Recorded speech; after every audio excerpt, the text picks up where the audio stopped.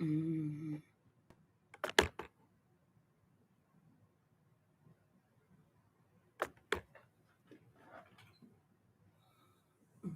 Mm.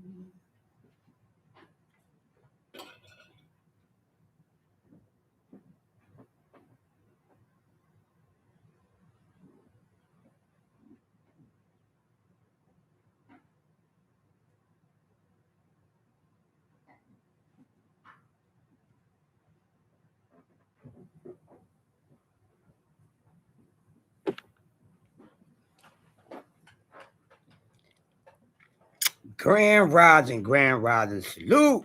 What's going on? What's happening? Coffee and donuts for grown-ups. Hump Day Wednesday, baby. How y'all doing? How y'all doing? Smash the like button as you come in. Hopefully everybody had a good rest. Hopefully your yesterday was good. What's going on, Josh? What's going on, Mike? How y'all doing? Y'all now into the realm of Yoda. Let me get it together real quick. Man, what's going on? How y'all doing out there? They better have got their rocks off respectfully, man. Mike Rum, my man Josh Sanders first in the building. I tell y'all what, before we get warmed up, wow, the weather's crazy, man. I don't know if it's been like spring-like weather where you at, but man, it's been a little chilly. We still feel like it's fall type of weather out here. You know what I mean? We've been having a couple days of 50 degrees. That's not spring-like weather to me, but we already know once spring kicks in, it gets a little crazy at the beginning. It's either we getting a lot of cold or we getting a lot of rain. So far, it looks like we've been getting a lot of cold. So we haven't been getting that much rain yet. But the rain will come. Mr. Gumbo in the building. What's happening, bro?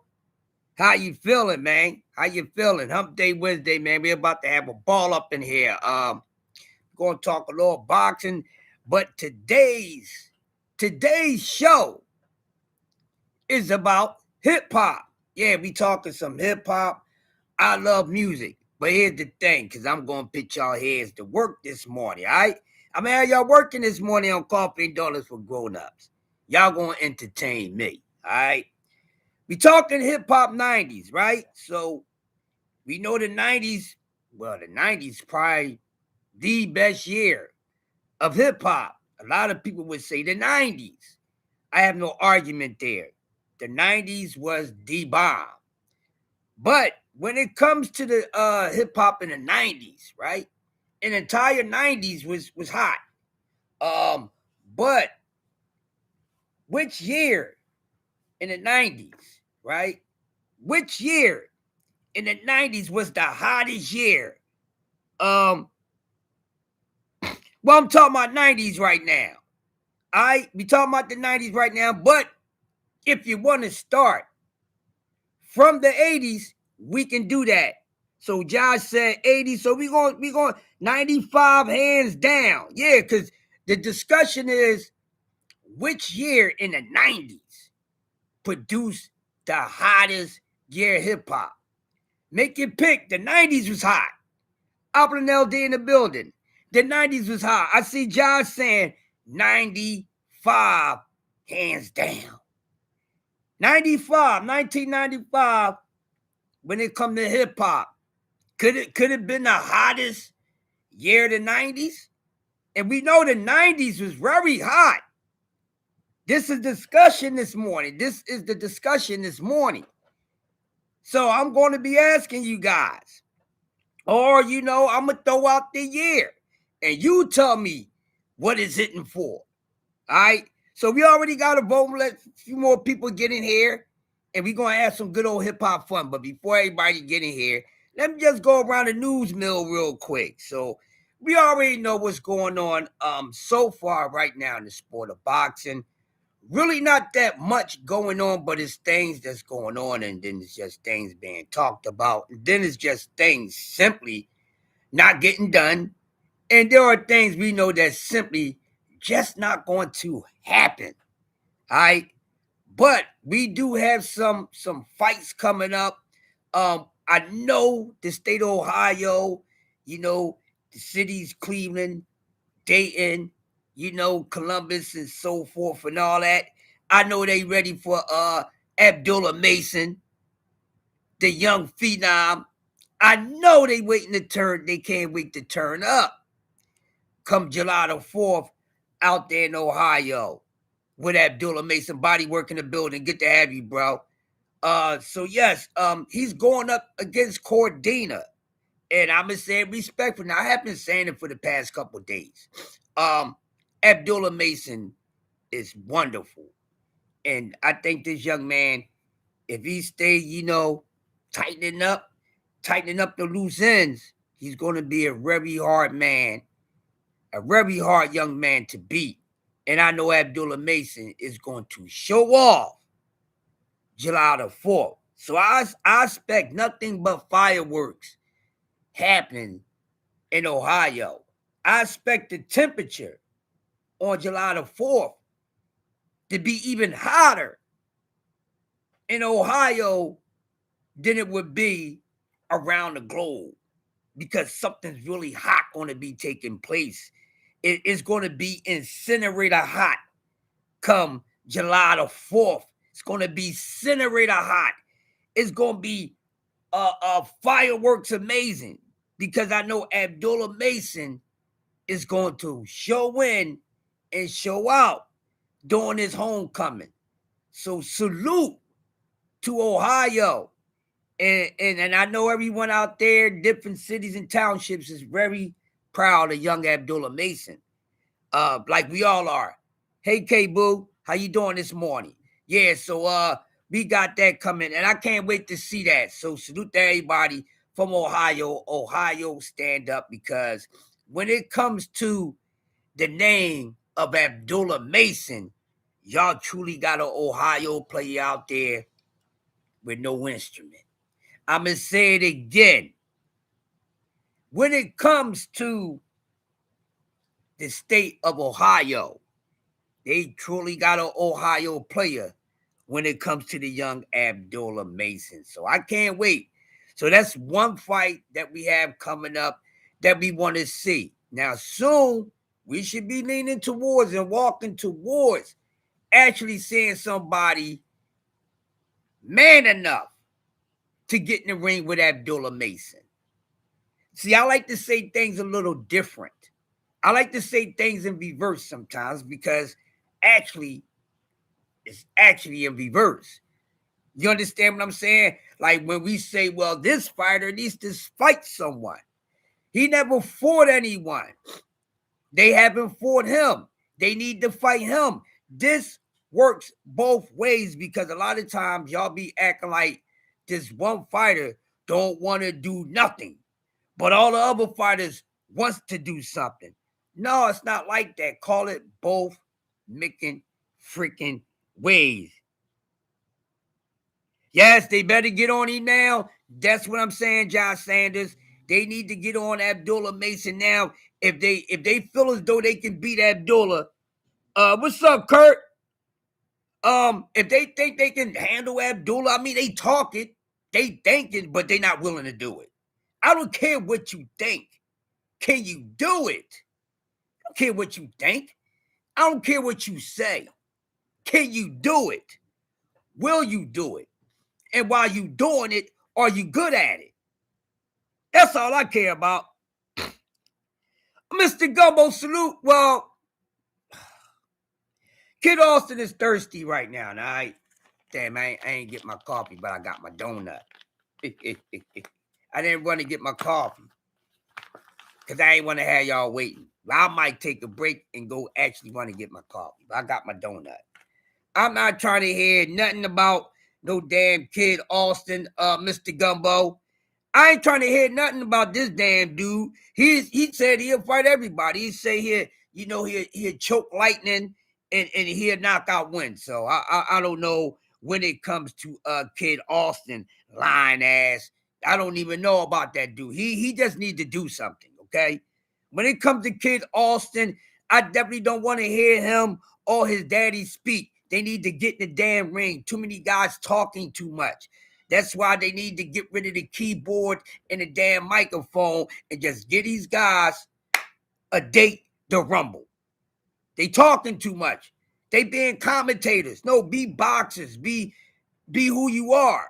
And a lot of them are afraid to really be who they are because they actually be who they are, meaning, don't sugarcoat or take, shortcuts to getting in that ring and show us how good you really are. They're not going to do that because they're going to get exposed because they're not really that good. And when they really get in there with someone that they know for a fact that has a chance to beat them, it ain't going to look good on them. It ain't gonna look good on them. They gonna bitch, they gonna complain, and they gonna make all this damn noise. That's what they gonna do. That's why they haven't been doing it. That's why y'all keep running around with the weak ass goddamn conversation. All this who's this, who's that nonsense, right? Nonsense. But we gonna be talking hip hop, but we're gonna start off with some damn boxing. Of course we are. Uncle Cass in the building. Happy Hump Day Wednesday. Make sure 2 p.m. If you ain't doing nothing, go up to Cass Sports, Uncle Cass Sports. Go over there and get that Bible study of boxing. Go get up on the etymology of boxing. I do that and salute to him. Salute to Uncle Cass Sports. And if you guys want to test your boxing knowledge, you can go over to Uncle Cass Monday through Friday at 2 p.m. Or, you can jump in. Bruce Cass does boxing trivia every Tuesday. So if you want to, brush up on your boxing mind or sharpen it, these are both ways you can do it. Watch Uncle Cass Sports Monday through Friday, 2 p.m. Or every Tuesday, you can go test it out with Bruce Cass, the triple OG, and test your boxing knowledge or go tighten up your boxing knowledge on boxing trivia. All right? Smash the like button as you come in. Let me get a roll call in here. Let me get a roll call before we get started wilding out. Mike Mum, always him, first in the building. My brother Josh Sanders, TWT, that wildcat the ladies be coming for his ass. Mr. Gumbo, may the force be with you. Nando Calrissian in this motherfucker. You know what I'm saying? Let's go down. Opulent LD, always dropping the gems for her and the hymns. You dig what I'm saying? That's what we got. We got K-Boo in the building. Hey, K-Boo, hopefully everything sunny out there in Florida for you. We got Curtis Sewell in the building. I ain't see my man Kurt in the building. Good to see you, Kurt. I'm going to have to get you up in blue. Body Work Boxing. Listen, y'all got to check out Body Work Boxing. He does his thing every day from Monday to Friday. So in between like 8 o'clock, he does his thing. He goes on for about 8 into 9:30. Sometimes he couple hours, but make sure you go in and put in that work with my man Body Work, who always keeping it 1,000 when it comes to this boxing talk. And of course, Uncle Cass is in the building. Salute to the etymology, the encyclopedia of boxing. Go study up. Cause y'all behind messing around with me. Y'all way behind messing around with old Yoda. Smash the like button, man. But like I said, stand up, Ohio. That's what's going on. So besides, we know Abdullah Mason is gonna be doing this thing July the 4th against Cordina. There's a few other fights that's coming up. Here we go. What's another fight we got coming up? What's another good fight we had coming up right now? Well, Kid Austin's supposed to be fighting some damn body. But there's one fight that everyone's been talking about that I've been digging. And I can't wait to see this fight. And that's the Ice Water. Shockey Foster going up against the Savage Ford. Rated Savage Ford. And I heard everybody giving their take on this fight. I think that's going to be a good fight. But I'm not going to hold you to suspicion. I like Shockey Foster. It's nothing against Raymond Ford. When I sit back and think about it, and when I look at the both of these guys, without even going back and doing study on them, Savage Ford, I mean, he's He all right. He's all right. I think him and Kid Austin is probably on the same level. Ray Ford is strong, but I don't know. I think I like O'Shaquie Foster. I think O'Shaquie Foster has a more uh better set of polished tools in his toolbox. Okay, I'm gonna say it again. I think O'Shaquie Foster has a better set of tools, more polished tools in his tool box than Raymond Ford. I think O'Shaquie Foster will win this fight by decision. I don't see O'Shaquie getting a knockout. Unless it come technically, that can be by some cuts or something like that. But it should be a banger. Raymond Ford, can he come up with a plan to outbox O'Shaquie Foster? In my opinion, no. I don't think he can outbox O'Shaquie Foster. I think Raymond Ford only way of beating O'Shaquie Foster is by a stoppage. This is just me because, like, I'm gonna say it again. I don't think that he can outbox him. I don't think he can outbox him. O'Shaka be working the jab and doing and bringing anything behind the jab. We know you're a tough customer. Not the biggest puncher, but he has respectable power. You see what I'm saying? That's it, Josh. That's basically what I'm saying. He's just a harder puncher. And that's it. I'm telling you, him and Kid Austin remind me of one another.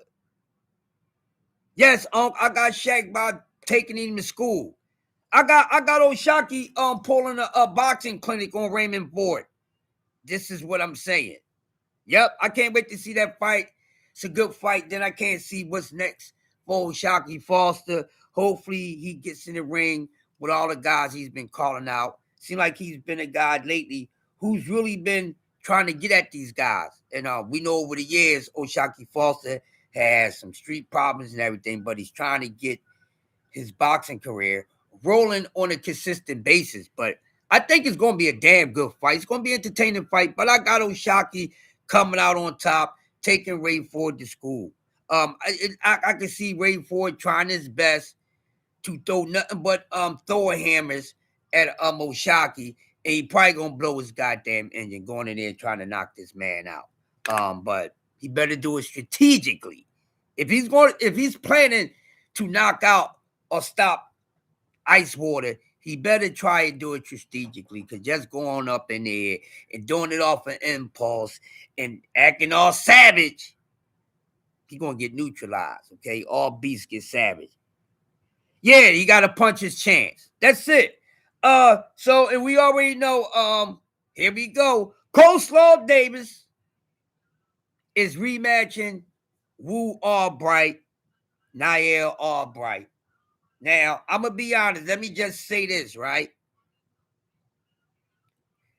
This ain't the fight I wanted to see. All right, because as much ish as Coleslaw Davis been talking, he want to fight Wu Albright. Now, I think Wu Albright gave him his toughest fight because Wu Albright is just, he goes at you. He's very awkward, and he's not a lightweight Vic. He's not an easy lick. He's going. Niall Albright has the type of style and the type of attitude and demeanor that just gives you a damn headache. His style is very irritating to his opponents. Okay?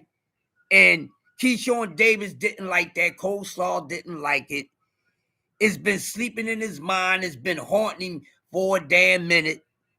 And the whole time, while he out here putting on his show, getting behind the damn microphone, and y'all up here being excited about what this man is saying, what he's saying, who face he keep jumping in, what he's saying, and y'all being all ooh and ah and act like he really doing something, when the punk MFer already had the damn fight lined up with Niall Albright. So the boy been capping for a damn minute, and y'all already know. Then I don't know how y'all let that go over y'all heads. I don't know how y'all let that go over y'all head. We should already knew that Nair Albright, with all the stuff that this damn clown out here, Coleslaw Davis, been doing, we should have knew that Albright was going to be his next goddamn opponent, because he wasn't going to get in there with no Abdullah Mason or anybody that really wants to fight him. Because the dude got people on his head, but y'all fanboys of his, you know, he's one half of the goddamn Wonder Twins. You know, y'all going to be biased and whatnot. You understand what I'm saying? Get out of here. Yeah, I know Keyshawn is going to beat him in a rematch. Keyshawn Davis most likely is going to have his best damn performance against Nair Albright coming that rematch. I'm going to tell you why. Because that ish been haunting him. That's been a problem for him. Remember, he got all bent out of shape when Wu beat up on his damn brother. I ain't never seen no goddamn fighter get so bent out of shape because my brother lost a boxing match to him. No, he was already bent out of shape because he was supposed to go in there and ace Wu Albright in their first meet. He was supposed to go in there and wax and tax that ass like the government. But that was not the outcome. That wasn't an outcome. So that's an embarrassment for him. He feels embarrassed by that. He feels less than a man by that. He ain't fooling me. He might be fooling y'all. He can't fool me. He can't fool me at all. I see through the acting. I see it all the damn time. He was butthurt, and he still has a problem with it. But all the time running around acting like and trying to have y'all think that he's making Abdullah Mason nervous. He over talking Frank Martin, and he's also ran his mouth with the other big mouth, goddamn Africa. This dude, I'm telling you, he did all this. He did all this. I'm going to 147. I'm fighting Devin Haney. He lives in his head. He lives in his damn head. Been living in this dude head, and he ain't been comfortable. That's why he go around acting, being over animated, being more than his goddamn natural self. But I'm supposed to buy that? But the dude was acting like he was gonna give us a big opponent. I like Wu Albright. Wu Albright ain't no damn star. Wu Albright gets a lot of damn respect. Did all this and all that. This dude got Wu Albright problems. He still got Andy Cruz problems. Just because Muratalla beat Andy Cruz, that don't take the problem off of Keyshawn. He still got Andy Cruz problems. We also know he got Tito Mercado problems. This dude got problems that he don't try to fix. This dude has issues in boxing that he don't like to talk about. But the whole time y'all been entertained by this clown because he running around doing all this and doing all that and ain't doing nothing. Lying, capping, jumping in people's faces. No, he ain't gonna do a damn thing. Pumps up to get beat down. Huh? Pokes up to get beat down. That was a great year in hip-hop when Brand Nubian came out with that song. What year was that? 90? Woo! What we talking about? 92, 93? They never mentioned Tito Mercado. Never, ever, never, ever, ever, ever, ever. Goddamn whack-ass dude. That dude is whack. So he need to do something. He's whack. He ain't gonna show me ish. Ain't gonna get his dude no respect until he really get in the ring with somebody that has a 50% chance of whooping his ass.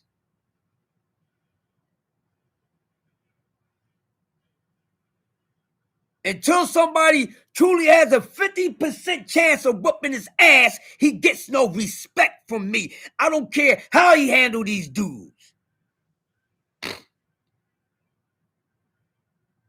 Yeah, I'll beat his ass. I told you. I will beat all the asses on the street, and I mean it. Yes, Uncle Cass, we talking about, what, 1992, 93. Punks, you're about to get beat down. I will whoop all the asses. They good in that ring. On the streets, welcome to the Terror Dome. That's my dome. I don't care what you say. I will whoop all the asses on the street. Ask them to try to come on and get into a street fight with old Yoda. I'm going to whoop their ass. That's the only chance they got of beating me. So I got a 50-50 chance against any of these dudes. In the ring, they got me. On the street, I'm whooping their ass. I guarantee you, I would knock your favorite fighter the F out in a street fight. But nothing. They the shit in the ring, I'm the shit on the street. I show you how to do this, son. Now, when we talk about hip-hop, we talk about the hip-hop 90s. And I mean, I think, let me try to do this, all right? We know the entire 90s was dope. We know the entire 90s was diggity dope. But if it's a year that you have to pick out of the entire 90s, now Josh already gave me his. Josh Sanders made it clear from the giddy up, 95. 1995. When we think about hip-hop, and we talk about hip-hop in the 90s, man, it's a pick 'em. 91, 92, 93, 94, 95, 6, 7, 8, 9. In your honest opinion, Wilm Old School salute. One half of the Angry White Men. Make sure y'all be checking out my brothers, Wilm Old School and D1. So when we talking about hip-hop 90s, be honest with yourself. Which year in the 90s was the hottest year to you when it comes to hip-hop? Now, look, John Sanders has said it all, so I guess we're going to start with 95, all right? We're going to start with 1995. Early 90s, I say anywhere from 90 to 93 was dope. Yeah, hold on.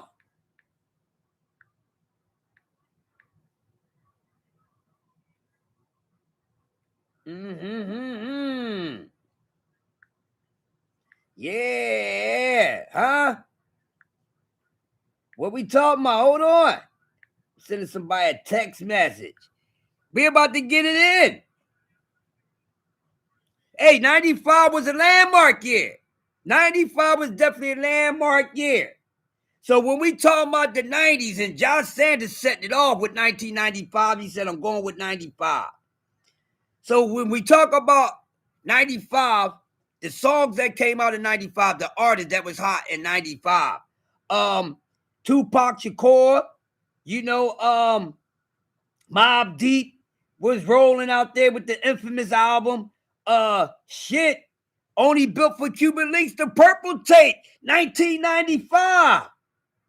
Huh? 1995. So you saying 95 was the hottest year of the 90s. So we're going to start with 95. Tupac Shakur again with Me Against the World album. But Thugs and Harmony. You know what I mean? With the Eternal hit. I mean, Mobb Deep was even rolling in 95, man. Shout out to the Mob. That means Shook Ones, the infamous. It was hot. Oh, Diggity Bastard, man. Return to the 36 Chambers. Was hot. How 95 was hot. Big L with the lifestyles of the poor and dangerous. Huh? Then we taking it over to the South. Shout out to the South, the Goody Mob with the Soul Food. You see what I'm saying? With the Soul Food album. Yeah. Dr. Dre released Keep Your Heads Ringing. for the Friday soundtrack.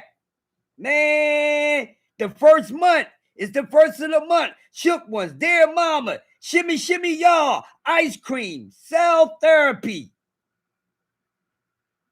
This is 1995. This is some of the top songs and hottest moments in hip-hop 1995. What are we talking about? It was loaded. It was loaded. Definitely loaded.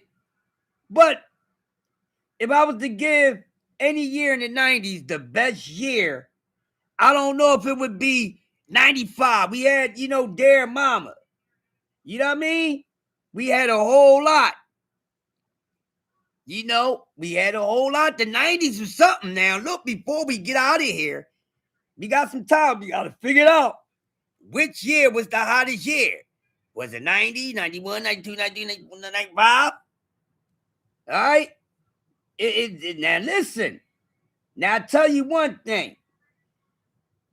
The hip-hop 90s is so interesting. It's a conversation and a debate that you can have for days and days and days because simply there was so much hotness and dopeness going on.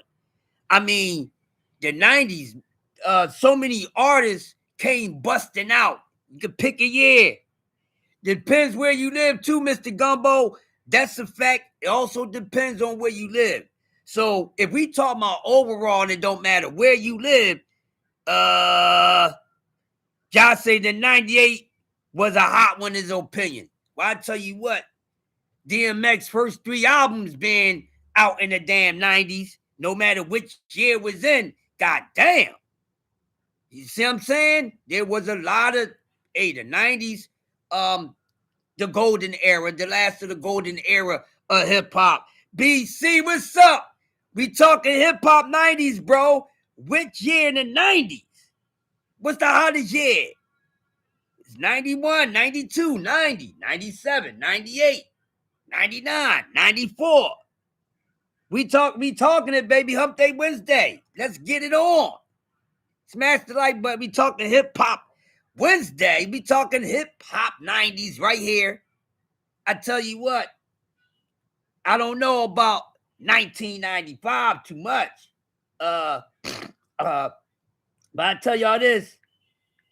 I'm gonna have, for me, man, I'm gonna say 1992. I say 92, goddammit.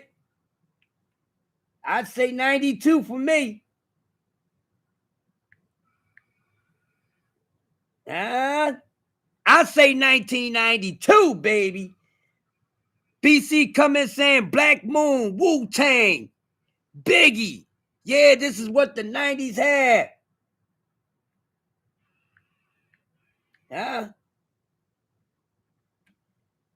What we talking about? I'm going to hit y'all with the 92. 1992. Now, we start off with 95.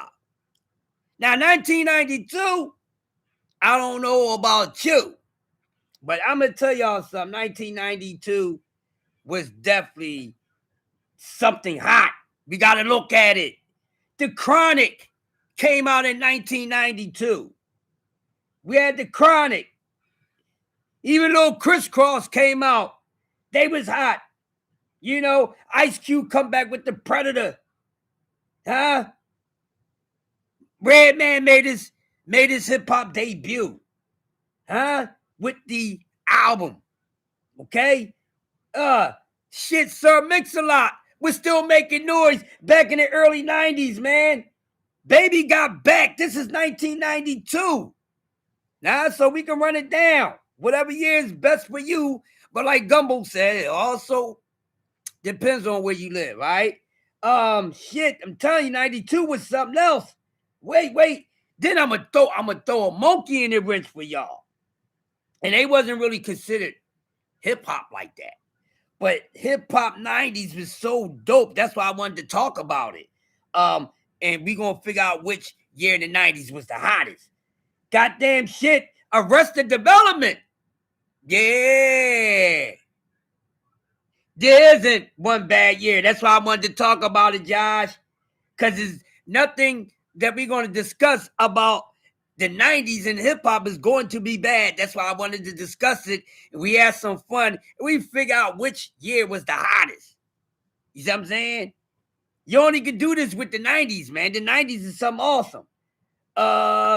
Mary J. Blige, you know, she come out with the 411 album. What's the 411, hun? Say guy going on. What's the 411, hun? I say you got it going on. I'm telling you, the 90s was something else. All right? You know, like I said, you had the albums, The Chronic, The Predator, totally crossed out. What the album? Daily Operation, salute to Guru. Salute to Guru. Rest in power, Guru. And salute to one of my favorite producers, in my opinion, one of hip-hop's best producers, in my opinion, is my guy Primo DJ Premier. Huh? What's the 411? My man J. Blige even dropped in on the 90s, man. On the 90s. Huh? What we talking about? I see you body work with the Lost Boys. Yes, the Lost Boys is definitely dope. Man, BC running nice and smooth as funky. Also hip-hop junkies. All we want to do is and you. Yes, UMCs, baby. Blue cheese. They call me D Nice. Heavy D, man. Rest in power, Heavy D. Heavy D was that dude now. The chupster. Word up. Don't sweat the technique. Yes, we talk about the 90s. The 90s, baby. I'm trying to tell you. You throw a year out there, you can't go wrong. But this is why I love music, and this is a good discussion. Don't sweat the technique is the ish. All right? But they throwing them out there. Nice and Smooth was definitely making noise in the 90s. Shit, they on one of the best hip-hop club bangers. They had one of the best hip-hop club bangers / duet or hookup. Okay? That DeWick, Nice and Smooth, and Guru. What? Nice and Smooth and Gangstar with the DeWick. Gangstar got to be the short shot. Nice and Smooth got to be the short shot. Gangstar got to be the short shot. Nice and Smooth got to be the short shot. Greg Nice, Greg and ICE. What? Come on, man. Y'all act like y'all ain't banging with the DeWick. You on some bullshit.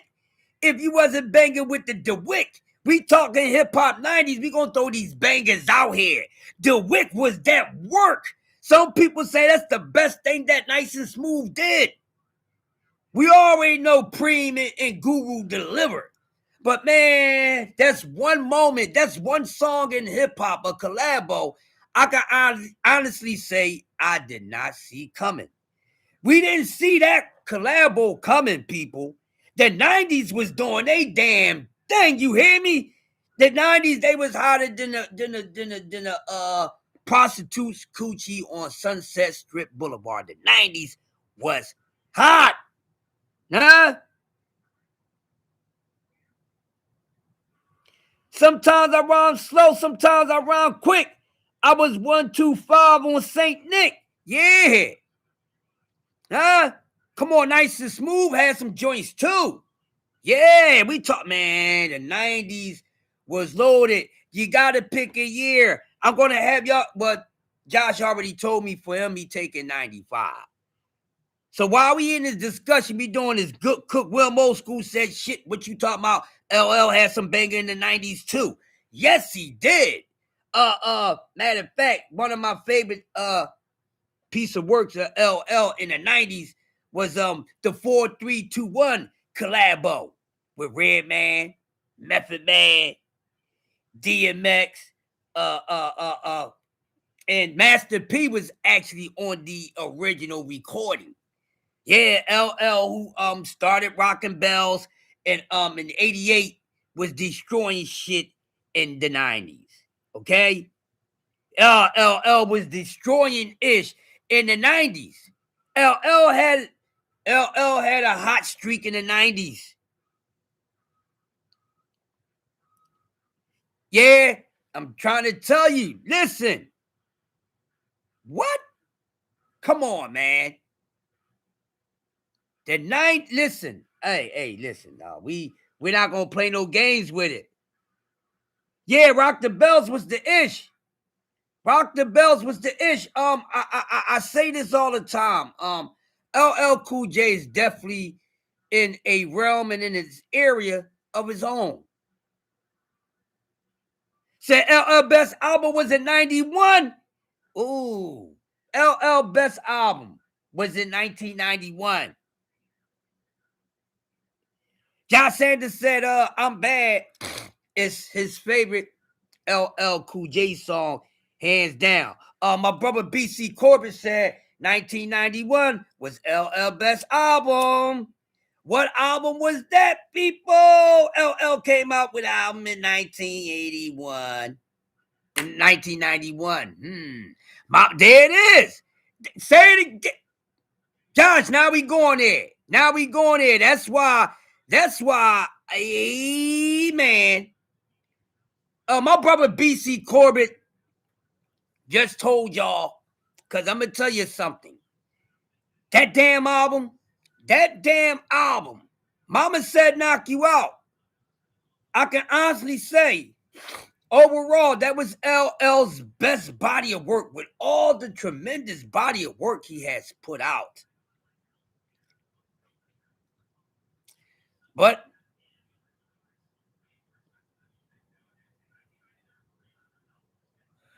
when it comes to if it's any album that you can honestly say that is an artist's best album, hands down, you don't have to second guess it. I love that, because Mama Said Knock You Out.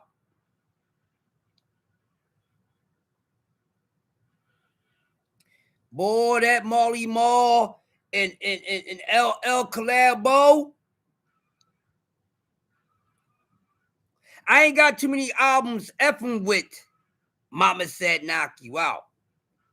Any album of the same year, any album in the 90s, I don't have too many messing with Mama Said Knock You Out.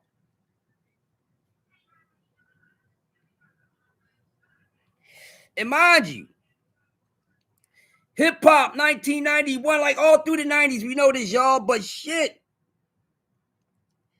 91 was heavy, man. You know, you got the guys that just, the 80s was just ending. The 80s just ended now. The 80s just ended. Some of these guys is already in the flow. They still in their prime. So, you know, 91, guys is from the mid, late 80s that started Metro booming. They, I ain't forget Mobb Deep. Talked about them. We bringing them back up. Mike Rum, anytime you want to throw anybody in the mix, just what we doing. But yeah, my chain of thought, I lost it for a second with Mike Rum. I don't even know if it was him or this goddamn smoke right here. Nah, just joking. But man, listen, I'm gonna tell you that night, because 91, like I said, they fresh coming off of 89, 88, 87. All right. So 90, 91, these dudes was still hot. They was rolling over in the heat. They wasn't on cool off time.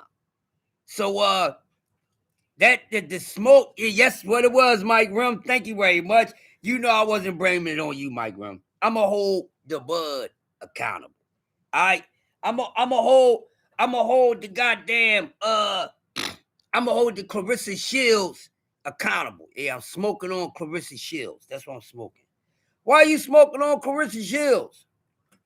Because her career ain't doing shit right now. That's why I'm smoking on Clarissa Shields. All right. I'm smoking on Clarissa Shields because she been out there blowing smoke lately. All right. But back to boxing. Back to hip hop. Okay. Damn, listen. I'm stuck on Mama Said Knock You Out album. There it is. Yes, sir. Philly's own Will Smith. But let me go back to the Mama Said Knock You Out album because we got to talk about this album. All right. His best work, definitely. Headbangers, a straight playthrough. A straight playthrough unless you wanted to rush to get to something. But it wasn't because something else wasn't good. The album was hot. Mama Said Knock You Out. Jingling Goddamn Baby.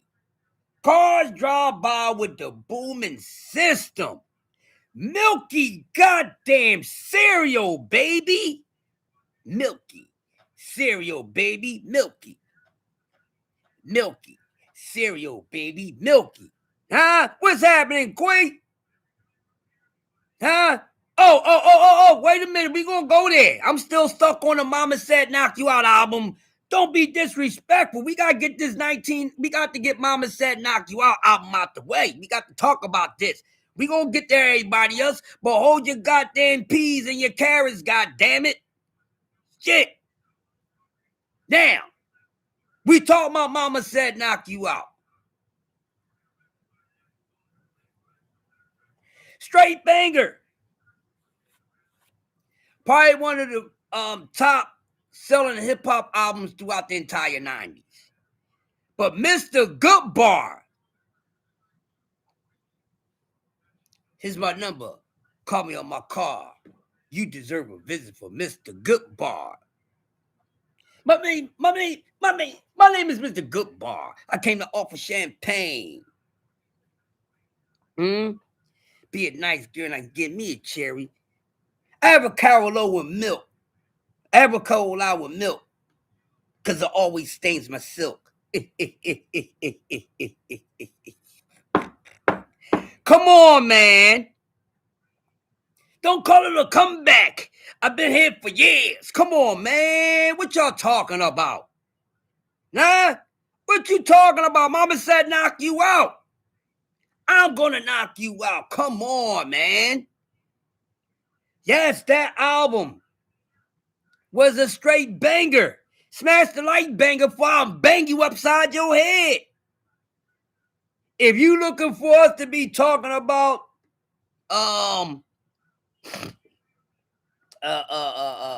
Young MC, Vanilla Ice, and all that, this ain't the show for that. All right? What we smashed the like, but we talking hip-hop 90s, mixed with a little bit of boxing talk in between, Hump Day Wednesday, coffee and donuts for grown-ups. Now I have been I've been titled as officially the wildest man in the YTBC. Jay Gibb, you hear me? I just been, I've been getting all these names and ish, but I have officially been called the wildest man in the YTBC. Thank you, motherfuckers, very much. I didn't want that type of goddamn attention, but I got it. I gotta find somebody to blame. I can't take the blame by myself, so I'm gonna just pick somebody. Josh always make me act up. Mike Rim always make me act up. Quee always make me act up. I got to blame somebody. I ain't going for this ride alone. I'm taking one of you motherfuckers with me. I'm taking one of y'all with me. If I'm the wildest man, officially the wildest man on this summer, the bitch, I'm taking some of y'all with me. God damn it. Is shit. Queen did it.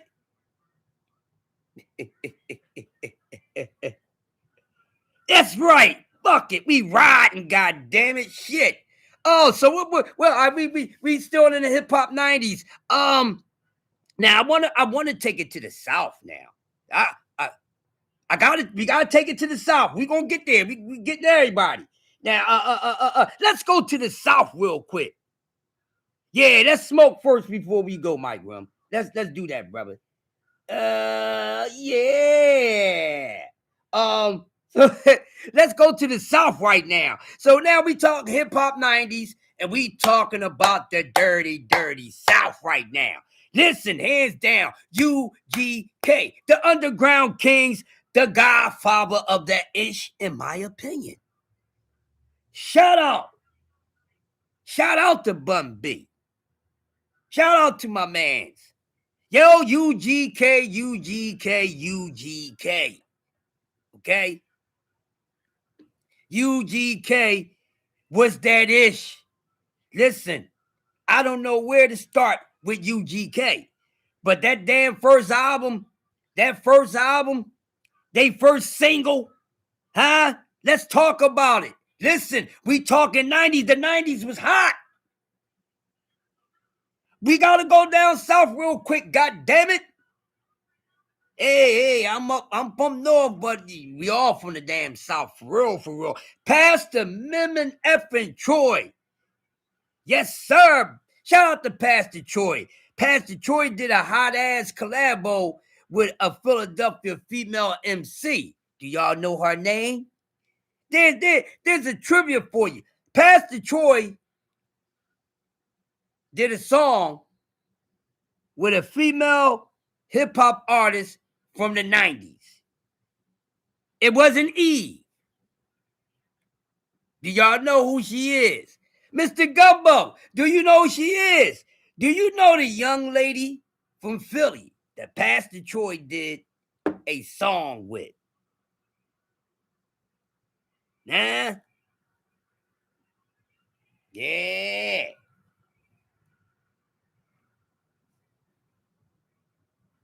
You don't? Okay. He had Miss Jade from Philadelphia. All right. Let's go punch up Pastor Troy featuring Miss Jade. Yeah, Mr. Gumbo is hot. I'm gonna try to remember the name of the song so you can check it out. Yeah, you remember Miss J, Josh? Did you remember that song then? BC said Rashida. We ain't got no motherfucking rapping. We got Rashidas in Philly, but we don't have a Rashida that rap. we don't have a Rashida that rap. I mean, at least if she do rap, Rashida is her real name and it wasn't her rap name. But yeah. Brother Lynch hung. Oh my God, Quee coming with it.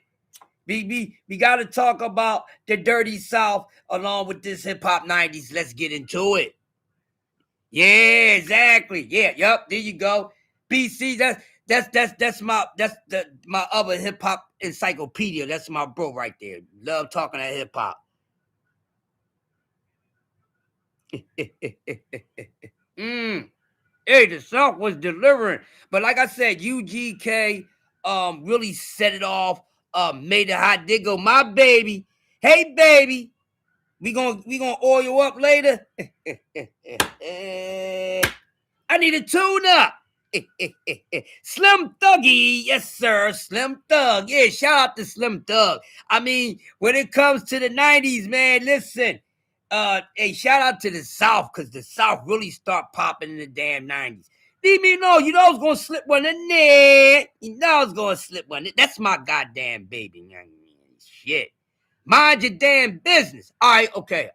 Getting back to 90s hip hop and boxing. But y'all know when I see my goddamn baby, I don't know how to mother make it freaking act. God damn it. Shit, mind your business. Huh? What we talking about? So we talking about the South, and the South was damn sure delivering in the 90s. I think, correct me, y'all, that's around the time when the South took charge of hip-hop, if I'm correct. Shout out to the leaders of the new school. It's just another case of battle. PTA, Buster around the honey infamous, mischievous. Shout out to the leaders of the new school, man. And it's, every time I think about leaders of the new school, I kind of get upset, Big Illy, and I'm going to tell you why. Because, man, Charlie Brown was supposed to have a solo career. Who's that Brown? Some, I say, call me Charlie. Yo, Charlie Brown was that dude. Fizzle, my God, what's up, broski? The jet is flying by and just landed. We talking hip-hop 90s, bro. Mixing with a little bit of boxing, baby. Oh, man, hey, listen, man. Listen, we going to the south side, G. Let's take it to the south side, G. Like Flavor Flav said. Nah, we already talked about you, Keith. Hold up, wait a minute now. We got to go back. Oh, yeah. Huh? The South had some, the South was on fire. I said, now which part of the 90s that it was when the South actually took over? I think it's mid, late, and then it was, that's it. Yeah, 8 Ball and MG, let's get it. Illy said 93 was the best year in the 90s. Quee say the 90s, hands down. She said the 90s, period. She taking 9-0, we are 9-1, 9-2, 9-3, 4, 5, 6, 7, and 9, 8, and 9. All of it. Yeah, Quee.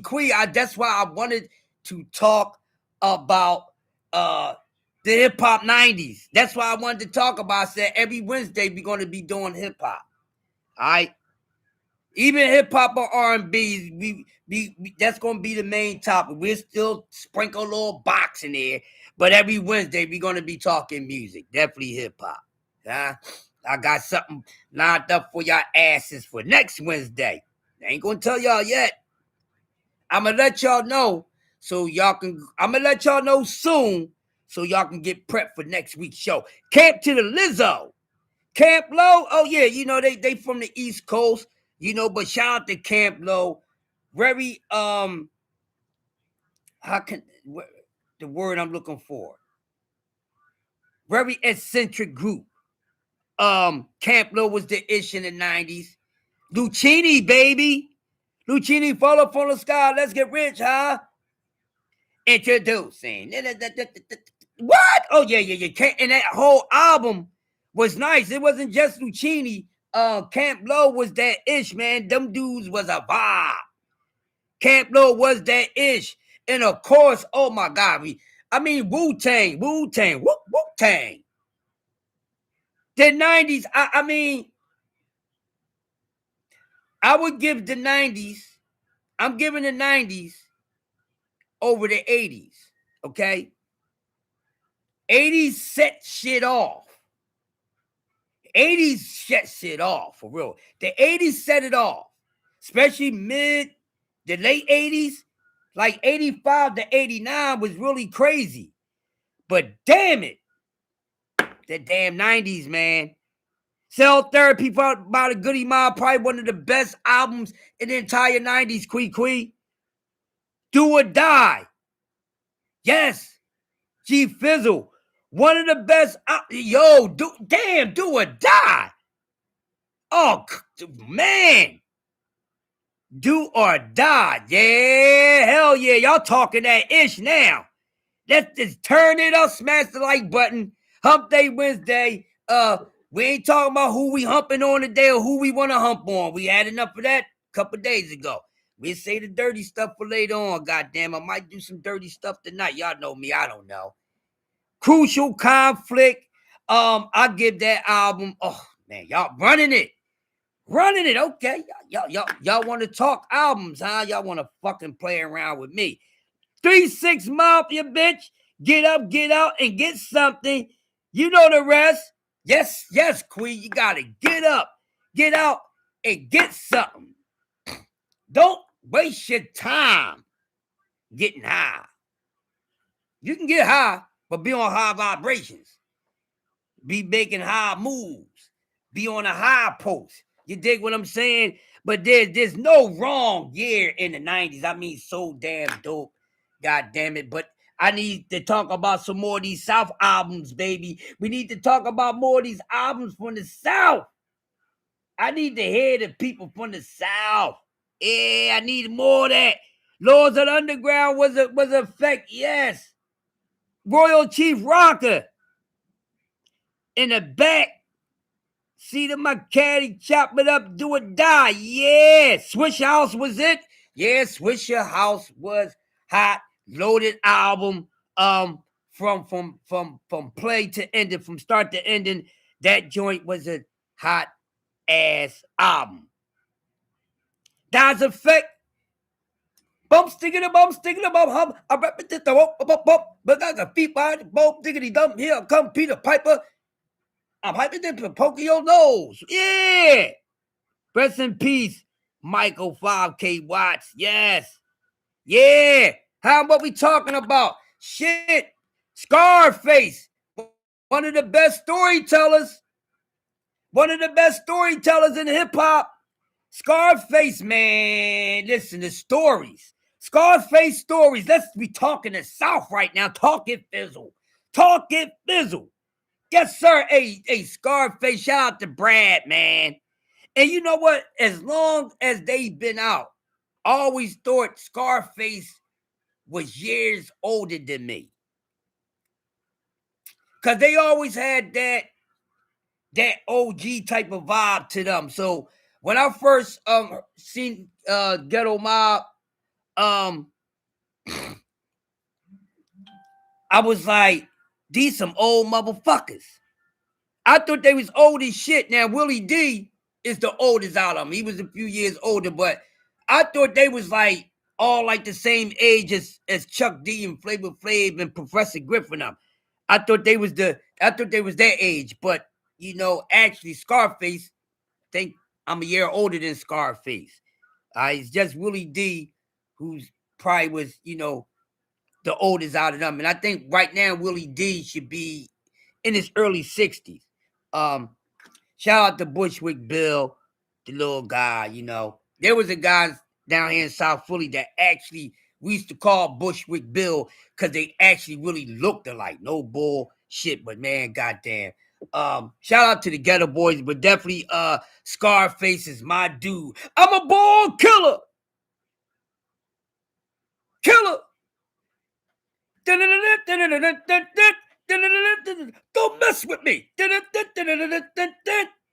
I'm a born killer. You face to face with Scarface. Try to tattoo me into a motherfucking man.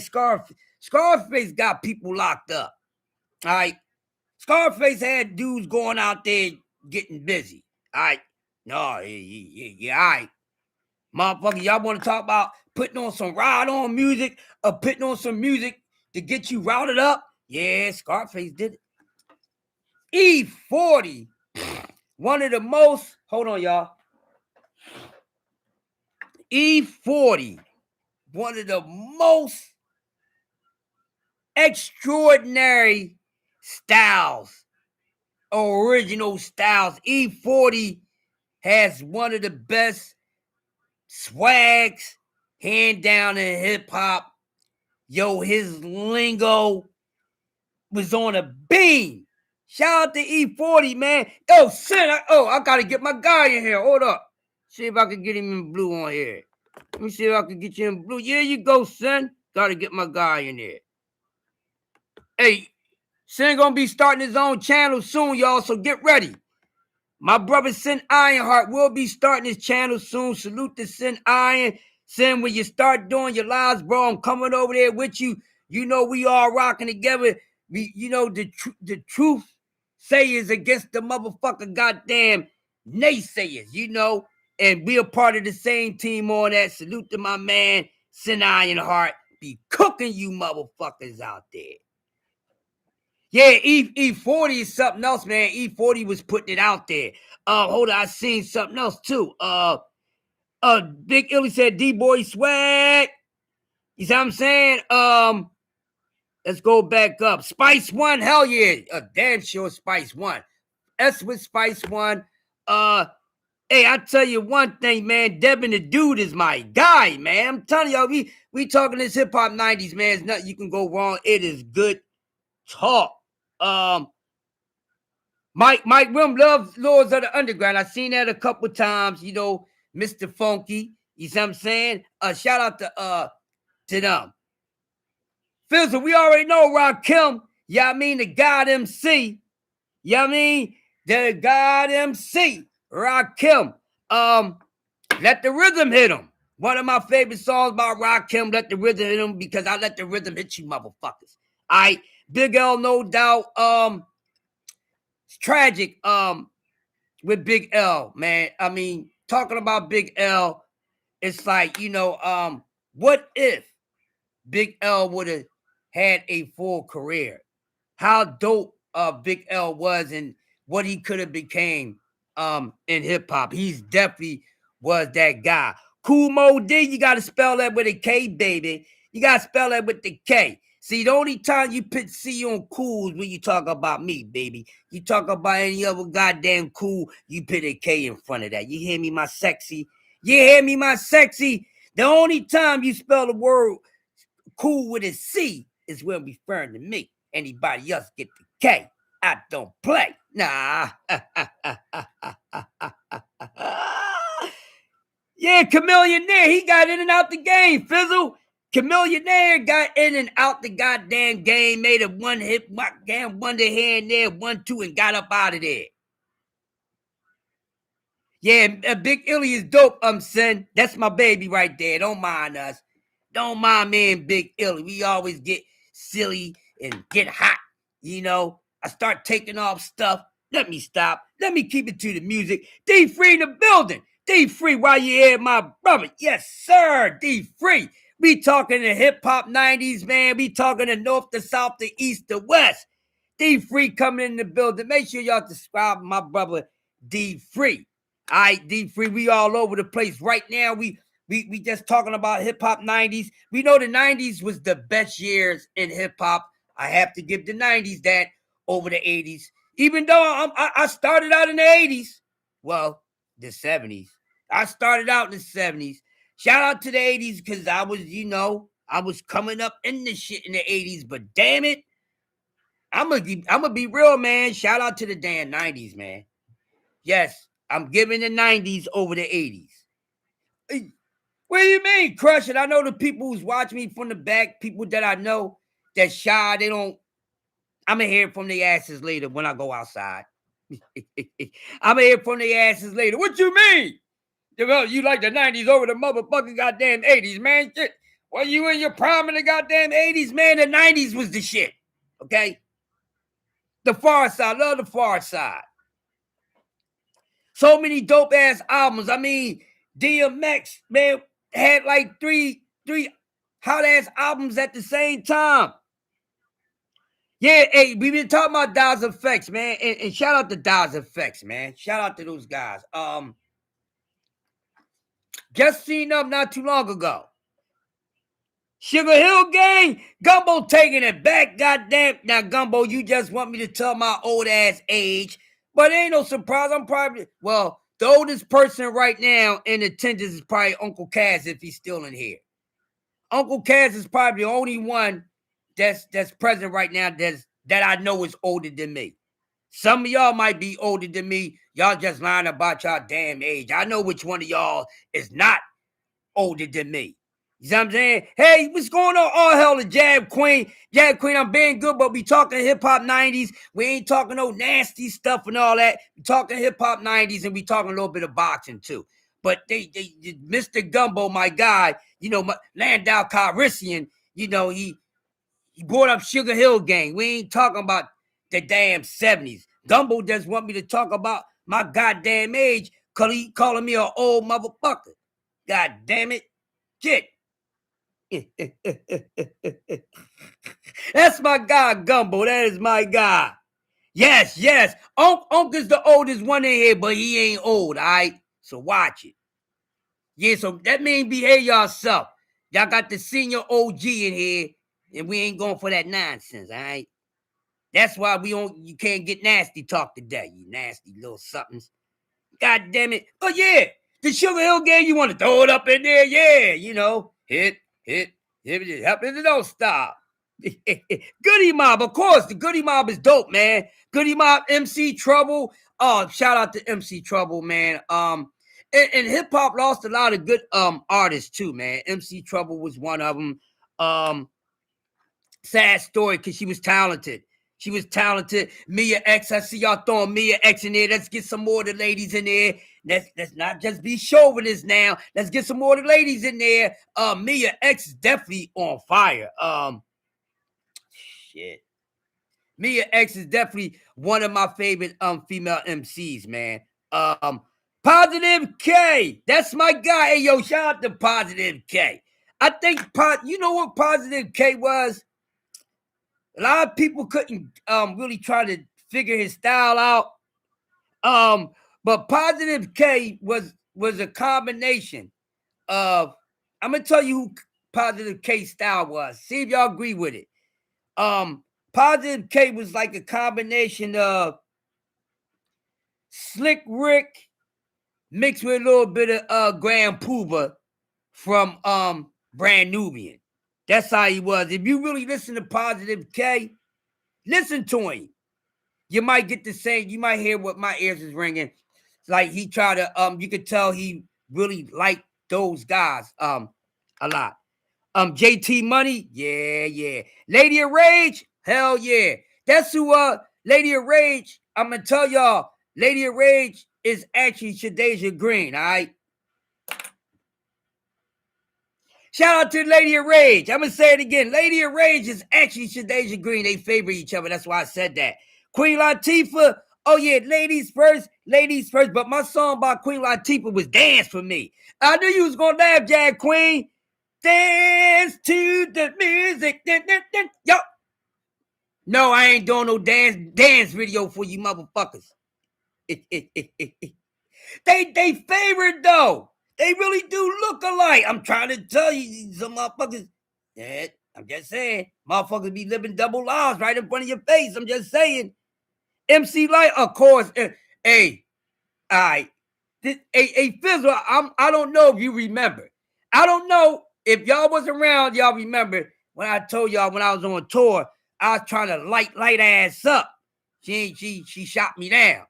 I tried to crack on her ass. Yeah, I tried to get at MC Light. Shit. I wanted to see what was so light about her. God damn it. She shot me down, though. Yeah, she shot me down, y'all. All right. Okay.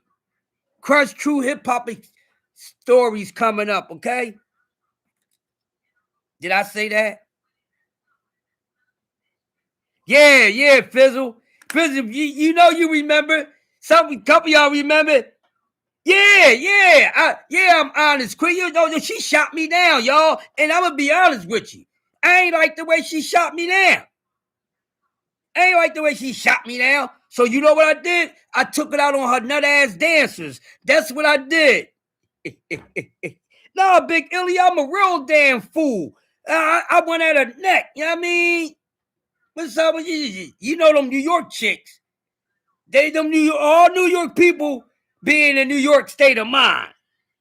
You see what I'm saying? They all be the New York women's heart. So, you know, I slide up on her in the hallway. You know, she was going to the ice box. You know what I mean? You know, when you go to the ice box in the hallway, the hotel, and fill your ice bucket up. You know what I mean? So I slide smooth up on her ass on some smooth criminal shit. You know what I mean? Shot my shit and got shot the fuck up. I said, BAM! She said, scan. That's what she did to me, y'all. I said, thanks anyway. Then I said, this is what I said to her, no cat. Light, if I ever get to talk to you, I'm going to make your old ass remember this shit, Light.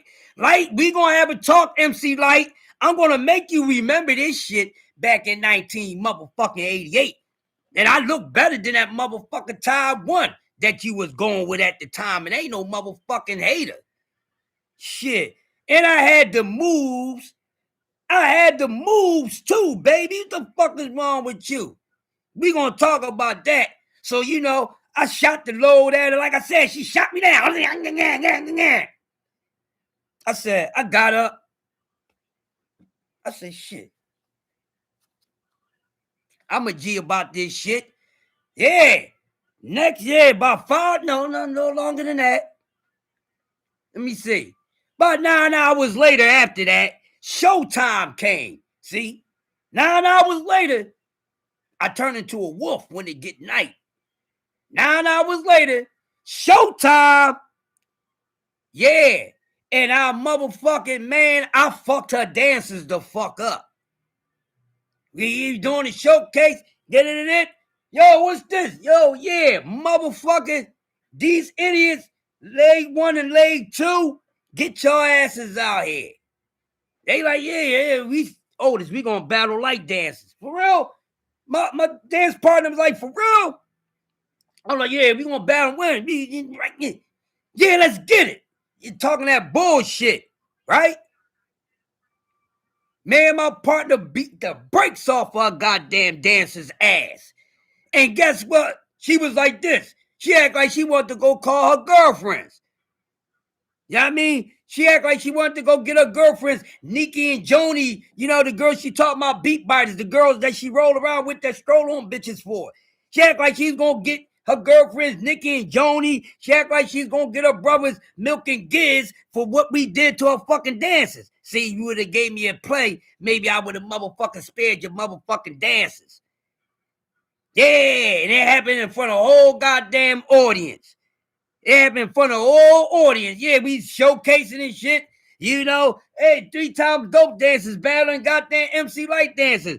Leg 1 and leg 2 going up against the St. Nick's Trick and Slick. These motherfuckers got Trick, Slick, and lit up like they motherfucker lived inside of a goddamn dick in a motherfucking look. Before we get back into the music, the motherfucking look on her face, she's like this. I mean, gave me a hard ass look, like she wanted to motherfucking stroll on me like a New York style girl. Tay in the building. So then, you know,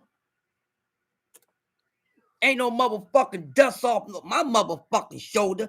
Ain't no goddamn sweat off my goddamn forehead. I said, all right, I couldn't get you. I just wanted to knock her off. I wasn't trying to be a man, okay? I just wanted to hit the motherfucker.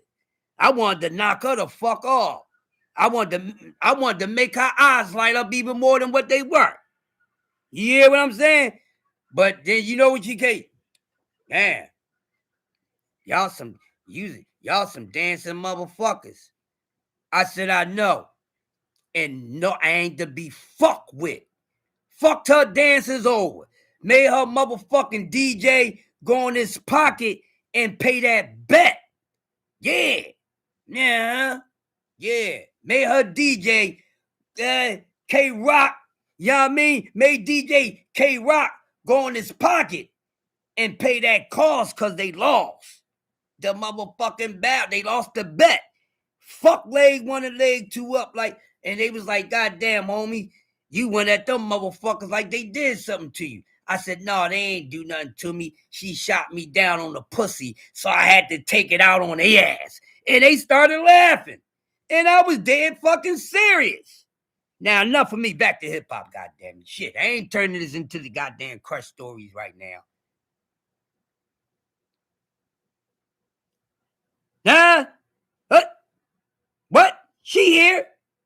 Ain't nothing happened. Nah, yes, ain't nothing happened. She in the building. Oh yeah, hey, yo, I gotta get back to the hip hop talk. Sending Big Illy talking that shit. Ain't effing with yeah, real wordsmith, samurai with the pen. Oh yeah, yeah. Hey, DS, we'll talk at a later time. Yeah. Nah, she's in the building though. She's in the building. We'll talk at another time. Fuck wrong with y'all. I ain't even goddamn. I'm false advertisement. I got the donut. I didn't get the coffee. I ain't get the coffee, but I got the donut. Oh, I know I need another donut. Mind your business. Ain't a big enough donut, 5. I already know 5. Ain't a big enough donut. About to pull out another fresh donut. About to pull out another fresh. Hey, 5, would you ever roll up donut with me, bro? Smash like, but we talking hip hop 90s, talk a little bit of boxing. What y'all talking about? Yeah. I tell y'all one thing. So Wu-Tang. Now, y'all see y'all talking about the Wu-Tang. man, there's so much to say about the Wu-Tang Clan. I mean, from being someone who actually hosted the first show they ever did in Philadelphia. Yes, sir. The very first time Wu-Tang Clan came to Philadelphia, they came to a nightclub. Club Dances, 7th and Filbert, which is now federal prison building where Lil Kim wound up being at. But when the Wu-Tang Clan first came to Philadelphia, before they got to the arena, they came to Club Dances right there downtown Philadelphia, between 7th and 8th and Filbert. True facts. Remember, y'all seen the movie, right? And they had that big ass bus with all the asses on there. They very first bus. Yeah, because they had to roll on a damn bus any damn way because they were so deep. And they actually got into a fight. Actually got into a fight. You know, motherfuckers out there trying to turn the bus over and all that. Yeah. Shout out to Wu-Tang. They some real dudes, man. And it's funny, y'all. I'm gonna save that. I'm not gonna give y'all that right now, but shout out to the Wu-Tang Clan. Like I said, it was amazing, you know, bringing these guys on to the stage, which is something I got for some of y'all. All right. I mean, my fam, they already know, but a lot of you guys, it's a lot that you don't know, and I'm going to give you guys the spill on it. Some of y'all have so much to find out about me that G5 already knows, Kwee already knows, Josh Sanders knows, Thrill Hill D5 knows. Some of these guys already know. And then if you was there on Dub right side when Dub was interviewing everybody, which I said was the dope shit, I gave it there, 3-part series. All right, so I'm gonna revise and I'm gonna bring it back for all the newcomers and shit. One of these days, yeah, since 2018, sis. You know, so I got some real deals in here rolling with me, man. So they know. They headed the game on some of y'all. But I want to get back to this hip-hop talk. We talk up what I mean. The Locks, Nikki D. Yo, Nikki. Nikki D. Now I'm smiling about Nikki D. Now I just told y'all about the situation that I tried to get at MC Light, right? No, I didn't try to get at Nikki D. But one of my friends, I took him on a road with us, right? Well, I took one of my friends with me on a road, and we was just going to some getting awards, not big awards, but you know, little hip hop awards, this, that, and other. And Nikki D was there. And we actually, when I was dancing with 3 Times Dope, we actually did shows with Nikki D. But you know, I was taking my homie with me to award show. They used to have Jack the Rapper over there in Atlantic City on the Hip Hop Summit over there in Atlantic City. So the group that I was dancing for, 3 Times Dope, was invited. No, I didn't get Nikki. I didn't get her. But I took my homie with me. You see what I'm saying? And my homie got at Nikki D. My homie got at Nikki D.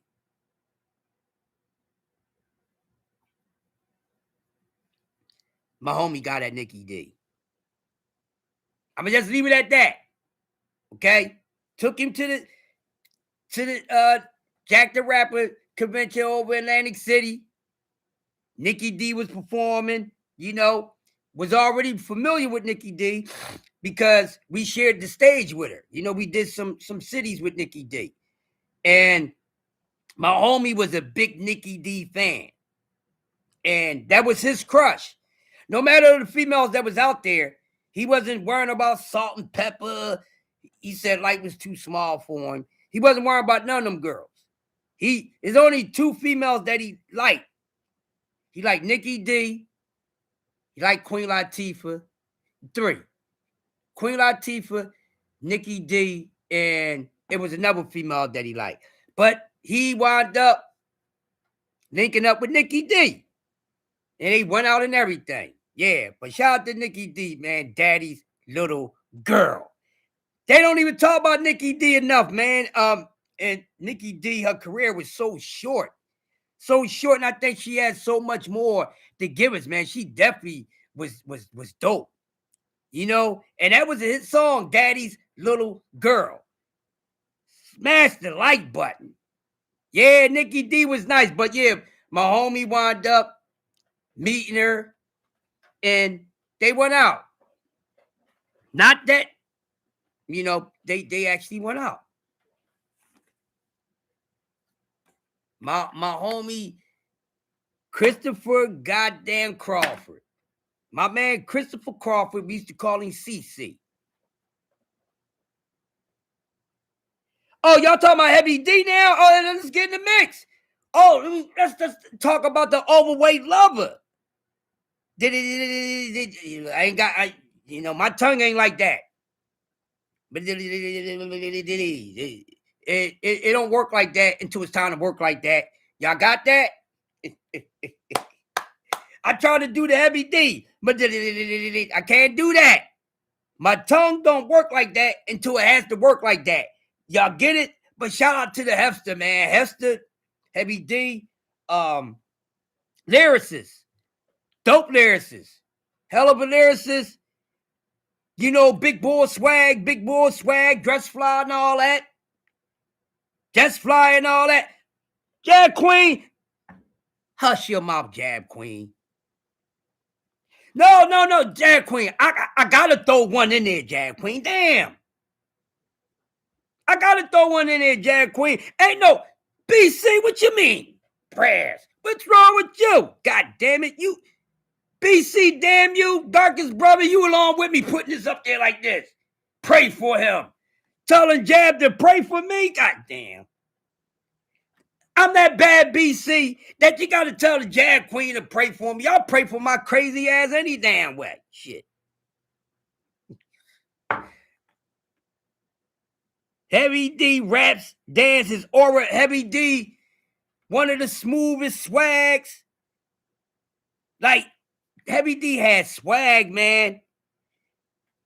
Heavy D made the big boys in the 80s comfortable. All right, we know you give it to Biggie and all that. But at one time, you know, the big boys had confidence in the 80s, and that was because of Heavy D. I'm messing with you, BC. I got you. You know, if you was picking with your bro, it ain't no problem. You know me, BC. BC, you know me. It's long enough too. I'm just saying, Jab Queen, I gotta get one in there. I have people, Jab Queen, unlike yourself. Don't be acting like no none, Jab Queen. But I have guests that come in that like to hear the cook, and they like to get a little ill spill of some dirty talk here and there, Jab Queen. I gotta give the people what they want. At least I do that. I give y'all the topics that y'all want. I ain't no Devin Haney. You know what I'm saying? I'm giving the people what they want. I ain't no Keyshawn. Ain't no Coleslaw Davis. I'm giving the people what they want. I know, but I just had to throw one out. I just had to let the Jab Queen know, Queen. That's it, Queen. Queen, I've been acting good all morning.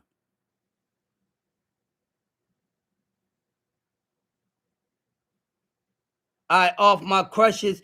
Oh, Heavy D was one of your crushes. Hey, Fizzle, you see what I'm saying, Fizz? That goddamn Fizzle. Fizz, I've been good all morning.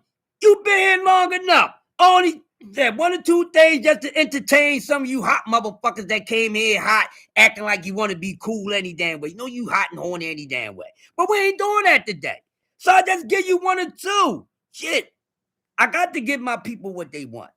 Okay? I got to give my people what they want. I know what y'all like. No matter what the topic is, I know what you like. Yeah, I'm on my Avant shit. I can read your mind, babe. I know what you're thinking. All right, shit, what's wrong with that? Oh, he is. Oh my God, Big Illy over there having a heavy D goddamn attack. Big Illy talking about heavy D. See, hey, Jag Queen. Queen gonna talk about me, but you see what Big Illy's saying and shit. Nah, that's my crush, heavy D. About to go all in. But talking about me, Jag Queen, I ain't even on no dirty talk today. Shit.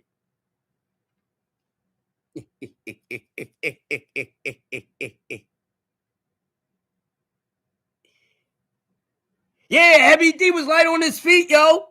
Yo, the Hester was light on his feet. Hey, all big people ain't big on their feet, man. The Hester was light on his feet, man. Shit, I told y'all, and I'ma still tell you. Listen, I ain't bombing her, Jag Queen. She started with me.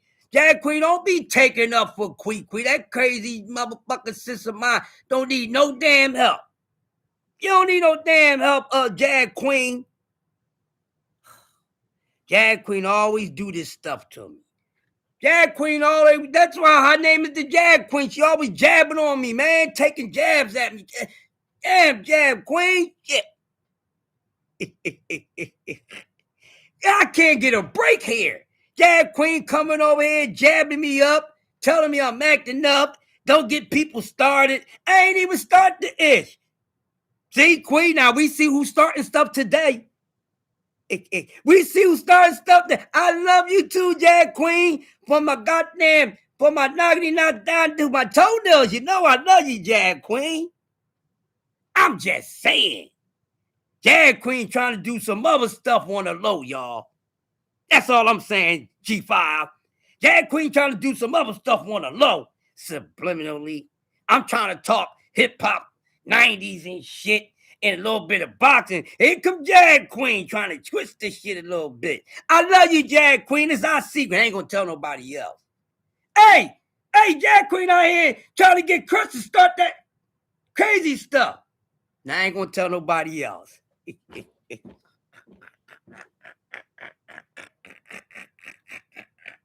Y'all play too much, man. Y'all be doing too much. Y'all be doing too. I love y'all, man. I love y'all to death. Where we at? So we still talking some 90s here. We got a few more minutes in here and get these watch hours in, man. Who we leave off at? I seen leaders of the new school. Oh, we on Nas now. Cause we on Nas. That's where we at. We was in the South. We can go back to the South. Outkast, definitely. Slim Thug, definitely. Goody Mob, I mean, one of the best groups from the South coming out in the 90s. UGK. But we got that Nas Escobar. Yes. Nasty Nas. I mean, 90s hip hop. I mean, all years was dope years. I don't know if you could really say if one year was hotter than the other. That's what Sister Kwee was saying at first. It's a pick 'em year, but it's good to have fun because none of us is wrong. You know, whatever year in the 90s you think was the hottest year or the best year, you're never going to be wrong. It's something that, yeah, Nas, that dude, listen. When I first heard this little motherfucker, like I'm so many years older than him, I got Nas about 5 years. You know, but when I first heard him on that live at the barbecue, because that's the first time I ever heard him. That live at the barbecue verse, man.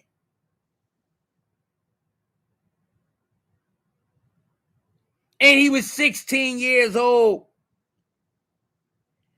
The live at the barbecue verse, the very first time most of us heard Nas, he was 16. I'm going to let that marinate for a minute. While, let that marinate for a minute. Y'all keep on doing what y'all doing in the chat. We rocking. Coffee and donuts for grown-ups. I got y'all. Hump Day Wednesday, baby. Hip-hop. I got y'all. Huh? 16 years old, A opulent. BC, G5, the verse from Live at the Barbecue. This young man was 16 years old. Street disciple. My ills is trifle. I shoot slug from my lungs like a rifle. Stampede the stage. I leave the microphone rip. Play Mr. Tuffy. I'm on some pretty tone shit. Verbal assassin. My architect freezes. When I was 12, I went to hell for snuffing Jesus. My artifact freezes. When I was 12, I went to hell for snuffing Jesus. Let that marinate. Nah. Oh, Joe Button? Yeah. That weirdo. Oh, weirdo Joe Button was definitely, yeah. Joe Button is nice. Shout out to the Slaughterhouse. Shout out to Slaughterhouse, man. Even though Slaughterhouse didn't really start making a noise, where they came late mid-90s. Yeah, Slaughterhouse is nice. Shout out to Joe Buttons, Royce the 5'9", Joel Ortiz, a few other guys from Slaughterhouse, man. Nasty. Shout out to Joe Buttons. Joe Buttons is one crazy motherfucker, I tell y'all that. Joe Buttons is crazy. Y'all seen it? Yo, Joe Buttons is throw the F off. What you got there, Greer Body? What you got on rotate when you work out? Which song by Joe Button? Sin said Joe Button is literally one of the best to ever touch a mic, hands down. Hey, Sin. Hey, bro, I have no argument there, Sin. Sin, since you start your channel, I got mine. We gonna get together on some shit, Sin. We gonna get together with some shit. Oh, man, but yeah, Joe. Hey, listen. I was just listening to some Slaughterhouse probably a few days ago. You know, I get my days where I just want to run through some shit I ain't touched in a while. Only real hip-hop listeners know about Music Joe. Well, I'm a hip-hop junkie. Oh, man, I'm a hip-hop addict. Yeah. Since starting the channel, y'all. So just go to Sin Name, push Sin Name and subscribe. All right, Sin gonna be bringing that work soon. Yep. You a clown if all you know from Joe is pump it up. They worse than a damn clown. Hey, Sin, they worse than a damn clown, bro. They worse than a damn clown, man. I want to be nice about it. Man, fuck that. They goofy as a motherfucker. If that's all, they faker than a motherfucker. They fraud motherfuckers if that's all they know is just pump it the fuck up.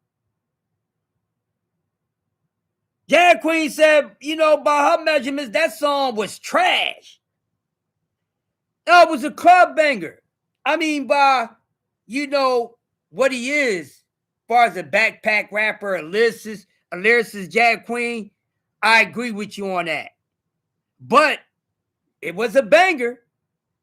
It was a banger. All right? It was a banger. Definitely was a banger. Hold on. Wait a minute. Look at that.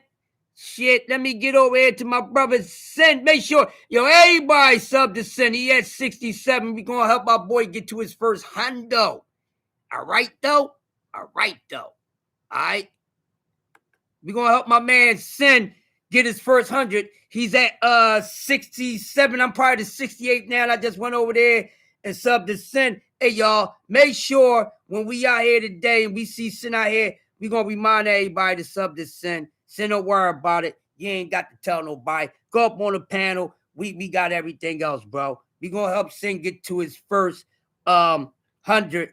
And just make sure y'all turn on the notifications, too.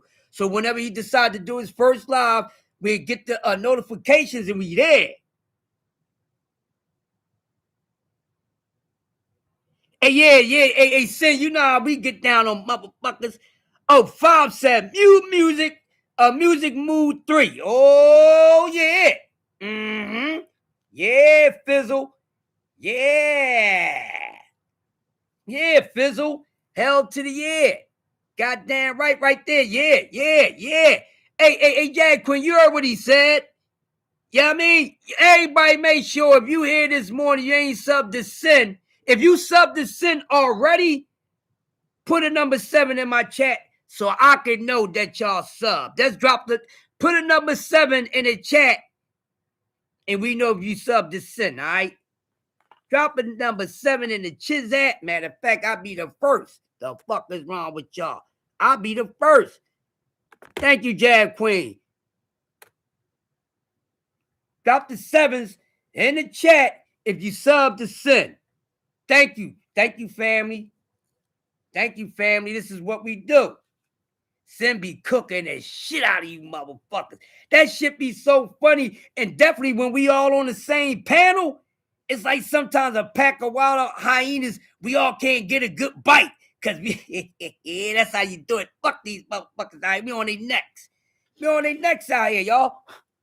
Yeah, we definitely on their necks. I tell you what. Oh, one of my favorite albums from the 90s. Fuck what y'all heard. Ready to Die is one of my favorite albums in the 90s. Ready to Die. Matter of fact, the 90s had so many great debut albums. I think that's what I want to do. With the rest of the show, we're going to go to 2 hours. We got about another 19 minutes, y'all. That's my thing there. The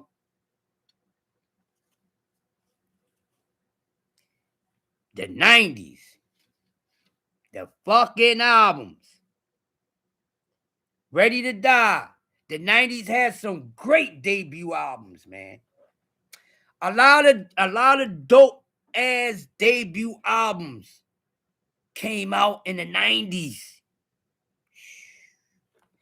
Some of these debut albums, to this very moment we are all together here, it's been some of these artists' very best work. I'm going to say that again.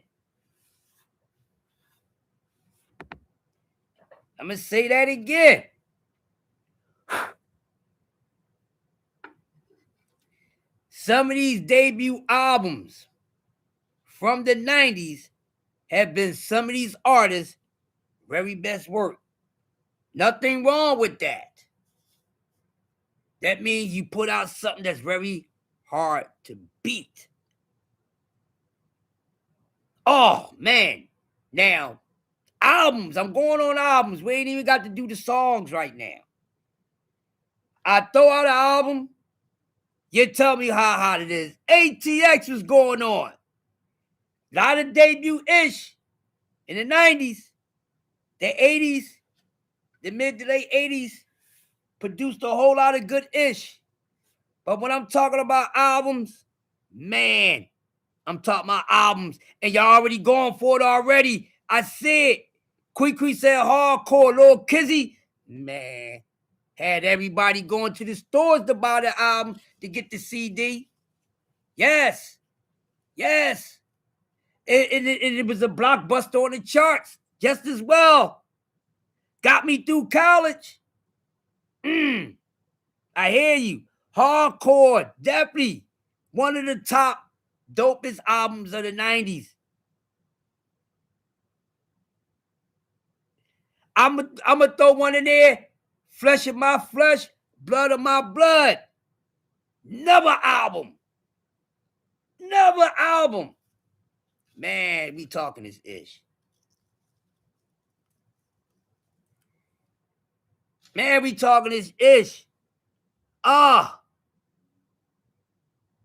Yes. Bone Thugs and Harmony debut album. We already said Mama Said Knock You Out. That wasn't a debut album, but goddamn. That number 9 had something different floating in the air in those years. Yes, it did, Sin. That Something about the 9, man. Something about that 9, because you couldn't miss. You couldn't miss. If you was missing in the 90s, you was just as pure trash ash. The UGK cassette tape, hell yeah. Slipping and falling, I can't get up. 90s, what? Albums, what?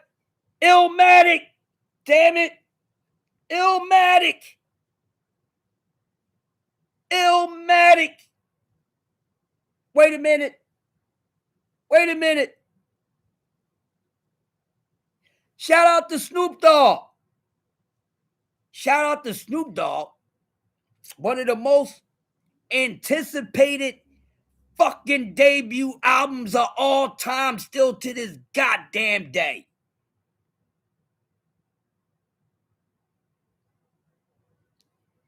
Everybody couldn't wait for Doggy Style to come out. That shit was record breaking. And he came and he delivered. We talk about fucking that, goddamn it. That motherfuckers was waiting for Doggy Style album. Like motherfuckers waiting at the 2-1 center to get their goddamn stamps. Fuck what you heard. You's a pure disrespectful hater. If you ain't going to agree and admit that fucking Doggy Style album by Snoop Dogg, I mean, that's the way you make a debut, baby. That's the way you make a goddamn debut. God damn, motherfuckers waiting for that shit. I can't wait for this little skinny, tall, Doberman pinching motherfucker to come out with this damn album. That shit was cracking. Shout out to the West Coast, man. Oh, Into the Woo. Listen, another one. That's another one. Like I said, and I ain't the only one. I ain't the only ones. When we first heard this group Wu-Tang Clan, some of us really thought that they wasn't a all Asian hip-hop group, that, you know, they was part that. Who we got in the building? Who that? Maria, how you doing, Maria? Good to have you, Maria. I'm gonna have to get you in blue. Polo, what's up, Polo? I gotta get the ladies straight. I gotta get y'all. Where you been at, Polo? Where y'all been at? Where y'all been at? Huh? Where you been at? Maria, where you been at, Maria? Where you been hiding at? Oh, I get it now. I got it now. Okay, I get it. Come on in, ladies. Come on in. How y'all doing? How you doing? How your mama doing? How your papa doing? That's how you doing. Polo in the building. Maria in the building. What's up, y'all? AMG. Yes. Yeah. I give y'all another album. You good?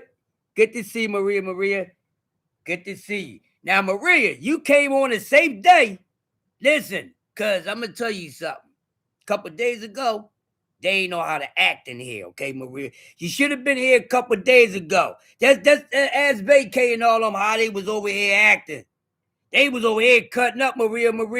Yeah, they was Polo. They was over here cutting up, Polo. Hey, they was acting a damn fool. Miseducation by Lauryn Hill, one of the hottest goddamn things since syphilis. Okay? Miseducation, Lauryn Hill's one of the hottest things since syphilis, goddammit. Oh, man, one of the... damn. Woo! Yeah, we talking this shit here. Marie, you know how they get down, Marie. You already know. Polo, you know how they get down. I needed y'all. Damn, I needed y'all. But glad to see y'all. Y'all make sure y'all keep y'all notifications on. Just in case I'm going to need y'all. Because they didn't know how to act. They had me in here talking about sex hookups on Crush Show and all type of stuff. And playing with all type of toys and doing all type of stuff. Comment, can I borrow $1? Hell yeah. B3. There it is. Oh, shit. I knew it. I knew it. I knew it. The Batman sign. I knew it. Now, here y'all go. Y'all know I'm about to go there. Goddamn B3. B3, where you been at? You need to come over here more. Because it seems like when your ass show up, all the ladies come over. Except for the ones who's already here. I'm just saying. I'm just saying. We working. Exactly. Shout out to my brother B3 Pigs doing an awesome job. Warren G the regulator. Hell yeah, man. Yo. Let me see. Warren G, first album. Yeah, the regulator was the dope shit. Hey, Maria, don't pay. Maria, don't read that damn text with her ass. All right, don't let her tell you that. Nah, they was all good. They was all good. They good this morning. Hold on, y'all. Yeah, y'all keep on talking about these 90s albums, man. I said, yeah, Ready to Die, Illmatic, Flesh of My Flesh, Blood of My Blood, Doggy Style, The Chronic,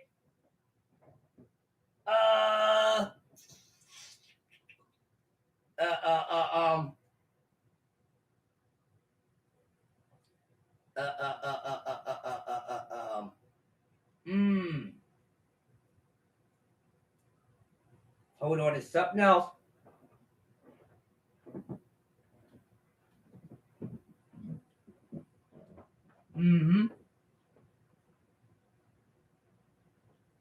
Keep running it. Keep running it.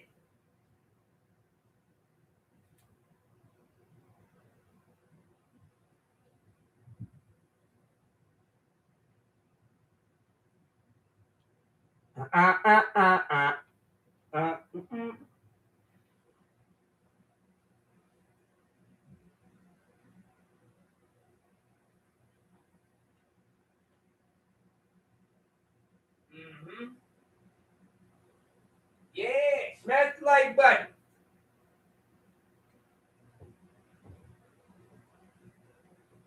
Into the Woo, we got that in there. Shit. Cuban Links, we talked about that. That's another dope ass album, Cuban Links. Yeah, Cuban Links. You know.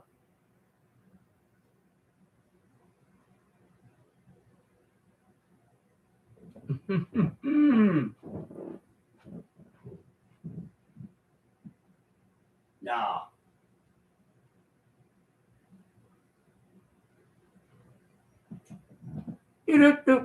Where we at? I'm back at it. What I say? Mary J. Life album, my fave. Yeah, 90s was popping. I mean, y'all want to switch it up, get into some R&B? We got time. I got time for y'all asses today. Get Rich or Die Trying. Oh, yeah. 50 Cent. But I think that was more so... yeah, Get Rich or Die Trying. Avant. I can read your mind, babe. I know what you think. Yeah, I like Avant. Y'all want to switch it up? Hey, ladies, y'all can switch the vibe up. Throw it out there. 90s period. Hip hop, R&B. Let's go. I hear y'all. I see y'all. Let's get it. Crazy, sexy, cool. TLC. I like TLC. I'm gonna say this about TLC. I like TLC. Now, was I real crazy about TLC? I can't say that I was super crazy about TLC, but I like them. Not gonna say I was a real big fan. I was a respectable fan of TLC, if that makes sense. I was a respectable fan of TLC. Triumph from the Wu-Tang. Oh, come on, man. Shit. Wow. I mean, shit. Let's say the Triumph was probably the only other album out of the Wu-Tang shit that was actually messing with, the 36 Chambers. Ooh, we getting warmed up. Public announcement. Okay, let's get it, y'all. Hey, we talking music. Hey, we talking music. The 90s. We went from hip hop. Now we going to R&B. They came in, switched it up. I got the ladies in here. They had to remind me it's coffee and donuts for grown-ups. Now they getting grown with it, but don't get nasty with it. We gonna say that for the nighttime talk, but I see y'all dropping it. Oh man, so we said public announcement. G Fizzle dropping it in there. Old school R&B too. What we talking about old school R&B. Let's get it. Let's get it. Y'all don't know. Some of y'all don't know. Y'all messing with the music man right here. Yeah. Y'all, I'm the music man. Gotta get that Jodeci. Snacks being a building, you better still be playing that Jodeci. Oh, wait. Hey, man. Shout out to Jodeci, man. Shout out to Jodeci. Man, so go ahead. I'm gonna start breaking it down for y'all. Why y'all moving fast? I got it. Let me see. I'm gonna start with. Let me see. The first thing came in. Maria switched up the shit. All right. So the first group, G5 switching up, said public announcement. Yeah, R. Kelly in the public announcement, man. Wish they could have. R. Kelly would have kept those guys with him for at least another year. For at least another year for the best of those guys, so they can go off and be all right, you know. But yeah, the public announcement. I mean, shit. R. Kelly debut album. Come on, man. We got Slow Dance on there. Honey Love. Man, listen. That's the last time R&B music was really R&B music was back in the 90s. We got a little bit in the beginning of the 2000s. Let's just be honest, if we can be honest, right? You know what I mean? But for real, it was the 90s. It was definitely the 90s. Big Illy, I see y'all out there. Jade. Hey. Yeah.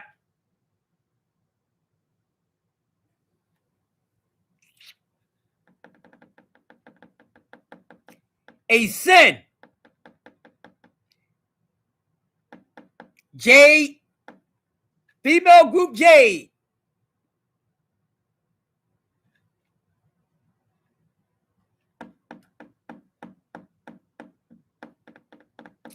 I'm going to just leave that right there for right now. Okay? But shout out to Jade. Don't walk away, boy. Don't walk away. I'll be right there for you. I love Jade. Y'all don't even understand why. I love Jade. Mm, mm, mm. No, I'm not going to tell y'all why I love Jade so much. God damn. Mm, mm. Jade was that work. What y'all saying? Oh, wait, man. Hey, son, man.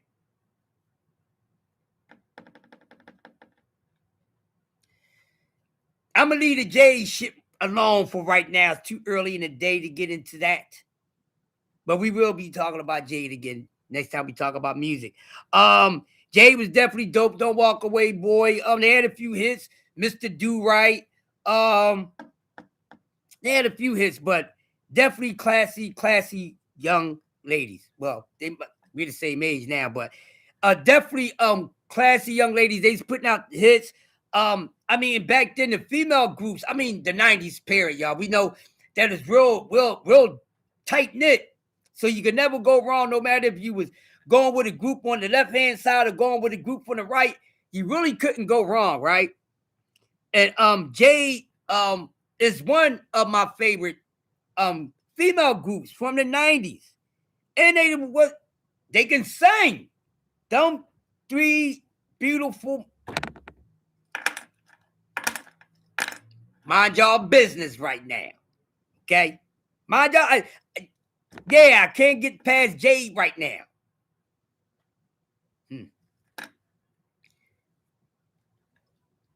Life as a dancer, you never know what's going to happen. I'm going to say that.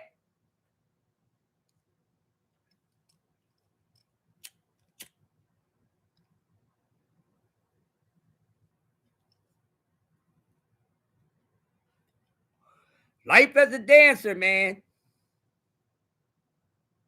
On a professional level, You never know what you're gonna run into. I'm gonna just say that. I hear y'all. Y'all playing with me. Like I can't keep up with y'all. All right, here we go.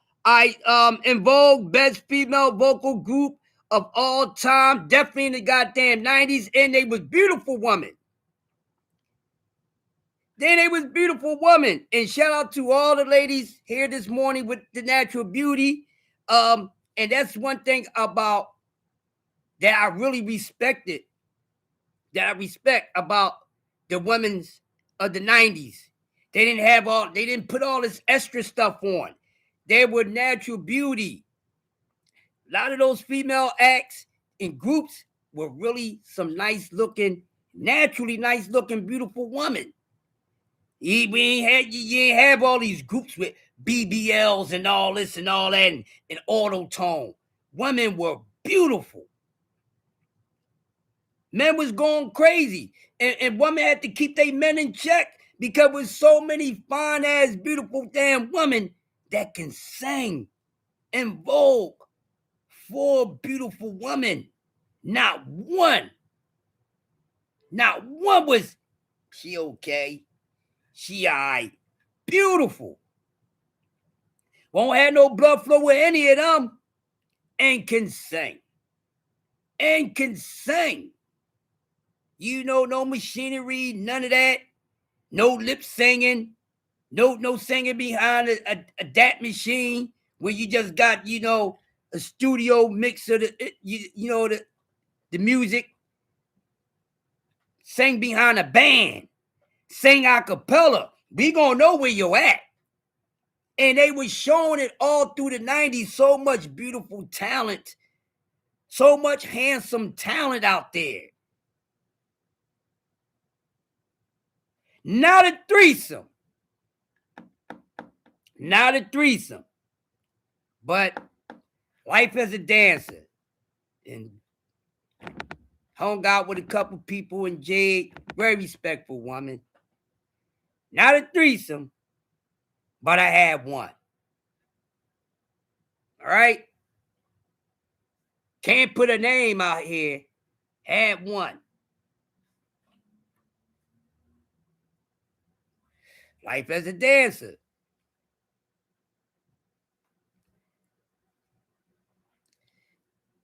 I'll give y'all that another day. I got some shit for y'all. No older tone bodies and none of that. B3. You understand what I'm saying? No older tone bodies, man. Beautiful. And they was putting out great music. The music they was putting out was awesome. Jade, another beautiful group. Shout out to Jade. Beautiful woman, no BBLs. None is, eyelashes as long as my goddamn erection. You dig what I'm saying? Smash the like button, man. Hump Day Wednesday, man. No eyelashes as long as your goddamn erection. Not putting all these, dotting up your face with all these fake ass beauty marks and things like that. No hard ass, melon breast plants and all, none of that bullshit. Women had natural bodies. Women rock what they was working with. Women maintained what they was created with. Not all this extra shit. None of it. SWV. Life as a dancer is fun. SWV. Beautiful class active females.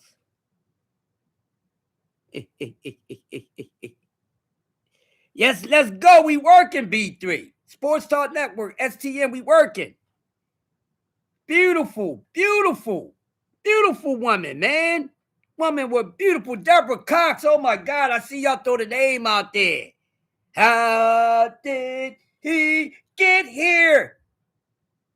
No one is supposed to be here, man. Fine. These motherfuckers buying shit and all this.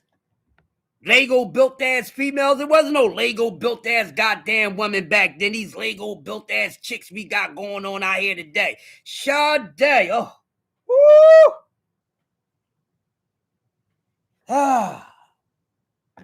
Forgive me as I sin in my mind. Forgive me as I sin in my mind. And still is. And still is. At 60 plus years old, and I will plus her ass. Oh, I ain't supposed to be doing that. Y'all trying to get me started. Y'all ain't slick. You're trying to get me. But I'm talking tough. Y'all ain't falling for it today. Y'all little horny asses ain't gonna get me today because now y'all want to be talking about R&B music. I see what y'all trying to do.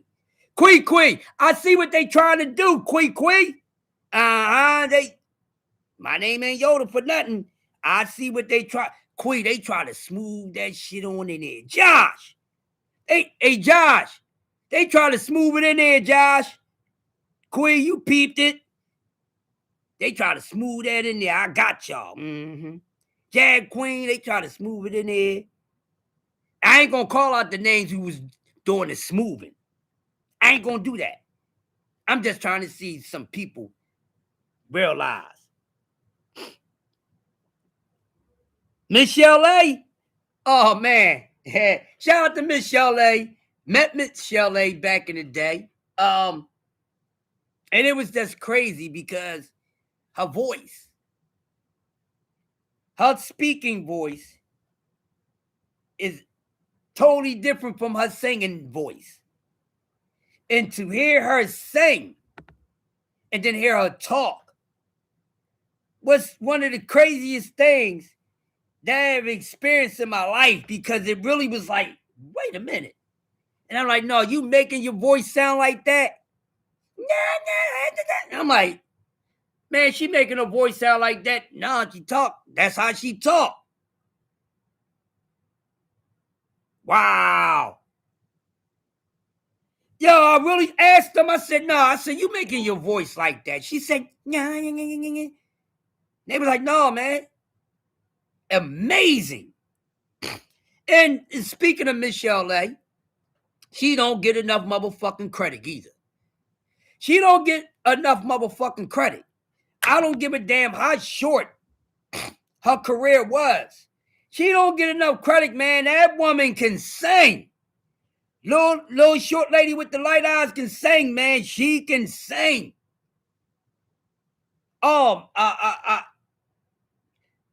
It's a shame that we didn't get more of Michelle A. Y'all agree?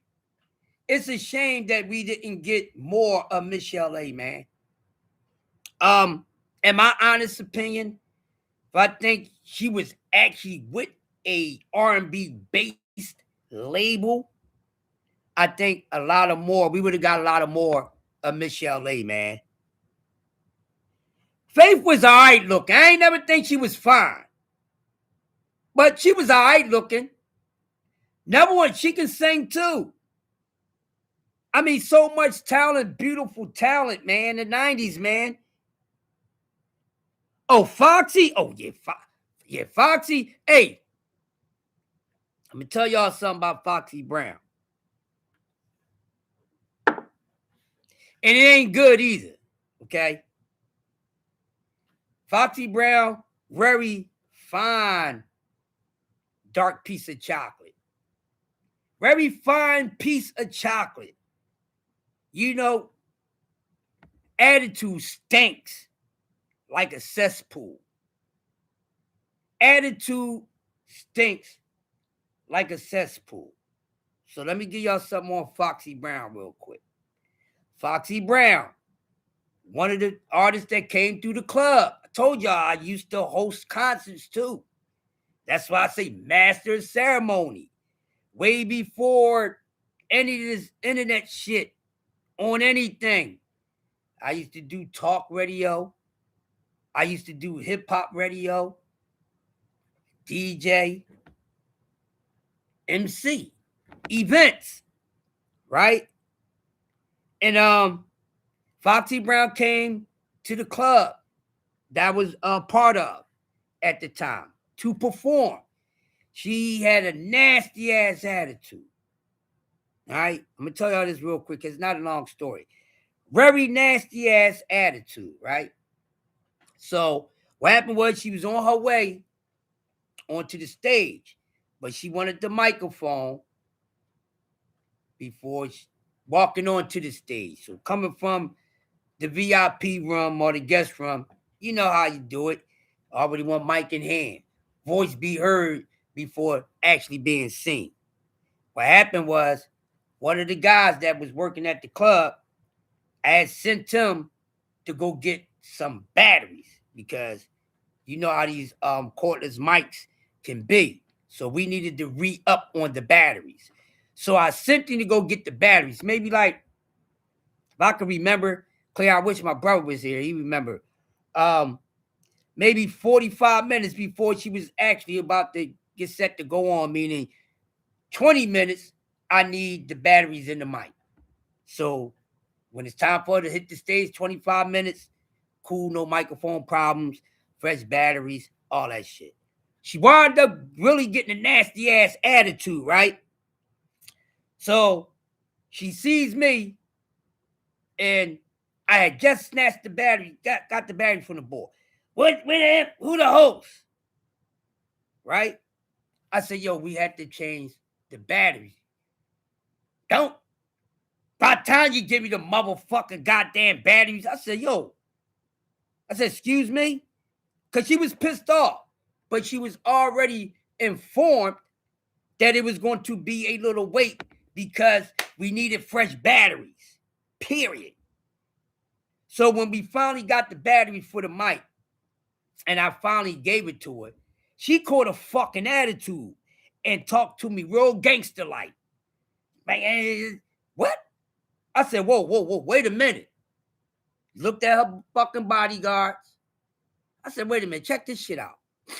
I said, and the guy that who clubbed was, I told him, I said, hold on, wait a minute. No, fuck that. I don't give a fuck who comes to this club and fucking perform.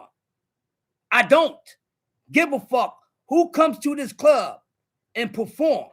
But as a fucking DJ, masters of ceremony, you're gonna fucking respect me. I don't give a fuck who you are. Don't care what you drive, how much you making, and where you been at on motherfucking tour. You gonna respect the fuck me. She talked this motherfucking bullshit and she almost got strolled on it. It was a whole full of chicks from the projects that was from my part of the city. Because I start snapping. Told the security, I said, listen, man, I don't give a fuck about none of that. Better watch your motherfucking mouth. I don't give a fuck who you are. You won't even make it up on this motherfucking bitch. You won't even make it up on this motherfucking bitch. I don't give a fuck who you is. Chicks, who are you? Yeah. Why she walking onto the stage? Bitches trying to snatch her fucking ass. This is true fact. She got nasty misdemeanor. Beautiful chocolate sister. But yo, she was about to get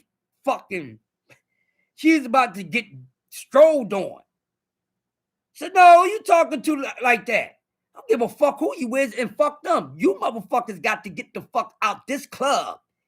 Get to y'all fucking vehicles and try to get to the nearest motherfucking bridge that's going to take y'all asses back to New York. So I suggest you cool the fuck out. Cool it now like New Edition.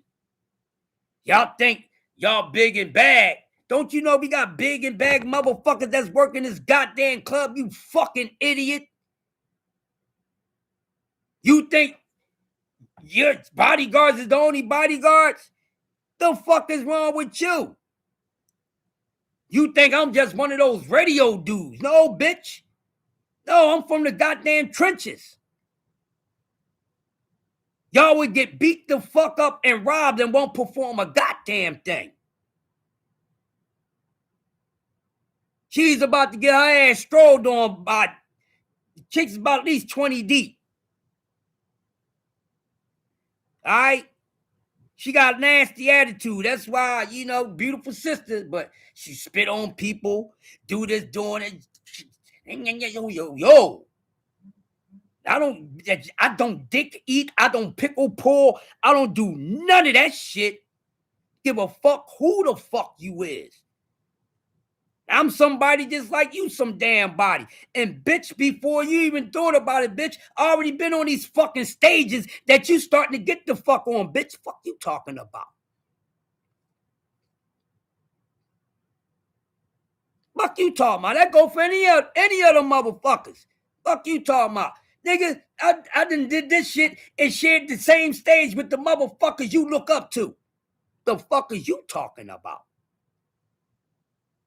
Bitch, I've been on national TV, bitch. I ain't one of these motherfuckers just in the fucking club. Fuck wrong with you? Yeah, you would get your ass beat the fuck up. I ain't gonna clout eat you because you Foxy Brown or whoever. Bitch, you better respect me. If not, you can get disrespected and I won't have to put my hands on you.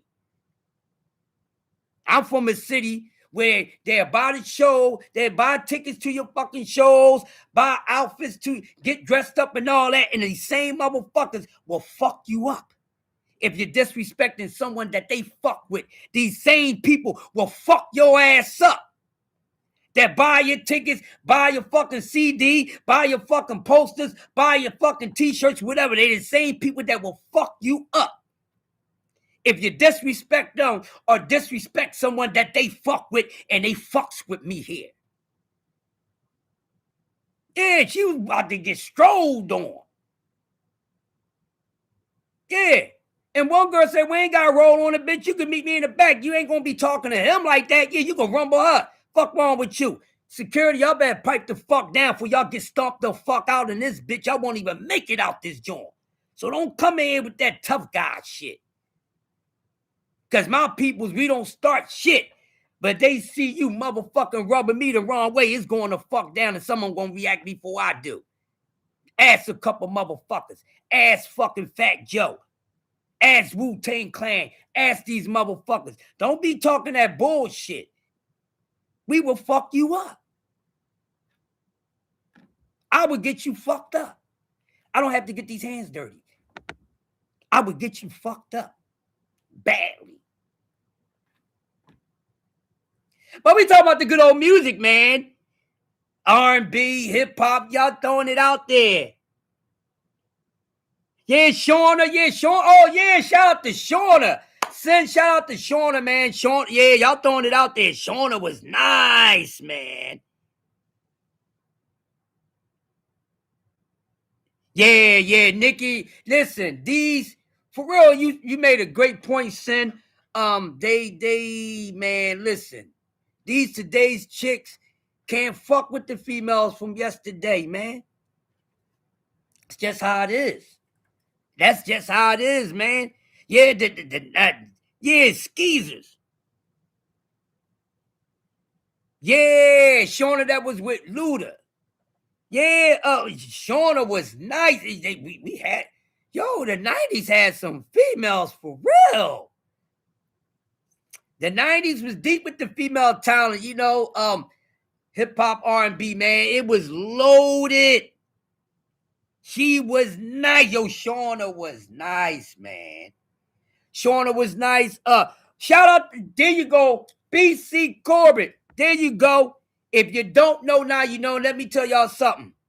Y'all see that name right there? That first one, Bahamadia? When it comes to fucking Philadelphia lyricism, she's the best female MC that come out of Philadelphia. And she's top 5 overall lyricists coming out of fucking Philadelphia. She's better than half of the dudes from Philly that you motherfuckers really think is the top dudes in Philly. Yes, yeah, Maria, I'm from Philly, baby. Yeah. Bahamadia is that work who don't get enough motherfucking respect. Huh? Don't have to get out here and talk about how many dicks they suck and how many times they trick to get a mink and this, that, and the other. Ain't talking about being a fake ass, set it off chick, robbing motherfuckers. Pure lyricism. You know I can't forget the Mighty Mighty Roots crew, the goddamn founders of the Mighty Mighty Roots crews from South Philadelphia.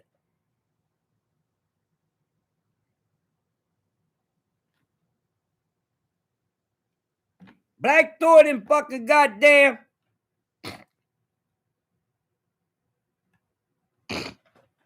Black Thought is from South Philadelphia.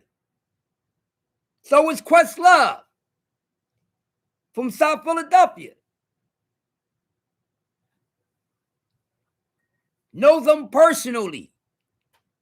I used to be rhyming with Reek, freestyling with Reek before he even joined the motherfucking goddamn Roots. This is facts.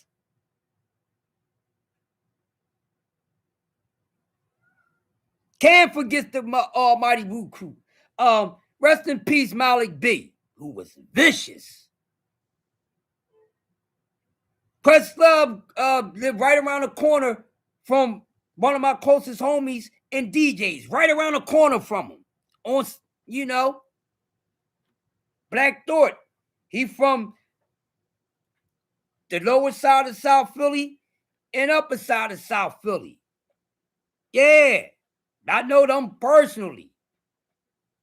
Dice Raw from North Philly, but Dice is nice. But I think Dice couldn't never really go far, really, because he sound too much like Reek a little bit, I guess you could say that, BC.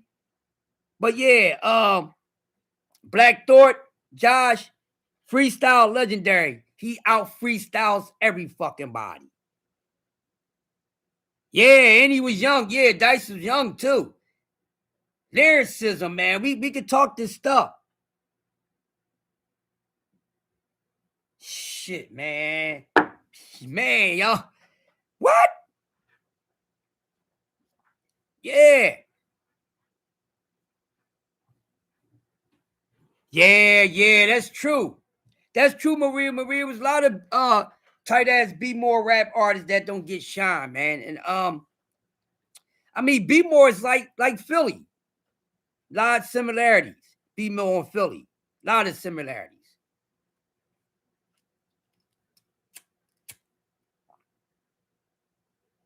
A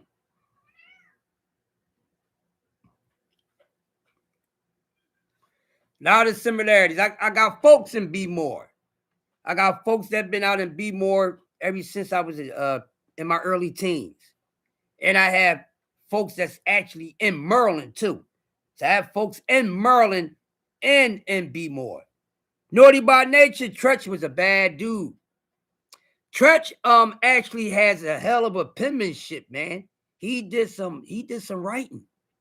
Tretch did some writing, man. I respect his penmanship just as well as his lyrical skill set. Yeah.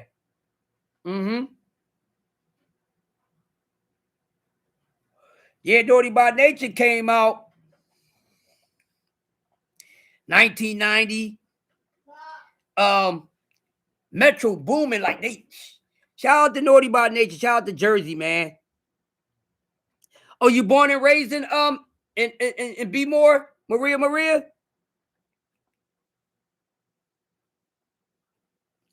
Oh yeah, shout out to Orange City, man. Naughty by Nature definitely was the bomb. Speaking of Naughty by Nature, probably one of the most influential groups of all time. That's another discussion I bring up with my homies when we have phone calls and we talking about hip hop artists and the biggest influencers and things like that. Naughty by Nature had everybody wearing the quilted motherfucking jackets. Okay, remember the quilted jackets? Huh? Naughty by Nature. Yeah, they influenced Crisscross. Actually, he wrote for them motherfuckers. He wrote They Hit Jump Jump. I think he wrote half of the first album, if I'm not mistaken. Yeah. So when we Naughty by Nature, like I said, the quilted jackets, motherfuckers walking around with baseball bats. I would say Tretch, Naughty by Nature was the ones who really got everybody wearing the Dickie suits. I got to get at the Naughty by Nature. Now, some people would say, no, man, they's wearing the Dickies over there in the West Coast like that, Crush. I'm not going to argue with that, but I'm just going to beg to differ. because when we talking about the 90s, and the 90s is very had a bunch of influences. Most of the hot artists in the 90s was influencers. So Naughty by Nature, where I got to stay here with them for a minute, they definitely had people, wearing the lumberjack jackets, the flannel jackets and all that, like I said, the Dickies, the Tims, the things like that. Oh, he definitely had motherfuckers wearing the bandanas. Nah, nah, huh? Hey, they had a hell of influence on the hip hop community and the urban community. This is fact. Shout out to Naughty by Nature. Angie baby, what's going on? And shout out to Shaq. Shout out to Shaq, man. Shout out to Shaq Diesel, man. I fucks with Shaq Diesel, man. Shaq Diesel, straight hip hop dude and all that. And he bought out Chip Food and the Food Snickers, man. Not smooth, cause we ain't got nothing to prove. Not smooth, cause we ain't got man, shit. I ain't got no time to be gassing out like Derek Chisora and Deontay Wilder trying to rhyme that goddamn shit. I ain't gonna even do it. I ain't gonna even do it, Angie, baby. And it word. And definitely ain't gonna try to have that breath control styling behind this shit. Huh? That was that work, man. Get the fuck out of here. We talking hip hop over here. Not smooth, cause we ain't got nothing to prove. Man, that the shit.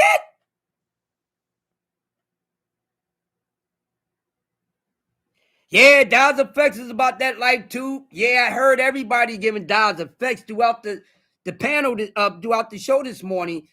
We seen Dow's Effects up there plenty of times, man. Wish they could have had plenty more successful albums together. Yeah, but shit, that goddamn you down with OPP, Hip Hop Parade. I mean, come on, man. Shoo, man. Hip Hop Parade. Ho, hey, ho. Here we go. Hip Hop Parade. Hey. Timeless fucking music, man. I think the music in the 90s, and we all can agree right now, 90s R&B, 90s fucking hip hop was the best era. Sorry, early old school. No disrespect to my 70s era. No disrespect to the 60s and the 50s.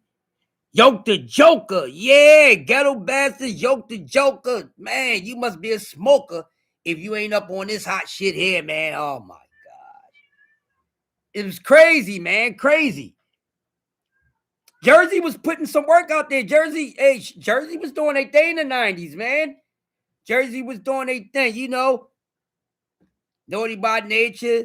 My man Reggie Nobles, who I actually met back in the late 80s. Knew Redman met him before his debut album. You know what I mean? 90s by landslide, hip hop or R&B. I don't give a damn what anybody says. Hip hop and R&B, the 90s takes it. Now going back into the R&B side, because I love talking about that. I love my music. We was talking about the women groups, the lady groups, in Vogue, SWV, Jade, so many hot groups. Come on, man. I mean, goddamn, Escape with some singing ass females, man. They was some singing ass females. They can sing, all four of them motherfuckers. No matter if you thought they was the least attractive group out of the damn woman or not, they can sing. Hold on, y'all.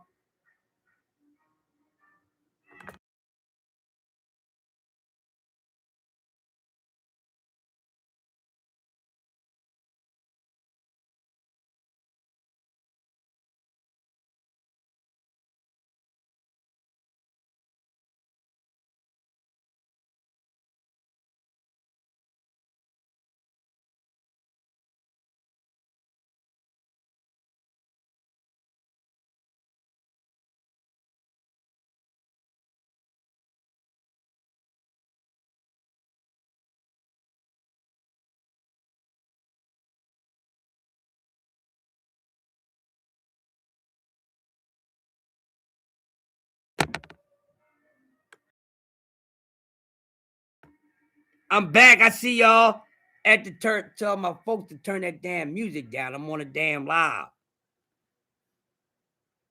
Damn. I'm on a live. You don't have to have that blasting like that.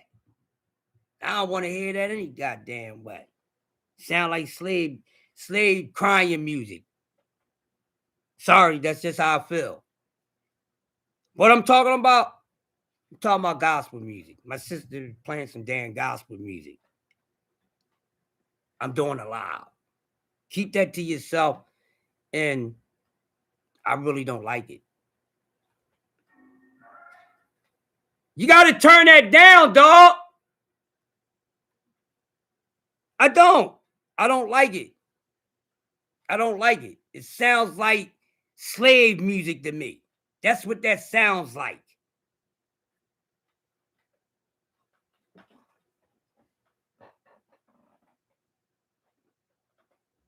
That's what it sounds like to me.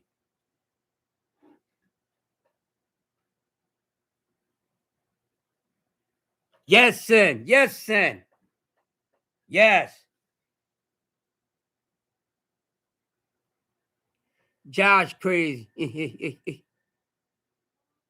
He said, hush, Maria, she be on my neck. What the hell is y'all doing it? There y'all go. I ain't paying attention. I'm going to keep on talking about this music, man. Give y'all another 10 minutes, man. We had what? We had 2:31. Got a few more minutes to go. They tripping. I ain't falling for what they going on with it. But like I said, I'll keep on talking about this music, man. Yeah. But the 90s is definitely hot, man. Any names we left out? I had to make sure, Josh. I gotta make sure because I'm gonna get the blame for it. That's why I was just checking because I'm gonna get blamed for it. I'm talking about music. I gotta watch y'all though. I trust y'all the way I trust y'all. I trust y'all to get nasty sometimes. That's it. No trust issues over here. I just trust the fact that y'all can act up anytime. Yeah, Jag Queen, that's why you Jag Queen, their asses. Maria said, "Crush the '90s was everything, music and all." Yes, it was. Even the jazz music, like all music was the best quality in all genres of music was back in the goddamn '90s. Ja, what's up, nephew? What's going on with you, man? We talking '90s hip hop, '90s R&B. Yeah. Talk a little bit boxing, but we on the music today, I ain't hear y'all say Troop. I ain't see Troop. I ain't hear none of y'all mention Troop. But I see y'all say high five, this, that, Troop. Goddamn. Spread my wings and fly away. You know what I'm saying? Come on, man. Troop made one of the best remakes of all time. Y'all forgot? Troop made one of the best remakes of all time. Which gives me another music segment to come up with. Huh? Hey, anything, Ja. Hey, Ja, you listen to music. All right, Ja. To you, Ja. If you listen to 90s hip hop, who's some of the hottest hip hop groups from the 90s in your opinion, Ja? Because I know you're a young historian of everything. Salt and Pepper. What, you want me to put salt and pepper on my cheese eggs? Or you talking about salt and pepper? God damn. I Take Your Man. That's why you like Salt and Pepper, Jag Queen, because of the song I Take Your Man. I see you, Fizzle. She talking about Salt and Pepper. Why you like Salt and Pepper? What song you like by Salt and Pepper? I Take Your Man. That was the shit, though. I'm messing with you, Jag Queen. But you talking about Salt and Pepper, the group, right?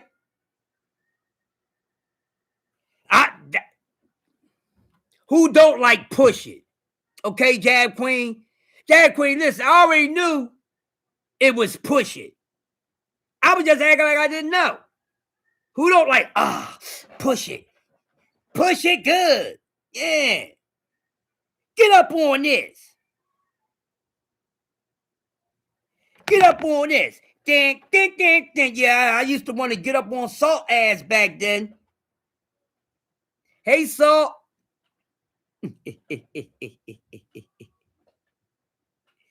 I had a crush on Salt. I didn't try to get at her, but man, Salt cut the dance floor together at the one of the concerts. You know, you got the after parties and shit. Man, we cut up on the dance floor. Shout out to Salt for giving me a couple dances on the dance floor. Yeah, we was doing a wop and a couple little joints, man. Life was a dancer. It's fun. Like them both. Oh yeah, I like Salt and Pepper, man. Yeah, they was aggressive with it, but they kept it ladylike though. That's one thing I can say about them. They was aggressive with it. They was talking that little, please my body shit, but they did it with so much class. That's why they so highly respected. They did it with class. Oh, I love Spinderella. Oh, I love Spinderella. That old beautiful caramel brown sister. I love Spinderella. She put you on the game? Yeah. Salt and Pepper. Listen, I'm a true Salt and Pepper fan. I see you shouting out Eve. Shout out to Eve. Shout out to Eve, aka Mecca. But yeah, I love me some Salt and Pepper, man. I'll give y'all a couple other songs by Salt and Pepper. I'm gonna see how much of a Salt and Pepper fan you really are. Besides Push It, they biggest joints. You know what I mean? I Take It, man. I like y'all, My Mic Sounds Nice was my ish by Salt and Pepper. You know what I mean?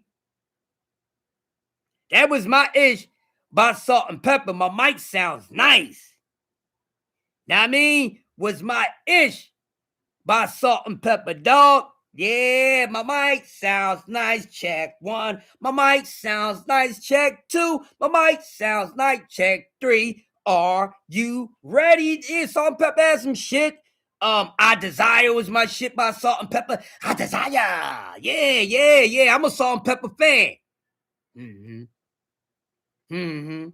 What y'all know about that? Huh? The Showstopper. Y'all know about that? Huh? Y'all know which song they came out with? Was it this song? And a certain MC wrote that song for them, but we gonna say that for another day. The Salt and Pepper was nice and they was classy with it. God damn. Them light skins was the shit back then. Take Your Man was that shit. BC. I know it started some goddamn fights. Them females used to fight off of that shit. Huh? Dougie Fresh. Dougie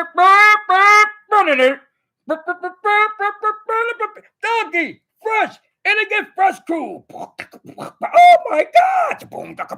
Oh my God. Excuse me, Dougie Fresh. Yes. What? Come on. That's not polite. You're quite right. What? This is called a show.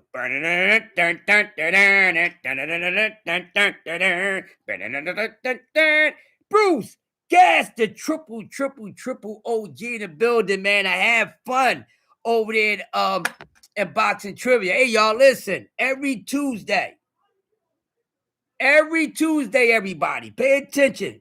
Bruce Gas, Boxing and Jazz, the triple OG does boxing trivia every Tuesday. Make sure y'all subscribe to Bruce Gas. Go over there sometimes, even if you just go over there to watch. Even if you don't participate, go over there and watch. Brush up on some things that you never knew. Refreshing your mind with some things you probably forgot. Or just go there and sharpen your boxing knowledge and test your knowledge that you already have. I have fun. You know what I mean? I came in there kind of late, but I wound up in the top 5, man. So salute to Bruce Gas, Hell yeah. Yeah, he does it every Tuesday, Jab Queen. Yes. And he's been doing it for a minute. Whenever I get over there and I catch him, I'll participate. So this was the first time in a few months that I caught him actually doing it. But I've been watching sometimes, but I'll be on the other live cooking with motherfuckers, but I'll be watching and stuff. So yeah, make sure y'all check out Bruce Gas. Every Tuesday, y'all go over there, give him a play, man. Go play boxing trivia. Y'all, it's fun. I'm telling you, it's fun. It's fun. It's definitely fun. And yesterday boxing trivia was the heavyweights, man. And shout out to Bruce Gas.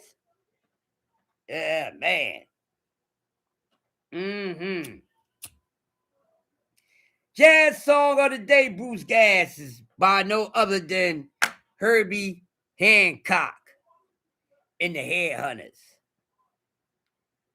Chameleon. Jazz song pick of the day is Chameleon by Herbie Hancock and the Headhunters.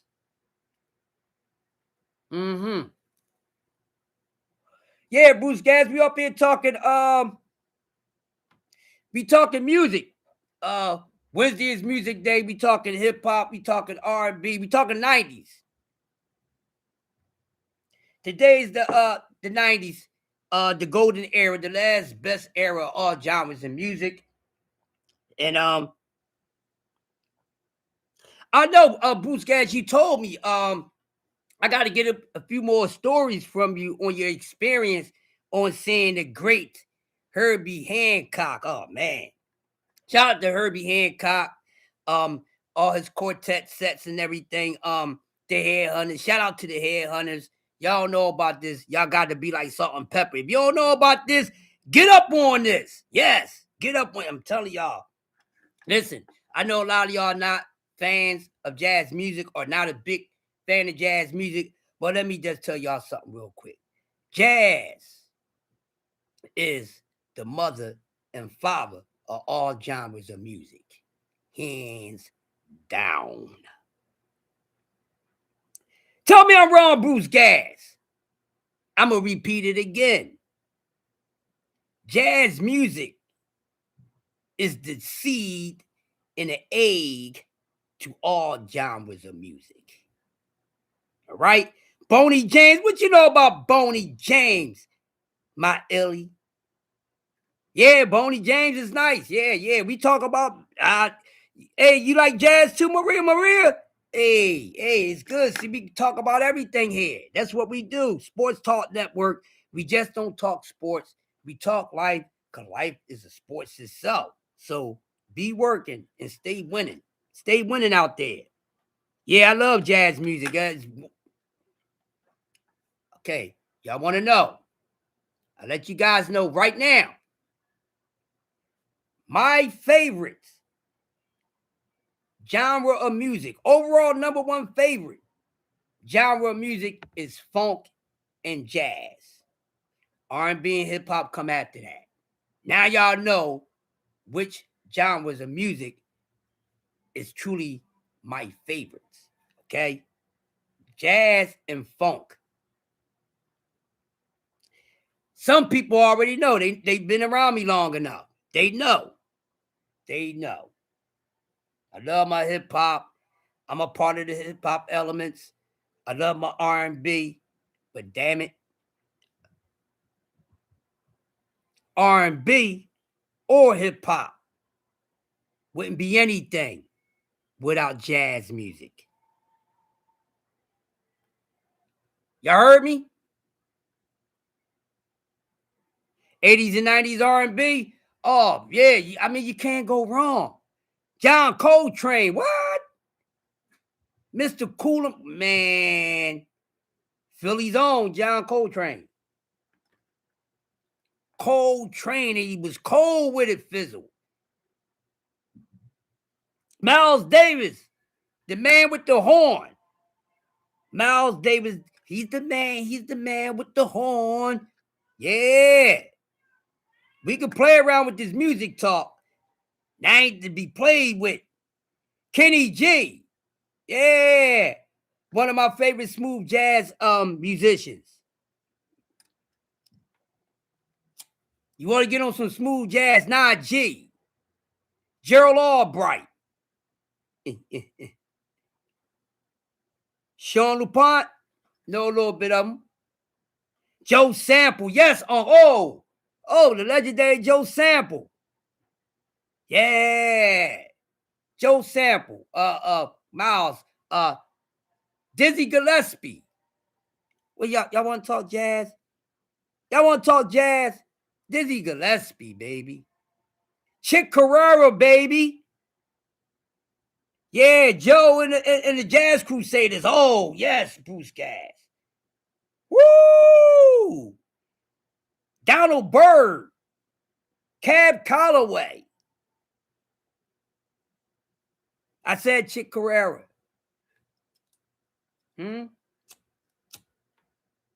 Foreplay. Grover Washington, Philly's own.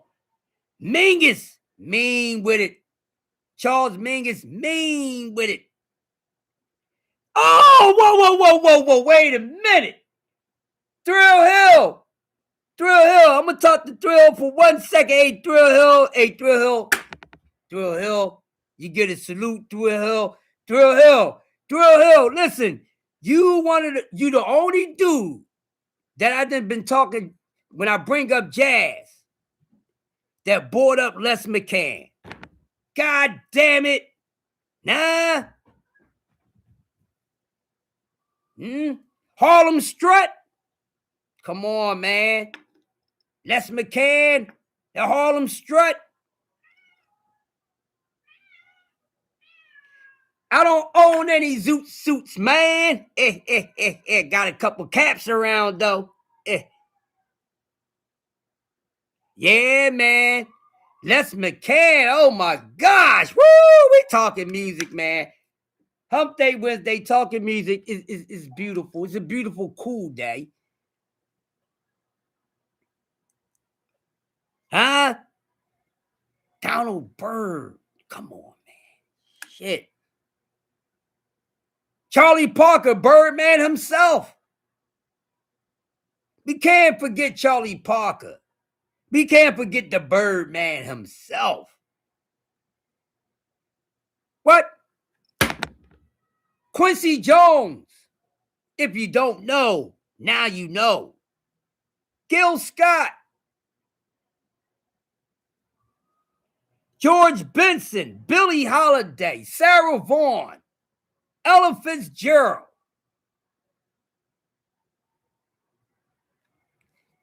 Oh, Big Illy. My love. Donny Hathaway. Such a sad story. Donny Hathaway, oh man. I mean, a lot of them that we speak on is sad stories. Like Billie Holiday went against the government. Phyllis Hyman. I actually went to school with some of her family members. Two of her first cousins were my classmates in high school, Big Illy. And when I was in junior high school, one of my junior high school girlfriends was her cousin also. Wow. Minnie Rippleton? Shit. Yeah. Oh, Roberta Flack? Exactly. Love Miss Roberta Flack. I met Roberta Flack in person. I was a teenager. I was a young teen. Oh! Fizzo! Some of y'all doing it for me right now. Some of y'all doing it for me. What they know about Thelonious Monk? Wait a minute. When we talk about piano, a pianist, and a lot of people don't even know about Thelonious Monk. But let me tell you something about the Monk. Had one of the most rarest styles of piano playing ever known to the hands of mankind. The Clark sisters, yeah. Eric Dolphy out to lunch, yeah, man. Woo! Man, y'all don't want to do this, man. This is what I'm talking about. Make sure you smash the like button, man. Hump Day Wednesday. We talking about hip hop 90s. We talking about the 90s. We talking about music. Overall, all genres. People throwing out their music knowledge. I love it. Oh, thanks, Fizzle. You know I learned some shit over the years for you, Fizzle. Oh yeah.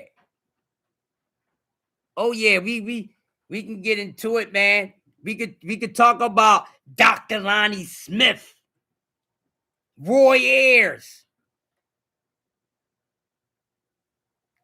Babyface, one of the best songwriters, ghostwriters ever known to mankind, Lil. Yes, Babyface, and the man is talented.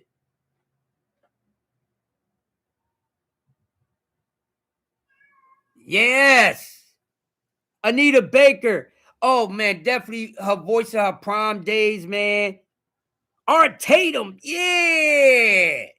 Mm-hmm. Yeah, Roy Ayers is my guy. Love me some Roy Ayers. Searching, searching, searching. Everybody loves the sunshine. Oh, yeah, yeah, what up, nephew? COTB, man, when we gonna get on our joint? Hey, y'all, let y'all know, me, OTB, and Mark Nash, we will be putting together a hip-hop show coming soon. I'm just waiting for OTB and Mark Nash to get back to me. So we working out here, man. We working. Chucky Booker, yeah, Lonnie. Listen to Lonnie Smith. That's my guy. Dapper Dan is my song, Thrill Hill.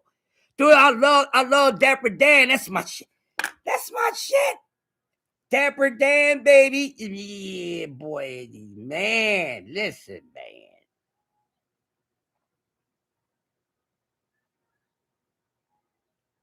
Searching, you love searching. That's my song, baby. That's my song right there. When we talk about jazz, I mean,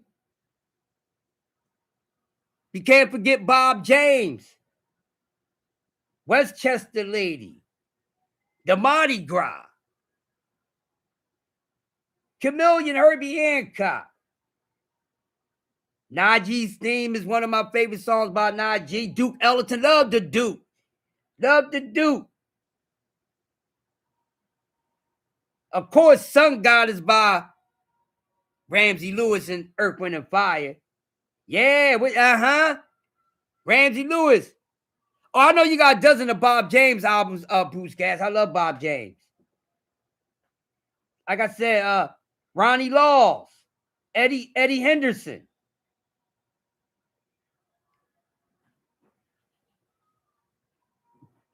And you know what's one of my songs by Bob James, OG Bruce Gas? Tappin' Z. That's one of my songs by him too. Bob James got hits. Storm King is my thing by him. Now, let me go. I see y'all. We mentioned Donny Hathaway. All right. Now, what some of y'all may not know, that some of these artists that you just know from vocal music, some of these artists played jazz music before they transcended over to funk, disco, or R&B. Donny Hathaway has a jazz tune. Donny Hathaway has a jazz tune. I ain't gonna even try to get y'all to guess it. If anybody on here knows about any jazz tune that Donny Hathaway did, probably would be Bruce Gas and Thrill Hill. Betty Carter, yes. But Donny Hathaway has a jazz tune called Valdez in the Country. All right? If y'all not down with Valdez in the Country by Donny Hathaway, go check it out. I'm telling y'all, just like Kool and the Gang was a mean-ass jazz band before Ladies' Night and Celebration and Joanna and Hollywood Swing, man. Mm. Huh? Talking about jazz? Where's the love? I love that song. Y'all want to talk about jazz? Bobby Humphrey. Harlem River Drive. Who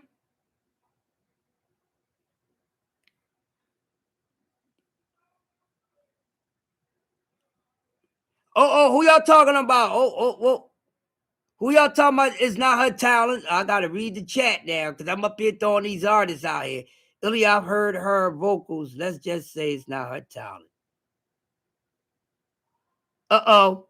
Stanley Clark. Oh yeah, love Stanley Clark.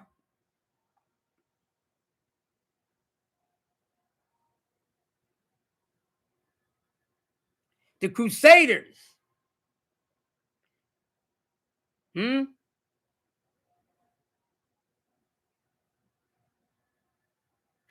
I tell you, one of my favorite Grover Washington Jr.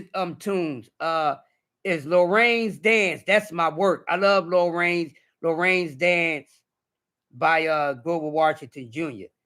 Also, what y'all know about Dexter Wenzel? Dexter Wenzel. Theme from the Planets. Y'all don't know about that, man. What? Y'all tripping? Y'all ain't tripping. What y'all talking about? Y'all got me in suspense here. What y'all talking about? What the hell I missed? I gotta go back up and see. Big Illy just watched one of your videos. Hilarious. Says, take your ass back to your mama house. Oh, Big Illy.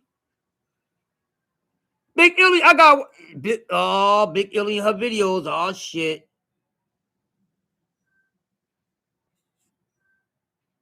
Woo-wee.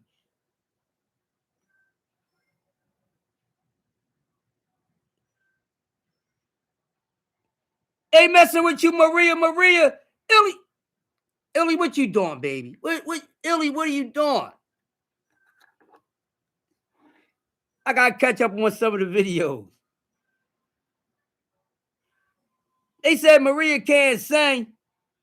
Oh, damn. Oh, George Duke. Oh man, George Duke get funky, man. George Duke is Dookie Stick, man. Huh? What they know about the Dookie Stick? Yeah. Yeah, it's a song called Dookie Stick. Y'all acting up.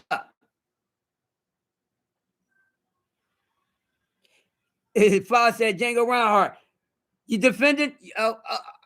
Listen, y'all acting up. At least y'all can't say I act up today. Okay? The wildest man didn't wild out today, okay? Because I get a new name every day. I accept it.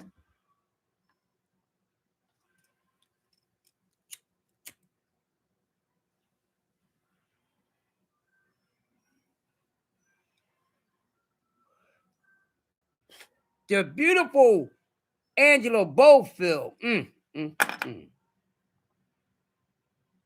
Angela Bofield got pipes, man.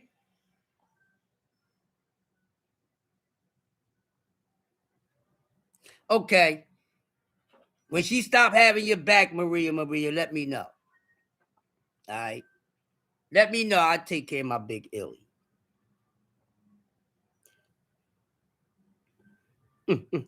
We fizzle.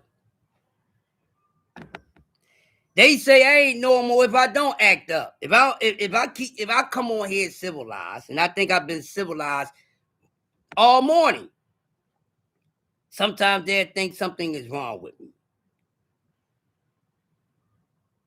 Yeah, you got to look them up. Gotta look up. Yeah, man. Listen, man, y'all want to talk some jazz here? I'm the jazz man, as the OG Bruce Gas calls me, the jazz man. I love my jazz music. Huh?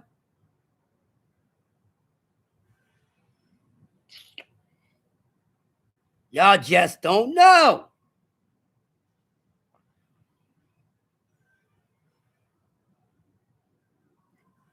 Gary Bartz is cool. He had a couple. You got Gary Bartz. Um, what's my man?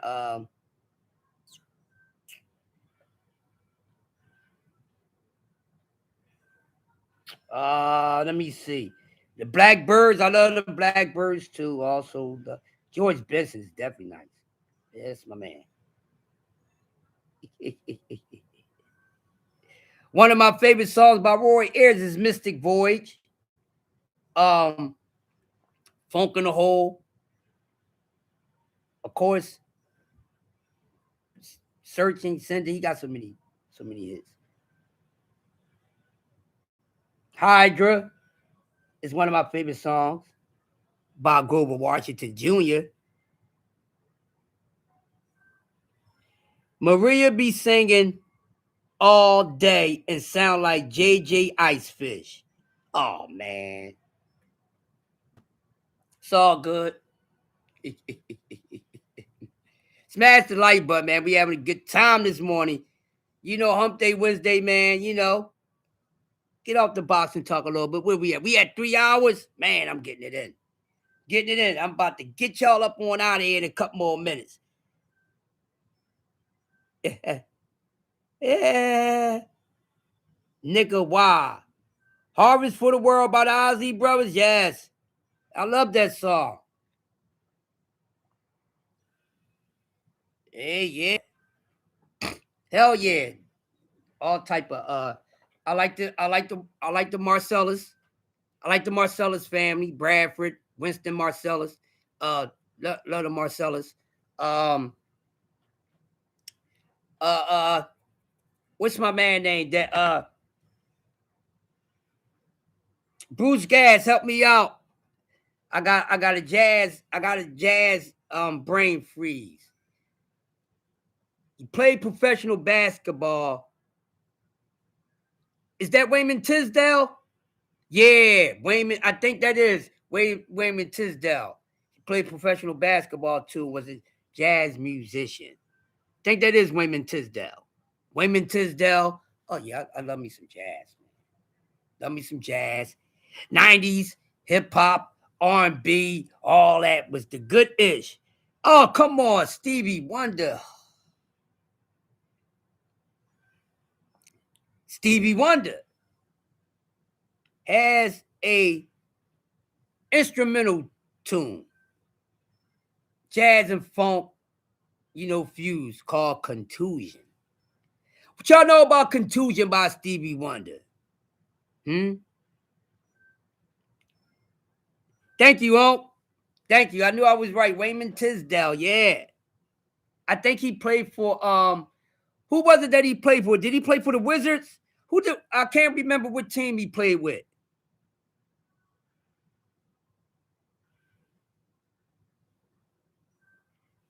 But what you know about Contusion?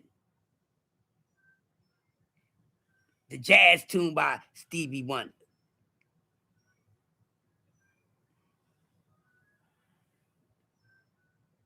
Hmm? That was yeah. Go hey, if you don't know about Contusion by Stevie Wonder, go look it up and tell me how you dug it later on next time you see me after you listen to it. If you go listen to it. All right. Contusion by Stevie Wonder. All right. We're gonna go to 310. Another 6 minutes, y'all. Coffee and donuts for grown-ups. Hey, Hump Day Wednesday. We doing our thing. We taking a break from boxing talk. We talking music. Talking music. Yeah, I love Stevie, man. One of my favorite artists of all time. Hmm? When the winter came, you were not around. Now summer's gone and love cannot be found. Oh yeah. Where was you when I needed you last winter, my love? When the winter came, you went further south. Parting from love's nest, leaving me in doubt. Huh? The Gap Band, what? You dropped a bomb on me. Thanks, Unc. Baby, you dropped a bomb on me. What you turning me on, babe? Did y'all know Let's Chill was originally written and performed by the Gap Band? Let's Chill by Guy was originally written and performed by Charlie Wilson and his brothers. All right, let me know, File. Soon I get the notification, I'm over there early in the morning. Gotta find a love. Yeah, Jag Queen. And also, they did two Gap Band covers. And I went Yearning. Yearning is originally by the Gap Band too. Do I remember Switch? Do I remember Switch?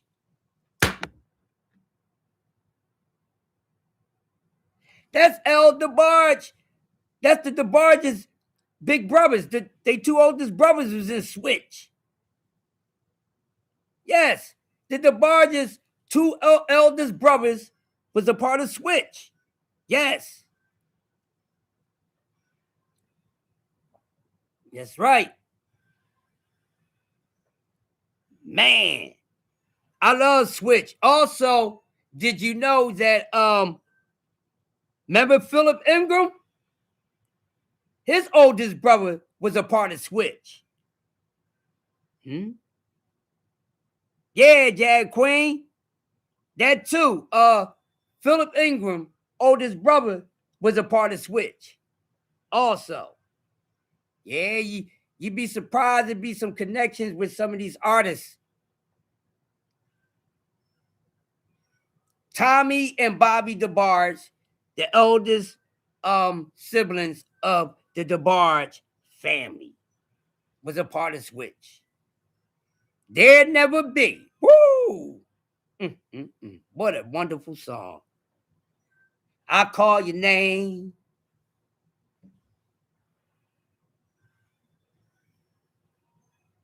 Me know now. Yeah.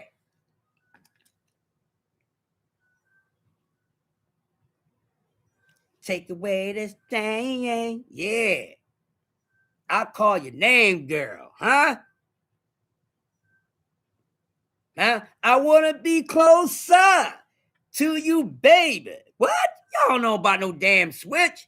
You don't know about no damn Switch? Huh?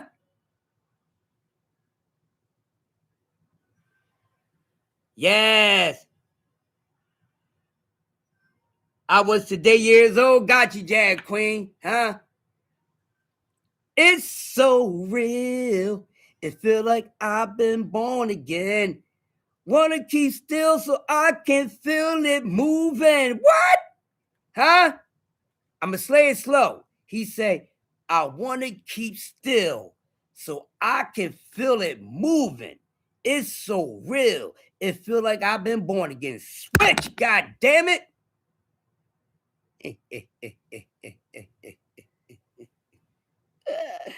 Woo! Yeah.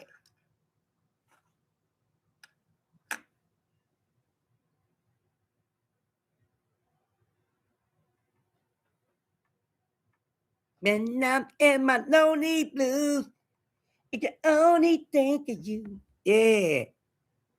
I try to occupy my mind, but there's no substitute. Damn it. Thinking how a life would be when you're not around. Yeah.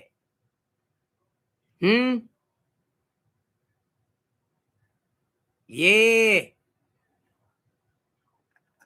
I call your name. Switch got some hits. Switch got some hits.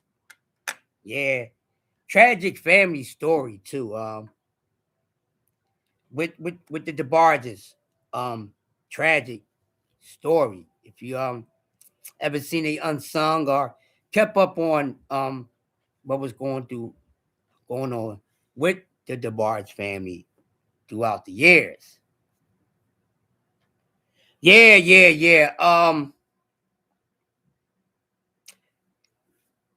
Go look it up. Maria.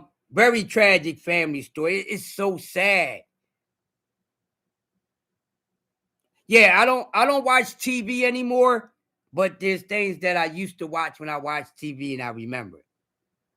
Oh, Chico? Yeah, Chico is one of the youngest of the DeBarge family. That's my man, Chico.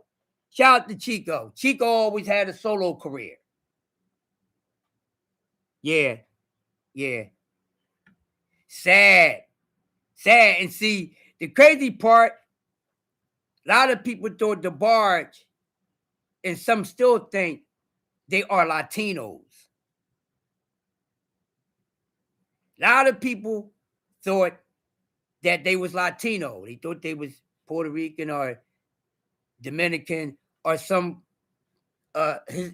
Hispanic Caribbean. A lot of people thought that, and they're actually mixed. They get their last name from their father, which is a French name. Yeah, so the father was white and the mother was Caribbean. Yeah, they're mixed. Yeah. See, you know that. Yeah. The father was French and the mother's Caribbean. And they get the talent from the mother. Mama DeBarge can sing. There you go. Hey, John, that's a great way to put that too. Great way to put that. They just white, gold, copper color. Yeah. And you know, they've been they was very close to the Jacksons. You know, that's how y'all get the first rumor. The first rumor of Janet Jackson ever having a child was supposed to have been by James DeBarge. I know you knew that, Illy, but for the people that don't know, Illy, I know you know. You better know. You didn't know. Damn it. If you didn't know, then I'm going to have to change the attitude on the spanking. Yeah. Very, yeah. So, you know, Janet's very first child that they, y'all know it. Okay. But, of course, and y'all do know, but for the ones who didn't know, you know, Jermaine Jackson, you know, part of the legendary Jackson family, legendary Jackson 5, hell of a writer. He was talented. Jermaine did some ghostwriting and everything. And he was responsible for getting DeBarge, taking DeBarge over to Barry Gordy.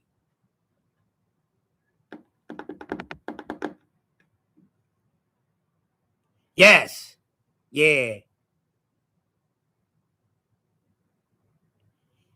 She was pregnant on Fame. Yeah. Yep.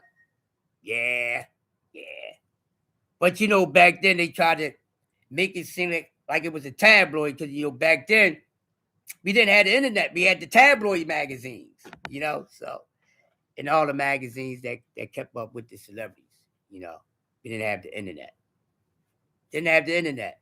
But yeah, talented family, very talented bloodline. I know you do, and I like giving them out, baby. If you don't know what I like to do by now, you wait till you find out. Oh yes, Tammy Terrell. That's sad, man.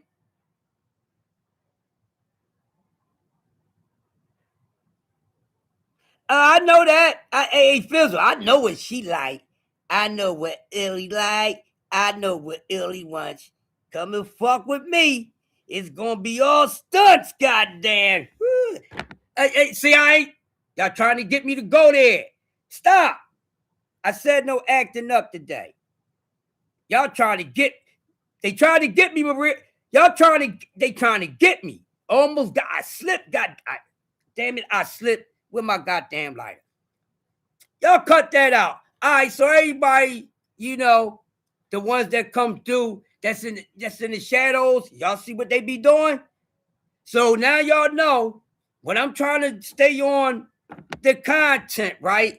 They always come over here and switch it up. Now y'all see, I ain't gonna put my ghost people names out there. They know who they are. Salute to them. Now I mean, now y'all see.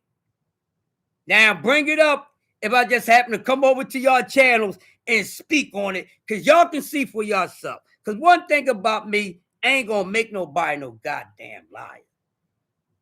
And I ain't going to lie on nobody in front of their goddamn face to somebody else. I don't do that. They tried to get me. Y'all ain't right. Just tell me what y'all want in the morning. So I'm gonna have to bull-ish around the bushes, and we can just get straight to it. Y'all know I like to get straight to it. Just tell me what y'all want. I know what y'all want. Y'all ain't got to lie to me no more. Crush, you cool on the boxing, but we wanna see you wilding out and talking freaky stuff every day. Just say it. That's what y'all want me to turn my content into. Not all of y'all. Uncle Kaz, I know you ain't on that time.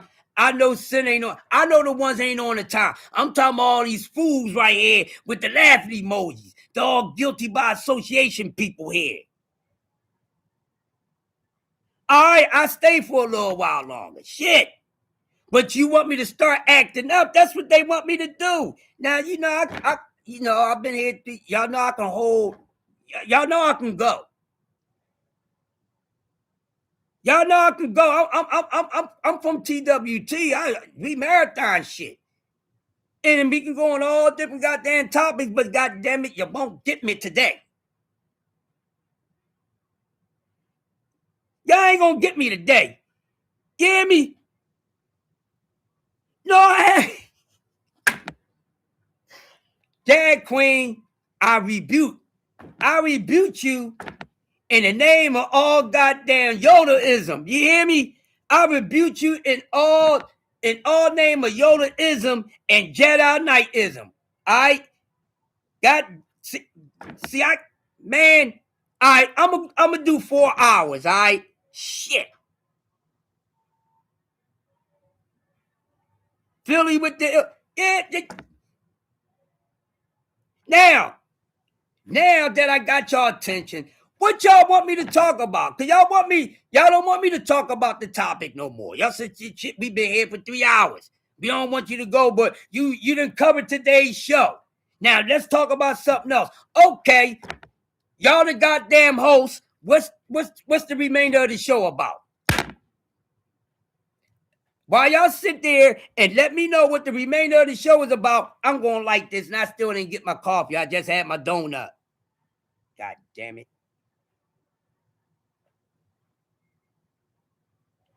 John said Jet Magazine's Beauty of the Week. I got to look at some goddamn photos. I remember some, but you want to talk about reminisce, then we can reminisce like Mary J. Blige on that, John, because I used to love that magazine, goddamn Jet Magazine Beauty of the Week. Hey, John, you know what? We can come up with our own. There we go. Hey, John, I know that's what you were saying. John, you going to do it with me. God damn it. Listen. Y'all know, listen, I call myself the master of all ceremonies, but hey, I like to share the stage too, goddamn. Shit, y'all know me. I ain't stingy. Getting some cheeks. He said he want to talk about getting some cheeks. John said, let's come up with our own, the Crush Magazine Beauty of the Week. What else? What else y'all want me to do? Have it y'all way. Y'all, I do this for y'all. Yeah, that's my song. Yeah, Maria, see, I'm asking the people what they want. You see what they saying? It ain't me, Maria. Uncle Cash, you say it ain't nephew acting up. Queen, it ain't me acting up, and goddamn Jack Queen, you see it ain't me acting up. Oh, talk about some of this wild-ish I saw as a dancer, or do you want me to tell you some stories? Hey, Queen, I know, but you see, Queen, I can't blame you. And Queen, you see, I did not act up. G Fizzle said music. Yeah, they're a horny bunch. I don't know what's going on with these people. Story time, okay. I got a story. Want to hear about it? Here we go. You some sick individuals. That's the story. How about hit story time now? Y'all, listen. I'm about to be in the game with Slick Rick and Scarface and Nas and all of them. Goddamn shit. Huh? Now I'm gonna need my damn coffee. I only had the donut. Now I'm gonna need the damn coffee messing around with y'all.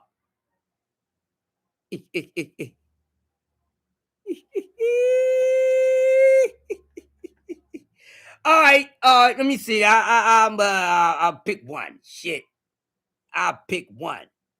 All right, let me see. Oh, I give y'all a hip hop story. Y'all ready? Oh. I'll give y'all one.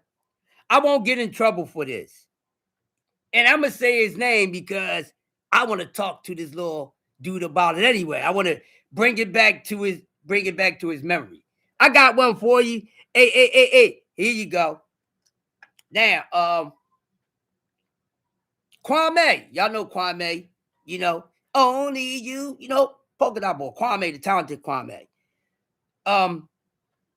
As my time with 3 Times Dope, EST, the greatest man alive, built a tight knit friendship with Kwame. We did a show with him, and then we wound up being on a lot of acts together. So we did a few amount of shows with Kwame. Us and Kwame would be on someone else's tour. Kwame would be doing a headline, and 3 Times Dope would be on it. And sometimes we'd be doing the show, and Kwame would be on it. And this is why Kwame is known to have his second home in Philadelphia, because of 3 Times Dope, the greatest man like EST. And I can't remember exactly because I always get confused because there was so much going on. But I'm going to repeat the best of my memory because this is crazy. Mind you guys, I'm just a dancer. Okay? I'm just a dancer. We were in, I think we was in Florida. Matter of fact, we was in not Tallahassee.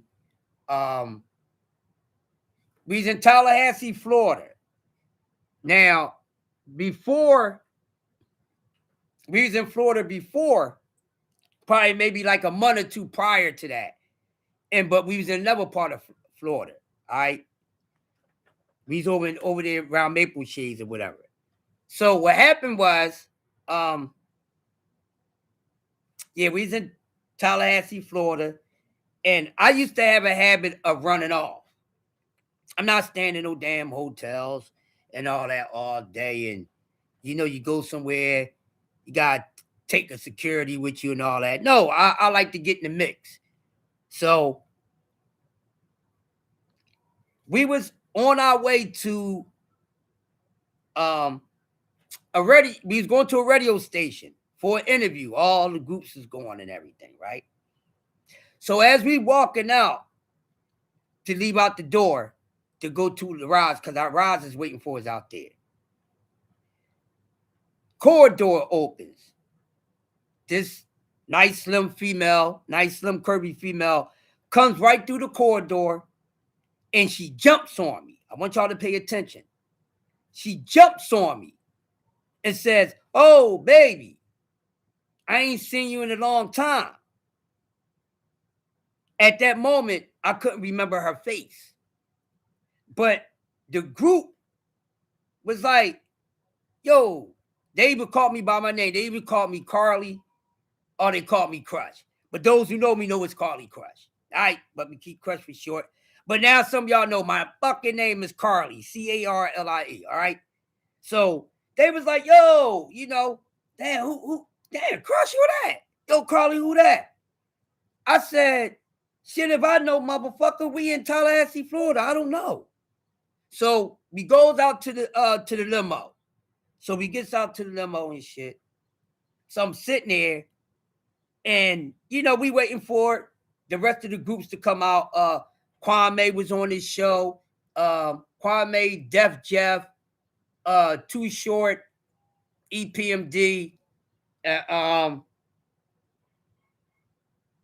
It was one more male act. And Slick Rick. We was all on this little tour together, right?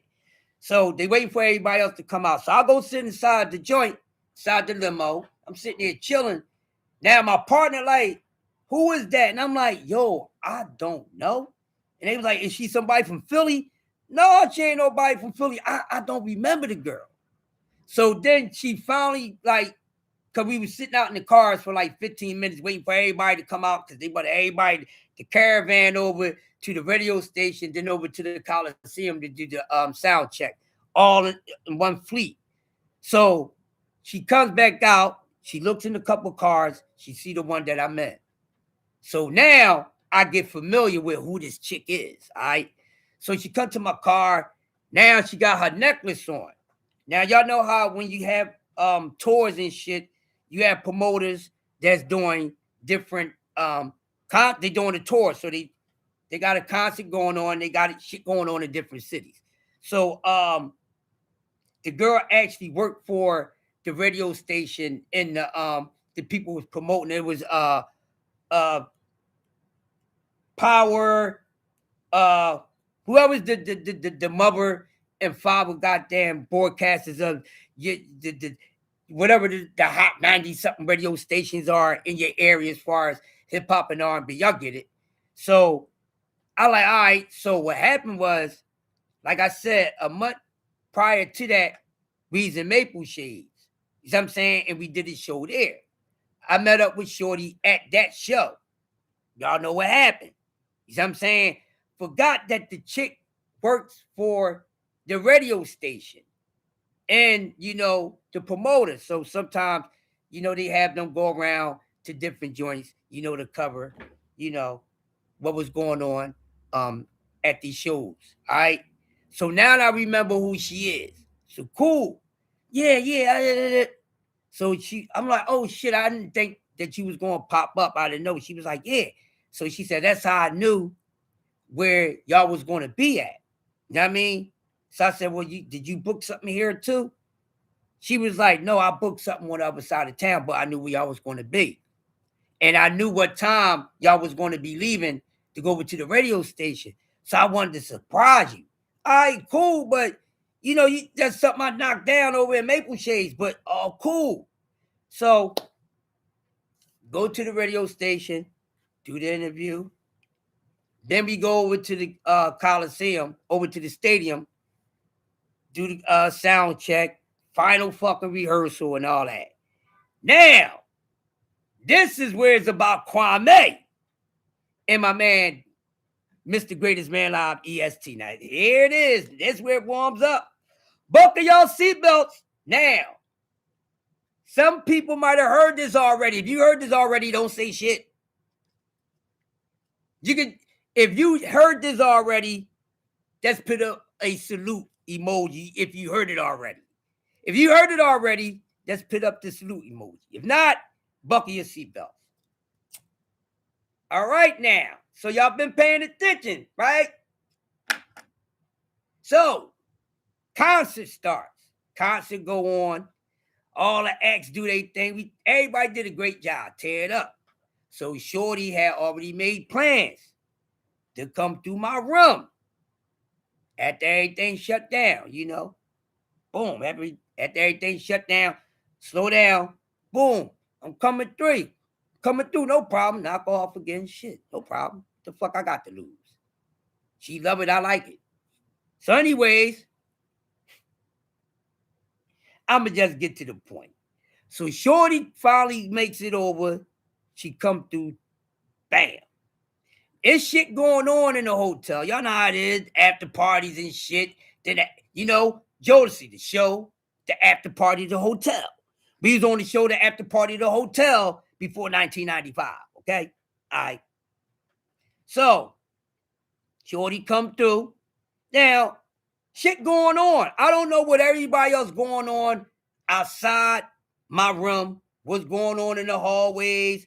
What's going on in the pool area. What's going on in everybody's rooms. I got some trim in my room. That's the only thing I'm concentrating on. All right? So, man, Shorty, we banging it. We doing our thing. All right? So, you know how it is, y'all.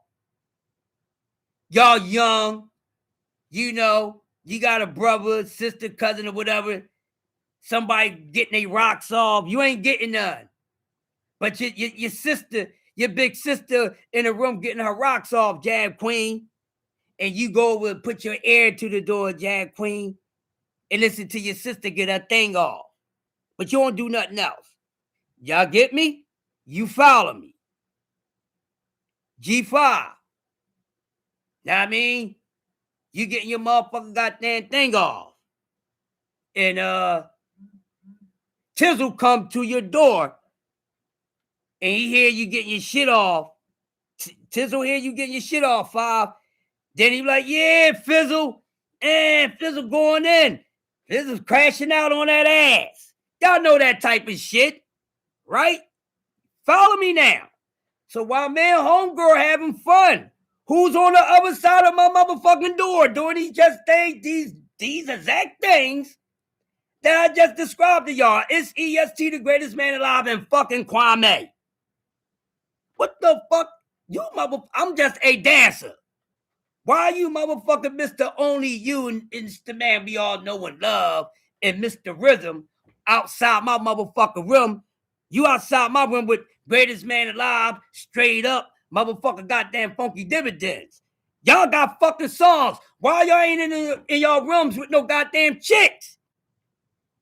I'm in this girl getting it in. You can hear the shit. So the fuck what? They at the door like your little brother, your little niece or something when you babysitting your little cousin and shit. And you tell somebody to come over, yeah, I'm gonna put my little cousin to sleep.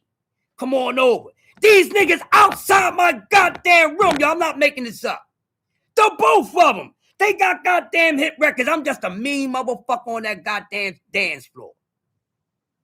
And you hear these niggas talk about, damn, yo, Crush, I hear you crush. I'm like, what the fuck is these niggas doing? Wait a minute. That ain't it, motherfuckers. Let me like this, motherfucker. That ain't it.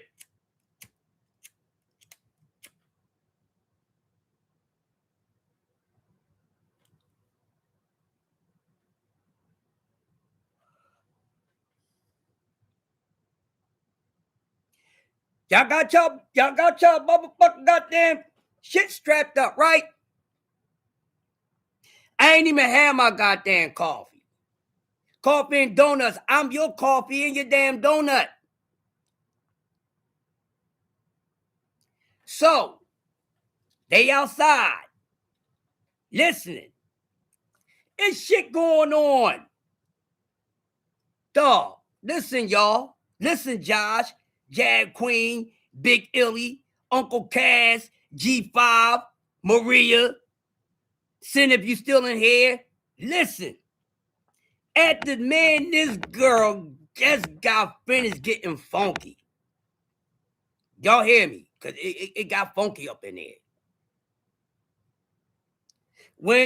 It got funky up in there. I don't mean he's stinking coochie and smelly salty balls. You just know some fucking just went down in that bitch. You know you walk in a room, it don't have a funky stench, but you're like, damn, somebody must have been in this mother. Damn, they was getting it in this motherfucker. That's how that was. Shorty goes to the bathroom. She cleans herself up. She goes to the bathroom. She cleans herself up. She goes to the bathroom. She cleans herself up. When I opened the door for Shorty to leave out, guess who was still outside my fucking door while motherfuckers running up and down, gripping girl asses, taking girls, switching girls in and out of fucking goddamn rooms. Kwame and fucking EST. They don't know if this girl washed her motherfucking ass, took a full bath, took a full shower, or a fucking bird bath, or a goddamn water splash. It took her right down, and they took this girl down to Kwame room.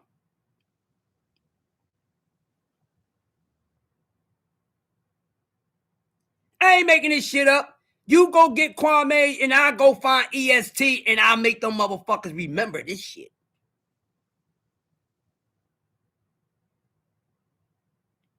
Why was y'all not in y'all rooms with other chicks?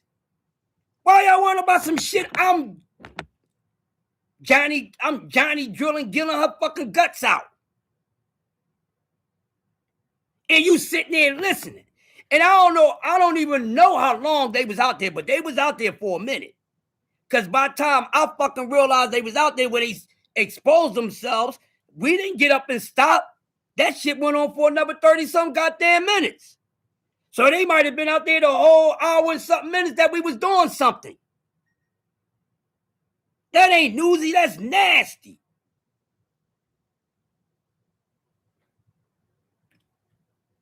I'm just a dancer, y'all.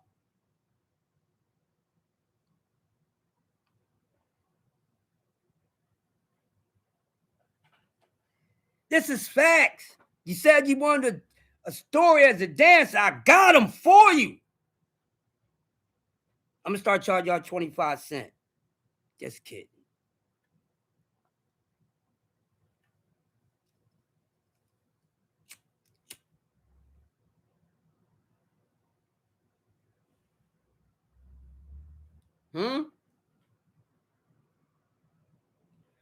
Crazy.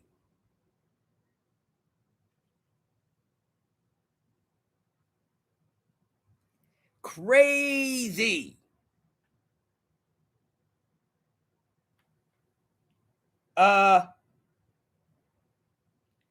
She wasn't down there long.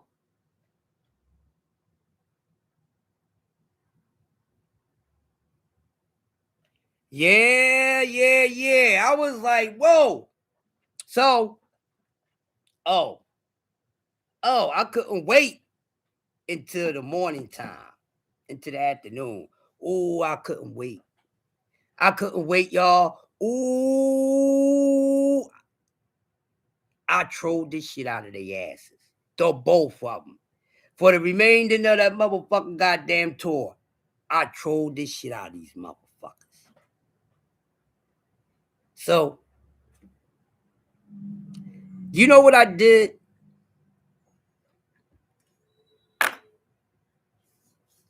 I said to myself, I said, damn. I said, I got to pay attention to this. Because there's no way that it's supposed to happen in that order.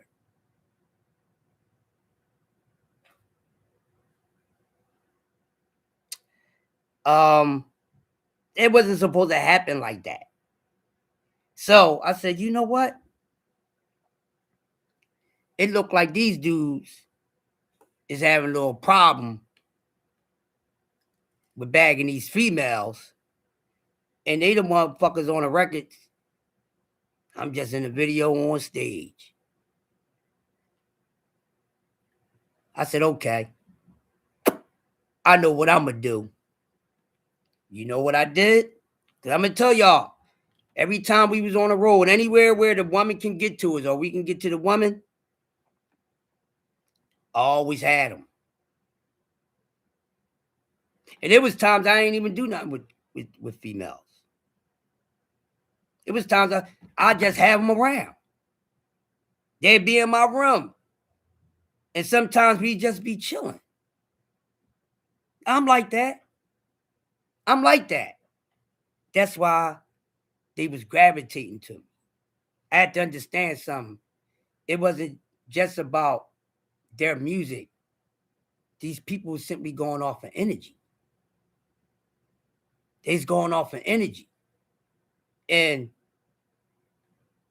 I might not have been the artist on the records, but I had the dopest motherfucking energy. So what I did, from that point on, I had the dopest energy. I had to pick up on it. They would contest that shit. They'll tell you they damn selves. I ain't got to pipe up nothing. They'll tell you they damn selves. Even some of my friends that actually was able to go on a road or, a show or two. Yes, because we are energy. Fuck all this. We ain't none of this. We was under this shit. We was when this shit is done. What lead this shit and go on to another dimension is what we are. That's the way I look at every last one of you. That's why I fucks with y'all. I go off your energy. That's how I read people. When I look at people, I may see your face, but I also see a fucking scanner. I see your frequency level. We gonna see how that shit function, cause it's gonna have a good function or it's gonna malfunction. And I had to pick up on that. They will always be around me. I don't know if y'all remember the other Philly artist, hip hop artist. I know some of y'all down Larry Lair, which he used to run around. Not Larry Lair from New York, but little Larry Lair that used to run around with 3 times dope in Kwame. And Chuck Nice was his producer. And Larry used to go on the road with us. He used to be a part of our show because that was EST Man. And this dude was a smooth dude. He was already a ladies' man, before going on the road, and he seen for himself. He said, damn. He said, goddamn, Carly Crush. He said, that all the girls around you. He said, we're the damn rappers, but it wasn't no hating, but he dug it. Energy, man. Energy. So what I did, I made sure that I kept some women around, even if it wasn't none around for me. That's why I said it was at times I ain't do nothing. I be chilling. Motherfucker knock on the door. Yo, what's going on in there? Or they sleep knocking. I'm like, what you tapping like that for? Ain't nothing going on in here. They peeking in. Nigga, you can come in. Damn. I got 5, 6, 7 girls in my room. We just chilling. Just chilling. I'm talking to them. We talking about the show. I'm telling them stories about the road. They want to hear how it is back at home. Chilling. They be like, damn, everybody fully dressed. What's going on with her? Ain't shit going on with me. Yeah. But you ain't got nothing going on. You need something? Well, today's your day. Get something that I ain't fucking touch. I ain't taking nothing personal, but that's nasty. That's just nasty. You understand what I'm saying? That's just nasty. On some real shit. I don't want to see you motherfuckers ever doing this shit again. That's how I took it. I'm going to make sure I always have females around for everybody. Just in case something didn't work out for you. It gets like that on the road too. When shit just don't work out sometimes, it happens. Your shit might not get up, the blood flow ain't working. Something about the goddamn chick, something, it happens. Or, you go in, you exhaust all your energy on stage. Now you ready to go get up in this nice little bag, little groupie, ramp, in and out like a bank robbery. It go, ramp. It happens. Shit. We all adults here, it happens. So just in case, you might need a reinforcement, they always around. You just need some to keep you company. They're around. So I was the same person on the road that I am at home. And it was digging up on it. You know what I mean? And I never act that way towards the fans, groupies, or whatever you want to call them. I didn't do that. You understand what I'm saying? I didn't look at it, well, damn, you're a professional dancer. You kind of celebrity. You can kind of act like that. No, I ain't getting that celebrity type of money. And even if I was, I made nice little money. Making a couple of thousand just to go up on stage and, you know.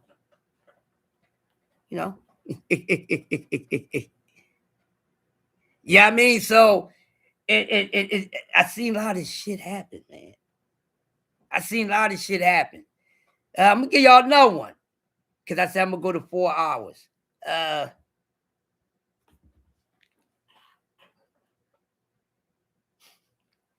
Trying to think of one. I got a few ones that I remember. Okay, I got one for y'all. All right.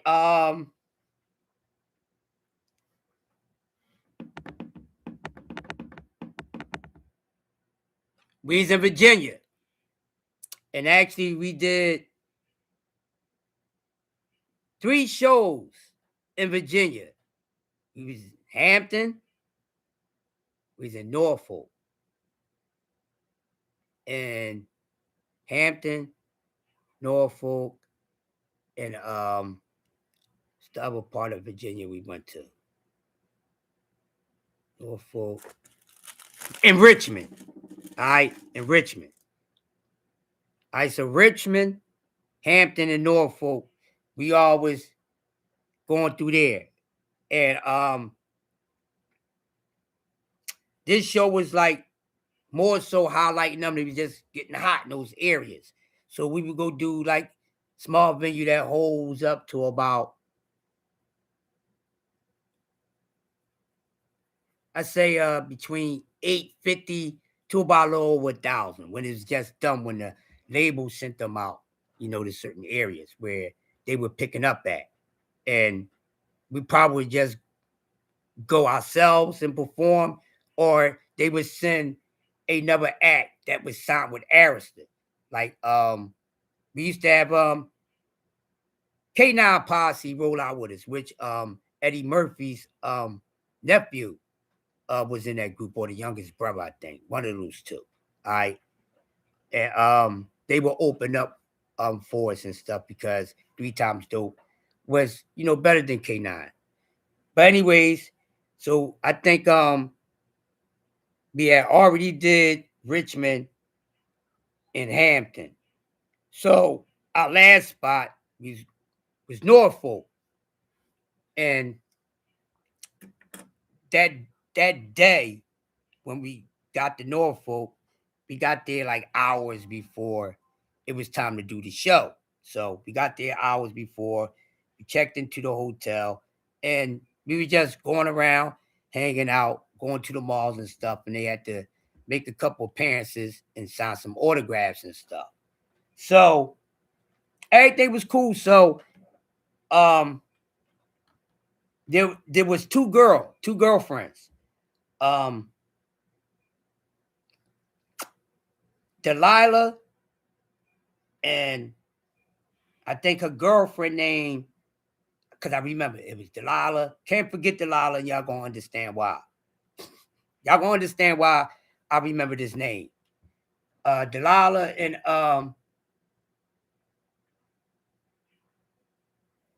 Martresa. Yeah, Martresa and Delilah. So what happened? We went into a jewelry store. We was at this mall out in Norfolk. We, looking for stuff. So we just came from Sam Goody signing autographs and stuff. So then after the crowd died down, whatever, people went about their business, you know, they just follow you around, normal shit. So we go to the jewelry stores. We was going to look at some watches and stuff. So as we go, the two girls, Martricia and Delilah, coming by. Now the crazy part is they were fans of 3 Times Dope, and they both had 3 Times Dope clothes on. Not that they had merch, but you know how you get your airbrusher of an artist. So they both was geared up with that shit on.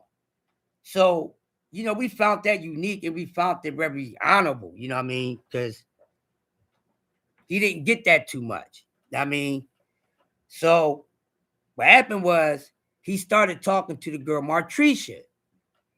And, they started talking, whatever. They said, well, boom, boom, boom. We got to do this show tonight. And then, after the show, you come through. So she said, cool. So they exchanged numbers. They hung out with us for a minute. Then they went about their business. So we go do the show. We do the show. Show is over. After that, we decided to stay an extra night because we could have just hit the road. So the DJ and the producer, and bodyguard, they went back to Philly. All right. They drove back to Philly. Me, EST, my dance partner Otis, our actual road manager. We had the same manager as Kumo did and a few other artists, Laveva Promotions. His brother Eric was with us. Him and our girl Goldie that went on the road with us. So we was gonna go to King's Dominion, but we decided not to go because I'm like, fuck that bullshit. I'm tired. If I hit this road right now, we going back to Philly. So, Chuck and them left because they was going to King's Dominion. From there, they was driving straight back to Philly. So that's why they outed. So me and what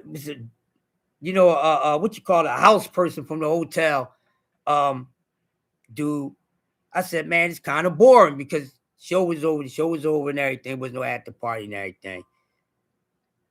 Ain't got no chicks. There ain't no chicks going on. So boy said, man, it's a couple of clubs that's still open. We could go take a ride around. See if we could pull some biddies.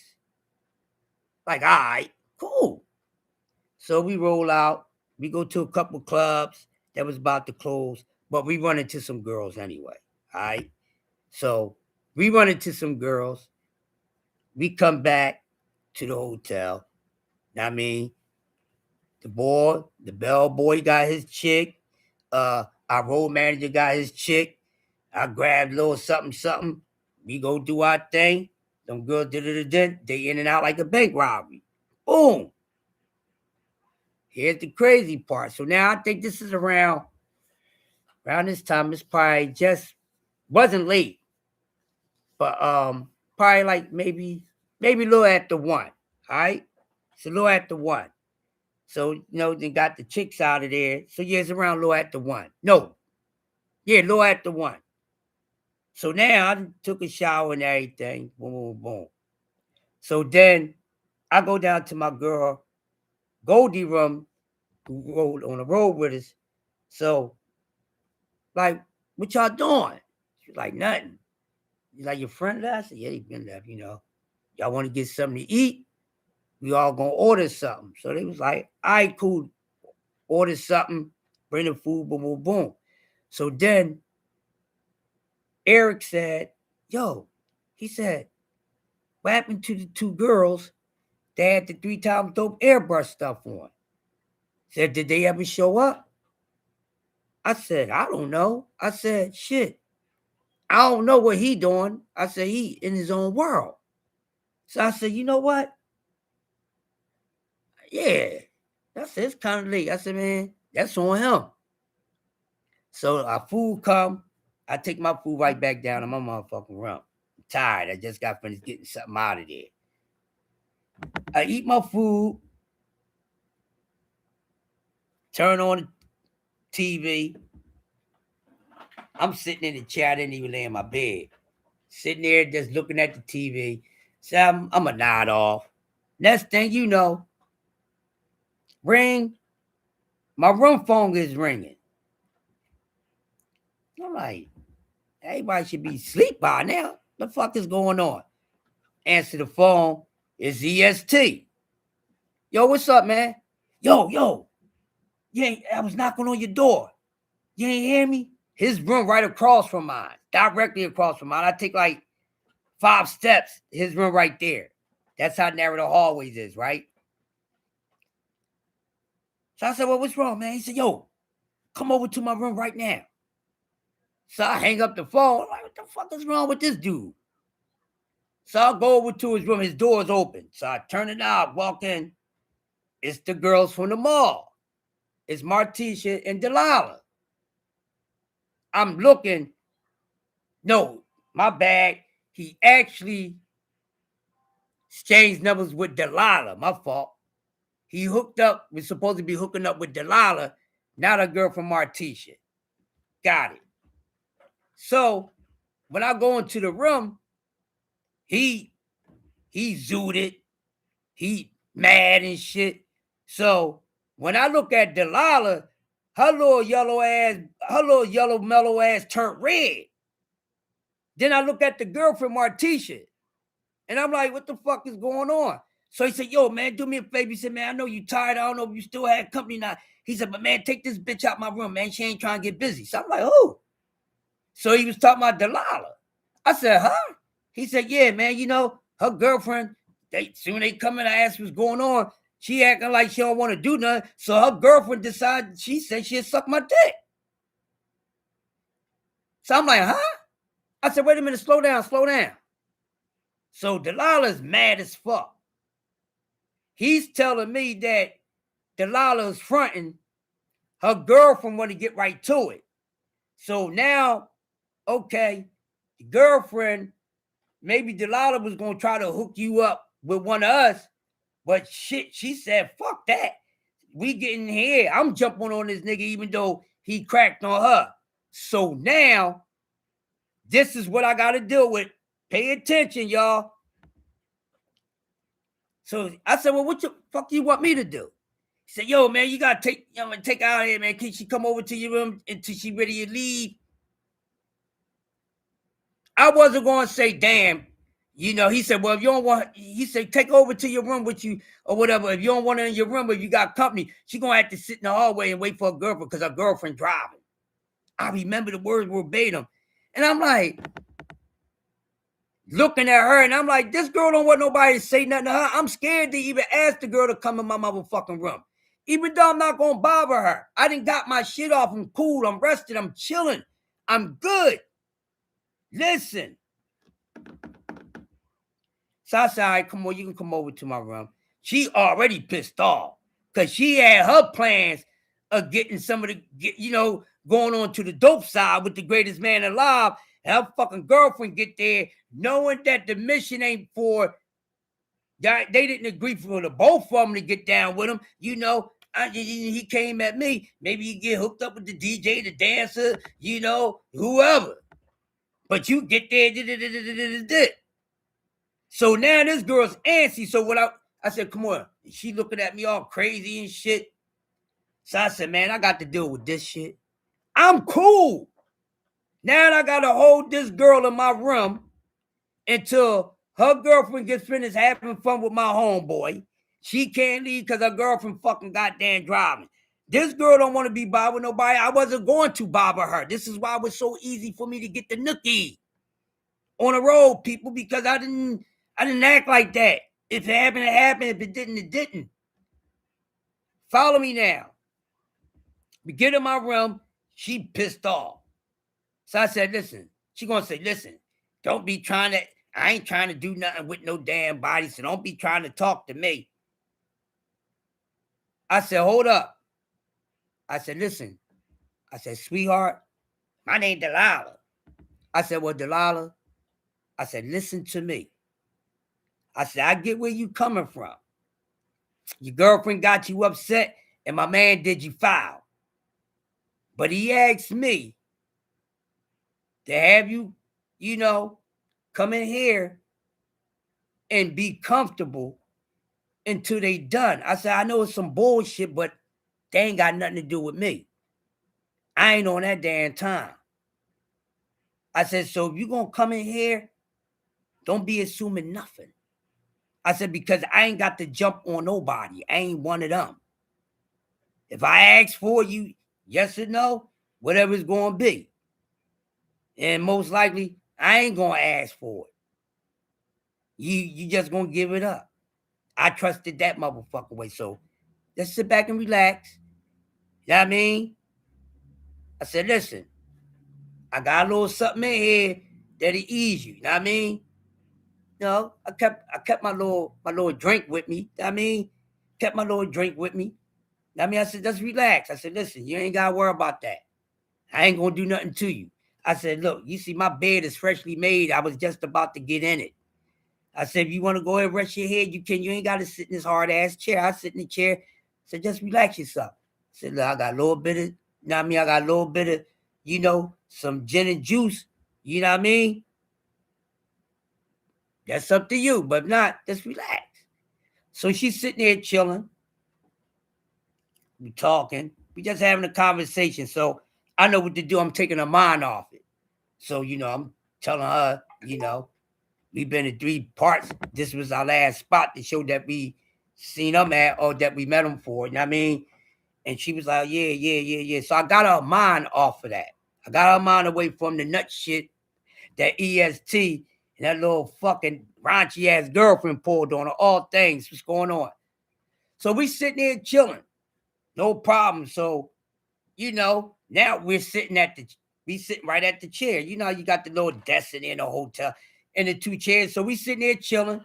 And I'm just having regular conversation with her. I take her mind off the shit. So then she said, you know what? Most likely we're going to be here until the damn morning, till the sunlight come up. She said, I'm getting tired. She said, it's okay if I go ahead and lay down? I said, yeah, go ahead. Lay in the bed. Go ahead, get in the bed. You cool. So I was going to stay right in the chair like I'm in this chair. Okay? So I'm talking to her from the chair so she can nod out or whatever. So she says, why are you sitting so far over there? I said, well, you're tired. You need to lay down, get you some shut eye until the sun come up. I said, so I told you, you can go ahead and have a bed. There's only a 1 bed. I mean, and I don't want to make you feel I don't want you to feel uncomfortable. I kind of got you out of that. So I'm going to stay over here. I'm fine with sitting here in this chair. You go ahead. You sure you're going to be comfortable? Don't worry about me. It ain't about me. Boom, you got it. So then she says, well, I appreciate it, but I don't feel right with making you sit in the chair because you're right. I had an attitude. I could have sat in the hallway. She said, you've been nothing but respectful to me. She said, so you paid for the bed. I ain't going to do that. She said, you can get your bed too. So I said, okay, D-Ray, what's going on? I said, all right, cool, no problem. So we got our clothes on and shit. It's nothing about, I mean, I ain't on that shit. But this is the reason why I remember her ass, all right? So what happened was, we sitting there chilling, we just sitting there talking. And out of nowhere, she said, you know what? She said, you know what I like about you? She said, you real respectful. You made me feel comfortable. I said, all right, that's cool. I said, she was like, I did come here to do something, but, not with the person I planned on. She said, because that's what I was going to do. I said, okay. Don't worry about it. So she was like, no, I'm horny. I said, what? She was like, I'm horny. I said, don't you think you should think about that at another time after what he did? Yeah, true facts. I said, listen. I said, I ain't going for that. I said, I don't know if I could trust you. This is what I said. I said, I don't know if I could trust you. Because before she was like, no. She said, but getting the conversation, she said, no, you really nice. And she said, I seen how you carried yourself throughout the show and all that stuff. And she was like, yeah. So she was like, I find you more attracted to him anyway. So what you trying to do? She said, I want to have sex.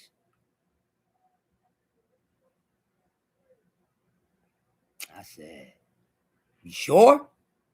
She was like, yeah, Mom. Well, she said, these, I feel deserving of giving it to somebody because they're a celebrity.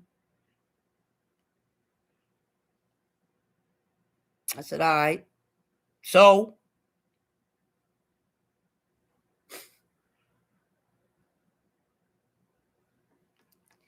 let me like this.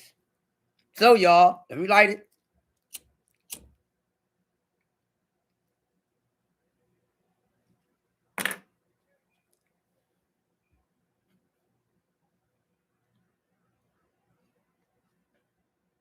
So, boom, boom, boom, boom. We get into it. This is about by the time I looked at the clock, this is about 4 or 5 something in the damn morning. Almost time for motherfuckers start waking up and ready to get out of here because we was leaving at 11. We get into it. We gets into it. Delilah was nice. Still look good to this day. Still look good to this day. Get into it. We do what we do. But while we doing it,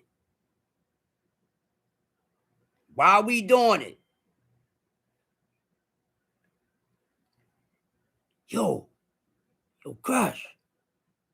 Damn, homie. Yo, crushing there going, wow. Yo, Crush, yeah, Crush. Good looking, Crush.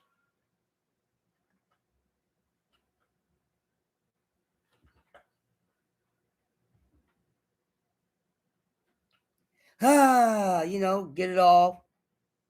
So she was like, was that just him listening out through the door?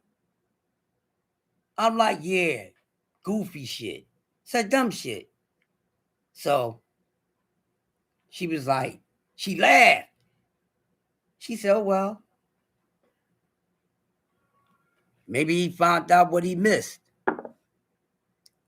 I said, yeah. She said, because we damn sure they had nothing over there. We bust out laughing. Guess what? After that, me and Delilah exchanged numbers. And for about 4 or 5 months of my dancing career, we used to meet up. She came to Philly. I went to VA. See what I'm saying? Did a show out there one time. Instead of staying at the hotel, went and stayed at a spot. And I got back in, I got in touch with her back in, I said around 2015. I just happened to be on, I was on Facebook. And she follows a lot of the guys and stuff. So one day I was on EST joint. I went on his joint and people was reminiscing about who they met and how the experience was. So I went on the joint and I typed something in and she like, can I see a picture of you? So I put up my picture and she was like, it's Delilah. And I was like, wow. So been stayed in touch with her ever since I met her on Facebook. To this day, I still, like every once in a while, I shout out, like a post or something. But yeah, that was something else. But here's the crazy part after that. So we leave out the girls' roll and everything. So now we getting together to ride back to Philly. He gonna say, damn, man. He's like, man. I said, how was it? He's like, man. He said, man, I wasn't all up on that like that. I said, what you mean? He's like, man, he said, for real, he said, girlfriend, you know what I mean? She sucked the shit out of my dick. He said, I ain't really want to fuck the bitch. You know what I mean? He's like, but you know me. And I said, well, what happened? He said, man, listen, she sucked my dick. I got a little quickie off, got out of it. He said, the only thing we did, we got fucked up. We was knocked the fuck out. He talking about, yeah, y'all was going at it for a minute. That's why I came over like that. I said, wow. I said, yeah, but he said, man, I should have just, I said, yeah, you should have. And he knew I stayed in touch with him for a minute too and all that shit. Fucking idiot. Fucking idiot. I said, what'd you do that for? I'm telling you, man, listen, got shit, man. I got stories, y'all. Got stories. I got a lot. All facts, no fabrications, no exaggerations, none of that. These things that I experienced, things I did myself, seen people do, all type of shit. All type of shit. Before I go, I'm going to close out on something. Hip hop that y'all probably already found out about, but I'm going to tell y'all because if you seen the Unsung, y'all seen the Big Daddy Kane Unsung and how they was talking about how they used to write numbers down on cards and give to the girls to get in there to see Big Daddy Kane. If y'all seen the Big Daddy Kane Unsung and y'all remember his squad DJs, and I'm talking about that part, that shit is a fact. I witnessed that shit myself. So to see the Angie Wise, so to see the Big Daddy Kane Unsung, and they got to talking about that part, how they used to have hallway full of females, index cards, whatever you could write a number on, and they open the door, call a certain number, they go in, whatever, you just going in for an autograph, kids with. This shit is facts. I seen it myself.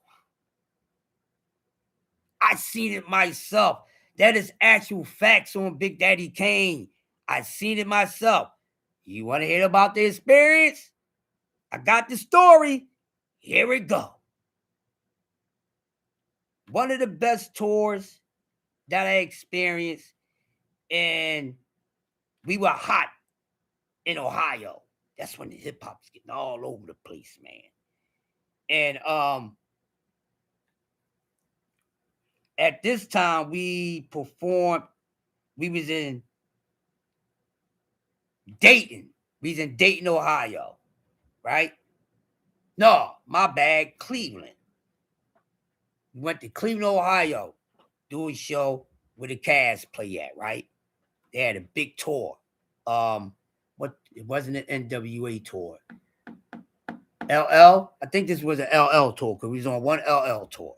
Anyways, it was Big Daddy Kane, 3 Times Dope, EPMD, LL,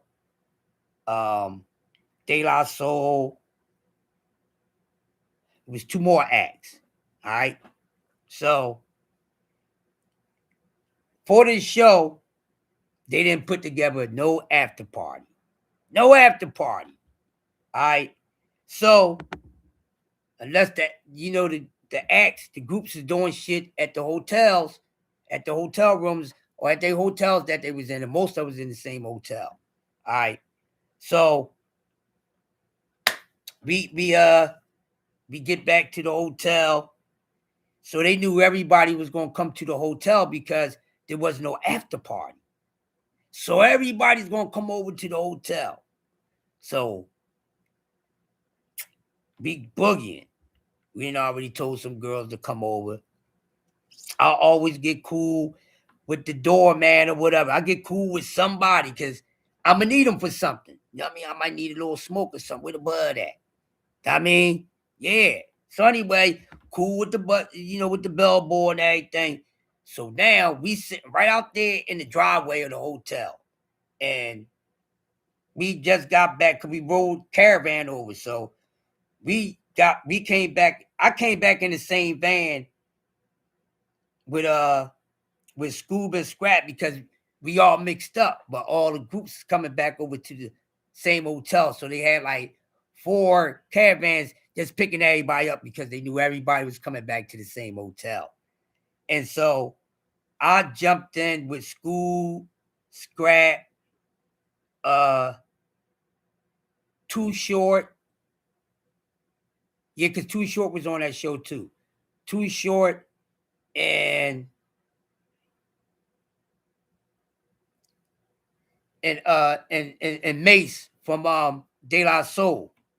So we the first ones. Our band is the first ones to drop us off, right? So we get there. It's only like a couple females out there. So the young boy, the house boy, he come to the door. He's like, damn, man, all the females, they gonna all come here. You know what I mean? He said, so, I'm about to get off, man. He said, can I come up? Yeah, you know our rooms or whatever, blah, blah, blah. So everybody start pulling up. I'm going to skip over some shit. So everybody start pulling up. But in between there, hotel security, the hotel manager was like, we know, boom, boom, boom, boom. If y'all going to be hosting a little something, y'all can't have all, but take who you going to take up, boom, boom, boom, boom. So we already tripping. We like, damn, the girls, and take this one up, take that one up, take this one up, take that one up. Boom. So we taking them up to our floors. We ain't letting them in the rooms yet. We be right back. I mean, boom. Go back down. Now everybody pulling the fuck up. Wow. Now everybody is back. The police is going to come. Like, y'all got to shut it down. So they telling people, hey, if y'all not guests here, y'all got to roll because y'all going to be, they still got to conduct business. So if you ain't got a room, you ain't going to be able to hang around the celebrities. If they don't invite you to their room, then you fucked up, you fool bar. But not knowing the bull, he letting motherfuckers in from the side door, him and one security boy. Letting them up 6, 7 girls at a time. I mean, then the police come. By the time they do that, we didn't already, they got sent, we didn't already snuck about motherfucking goddamn about 50 girls up the fire escape shit. Bossy, I mean, they about to get all work. They want to come have fun, hang out or whatever, see what they can, come up with. Shit, get somebody to listen to their demo tape. Get a little baddie, whatever the case may be. So now we get up to our floors and shit. Now, I'm leaving some stuff out because I'm going to have to bring this story back to y'all. So I'm going to leave some stuff out. All right, so we up in the rooms, we on our floors. Now, on the hallway that I was in, you know how you get that deep room? Boom. You got that deep room, and then all the rest of the rooms lined up. You got that little room that's not actually lined up. You know what I mean? So, Too Short was in the room to my left, but his door wasn't next to mine. You had to walk back a little, take a couple steps back because how the hallway is cut. So Too Short is to my rear left, right? On my right side, it wasn't Kane room. That's why our DJ room was right next to mine. Him and our road manager and security board. After his Kane room was 3 doors down from mine. All right.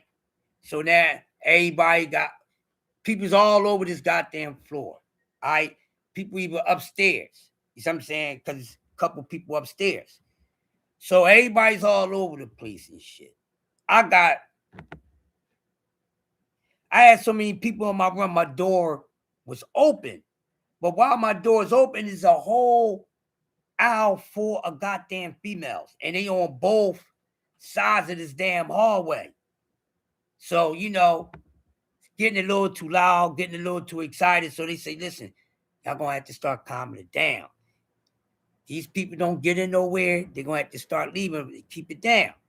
So, dude said, listen, you can't fit no more into your room. I said, don't worry about it. Dig this. Anybody that got to leave or want to leave out now because I'm not going to keep on opening my door back and forth. Everybody in my room said they was cool. Bam. My room overcrowded. I shut the door. I got my little piece in there. You know what I mean? My chick that I already had We'll say that for another time. I'm going to leave some parts out because we're going to revisit this again. All right. So I got everything going on in my room. You know what I mean? So I get a call and I go down to the DJ room. Now the DJ and our road manager, they was laid back dudes. They wasn't wild. They wasn't girl crazy. They wasn't boosty. They wasn't booty thirsty. They was really laid back dudes. Like, ladies, if a guy that you want to be with, he go on a road to do his job and he ain't doing no bullshit, that was DJ Woody Wood and that was Doobie the One Man Gang. They really was like that. They really didn't do nothing. They was the only guys that didn't do nothing. There's nothing wrong with that. They got women and shit back home. That's cool. But this night, they called me down to the room. I go down to the room. All these motherfuckers outside and shit. I ain't paying attention to nothing yet. All these girls outside. Now, Big Daddy Kane dancers, their room was across from ours, but on the same aisle. So I see what's going on. So I go to their room. I was like, what's up, Doobie? They say, yo, Carly, man, I know you're going to take this for a joke, but, man, you know, I want a girl. So I said, you shitting me. I said, nope, I ain't doing it. You lying. And you ain't going to be cheating on your girl off of me. Nope. Nah, you lying. You lying. Nah, I'm dead serious. You got girls down in your room. You know what I mean? Can you send me a girl? Once again, I said, no, I don't want to be a part of you cheating on your chick, man. He said, no, we're going through something right now. That was mad about when we first got. All right, cool. Wood, you want a girl? Wood said, no, he cool. DJ Woody Wood stood 10 toes down. No, I'm cool, Carly. I said, I'll be right back. I leave out my room. Now, when I go back out their room, now I see cards. I ain't paying attention to what's on the cards. But when I first came in their room, these girls ain't had no cards. I'm like, what? They must be fan cards. They're about to give Big Daddy Kane to somebody. I'm thinking about, I love you cards. Not knowing that there was numbers on the cards. I just seen that everybody got these cards now. I go back down to my room. I go in there. Now, my friend that I had for the, you know what I mean? I asked her peeps to come down and because she was a bad mother of it. If one of the rappers didn't get her, dudes are scared to crack on her, but everybody had their thing going on. It was wild in there. They was wilding out. So I takes her down to the room. Girl thinking, where you taking her? I said, I ain't taking her to Big Daddy Kane room. I'm going right back in here. I take Shorty in there. I introduce her to the security boy. Don't you know this nigga said? He whispered to me and said, I don't think I could handle that. I said, what? He said, I don't think I can handle that. I said, what you mean? You think you, I said, what she too short? She ain't thick enough? What you mean? You think you can't handle that?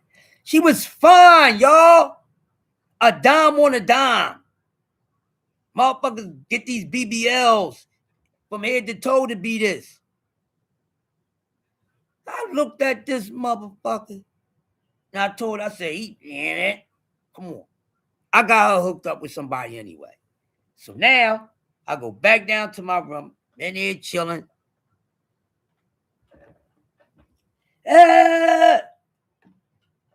66. The fuck? Turn the music down. What's going on out there? So one of the girls that was in my room, she was like, oh man, I hope she don't get her heart breaking. I'm like, what's wrong? She said, you know my girlfriend that didn't come here with you? She out there in the hallway waiting to meet Big Daddy Kane. She said the cars that they got numbers on them. And, you know, whatever number they get, you know, is going to get called and they go in to meet them or whatever like that. I said, that's what they fuck the cards is? I said, I thought they was, you know, you go in there, take a picture and give them I love you card and shit like that. Said, no, so I hear it again. So now I go open my door. I look. And I said, damn, they sitting down. They standing up. They on both sides of the fucking floor. So I said, girl, I said, what number you got? I got 33. What number you got? I got 19. I ain't get called yet. Asked about 3 females. What number you got? 58. The other girl said 66. Well, we heard 66. I said, to go in there to meet Big Daddy Kane? He was like, yeah, they call them random numbers. They not call them in order. I said, get the fuck out of here. I said, hold up. Instead of going, yo, I'm calling motherfuckers on the phone. Yo, you all right? Hey, man, Big Daddy Kane got a whole hallway full of fucking females with numbers written on them, waiting to get their number called to go do whatever with him. I seen this shit for myself. I was like, damn. Now, the chick, well, the young lady that I tried to put my mans on, guess who I wound up hooking her up with? What? I'm gonna see if y'all was paying attention. What rap artist I said that they room was to my left? I'm gonna see if y'all was paying attention. Which rapper room I said was to my left? I'm gonna see if y'all was paying attention. Because I just said seconds ago, I wound up hooking her up with somebody. Now, do y'all remember which rapper name I said that their room was to my left? If you forgot, that's Pusha number 2. You know, y'all ain't listening. Y'all ain't listening. Y'all can't tell me nothing that I said. Tommy, do you remember the rapper's name? I said his room was to my left. Because remember I said Big Daddy Kane and a couple other people room was to my right. I said there was a rapper room to my left. Do y'all remember? Don't worry about it. Too Short. Remember I said Too Short. Angie Baby, remember. Too Short was to my left. Big Daddy Kane was to my right. 3 doors down. His room was the 4th room for mine. Too Short room was right next to mine, but more so in the cut part of the hallway, not directly next to mine. So the girl, that baddie, that fine something that I took down to our security and assistant manager froze up. So I go back and say, don't worry about it. So Too Short come out of his room. Damn, what the? I said, Short, what you got going on? You know, I got a couple ladies in here and stuff like that. But I said, listen, man, I got a friend, man. And I said, everybody with her is taken for the night. Too Short said, come on, you can come on in here with me. Looked at me, said, yo, you smoke? You damn right I do. Gave me a fucking mountain handful of shit. The girl I had in my room, her sister went in there. Too Short kicked 2 of them chicks the fuck out. Yeah. And Kane had these goddamn females in the hallway with goddamn cards and paper with numbers written on it. They even go, give him a chewy, get a quickie, get hit, whatever the case may be. This shit is actual facts. I witnessed it myself. So, if you ever watch the Big Daddy Kane Unsung, and they get to talking about women staying out the rooms with numbers, you know for sure that somebody that y'all talk to and see on a daily basis on his goddamn screen witnessed that because he was there at one of them. Because I'm pretty sure he had them going on in other places too, but I witnessed that shit. Amazing. Look, y'all, I done made it to the 4-hour and 30-minute mark. And now I know y'all really love having me up here this long. Whenever I can be up here this long for Coffee, Donuts, and Grown-Ups, I will do it. I mean, I appreciate the love and everybody coming through. Make sure if you're not subscribed to any of these heavy hitters in here, hit their name and subscribe to their channel. This has been another dope episode of Coffee and Donuts for Growing Up. Hump Day Wednesday, hip hop and R&B edition, 90s and so forth. Loves people sharing their music, like, taste, and knowledge. Some of your people, some of y'all, I know about y'all music knowledge and things like that. And some of y'all, I got to learn about y'all knowledge and love and passion for music. Make sure y'all subscribe to Wise Sports Betting. She does a great job on giving you the best way to go in betting on all sports. Shout out to Mr. Hill, the chairman, Mr. Tom Cool and Collector, my man Thomas Hill, always here. Angie, baby in the building. Jag Queen. Hey, big mama. You know I don't want no trouble. Salute to the Jag Queen. Make sure y'all checking her out.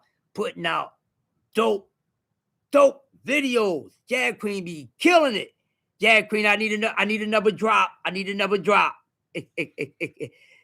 Shout out to Sin Ironheart. Look out for brother Sin Iron, who's representing the real side, the truth seekers against the liars in this talking boxing community.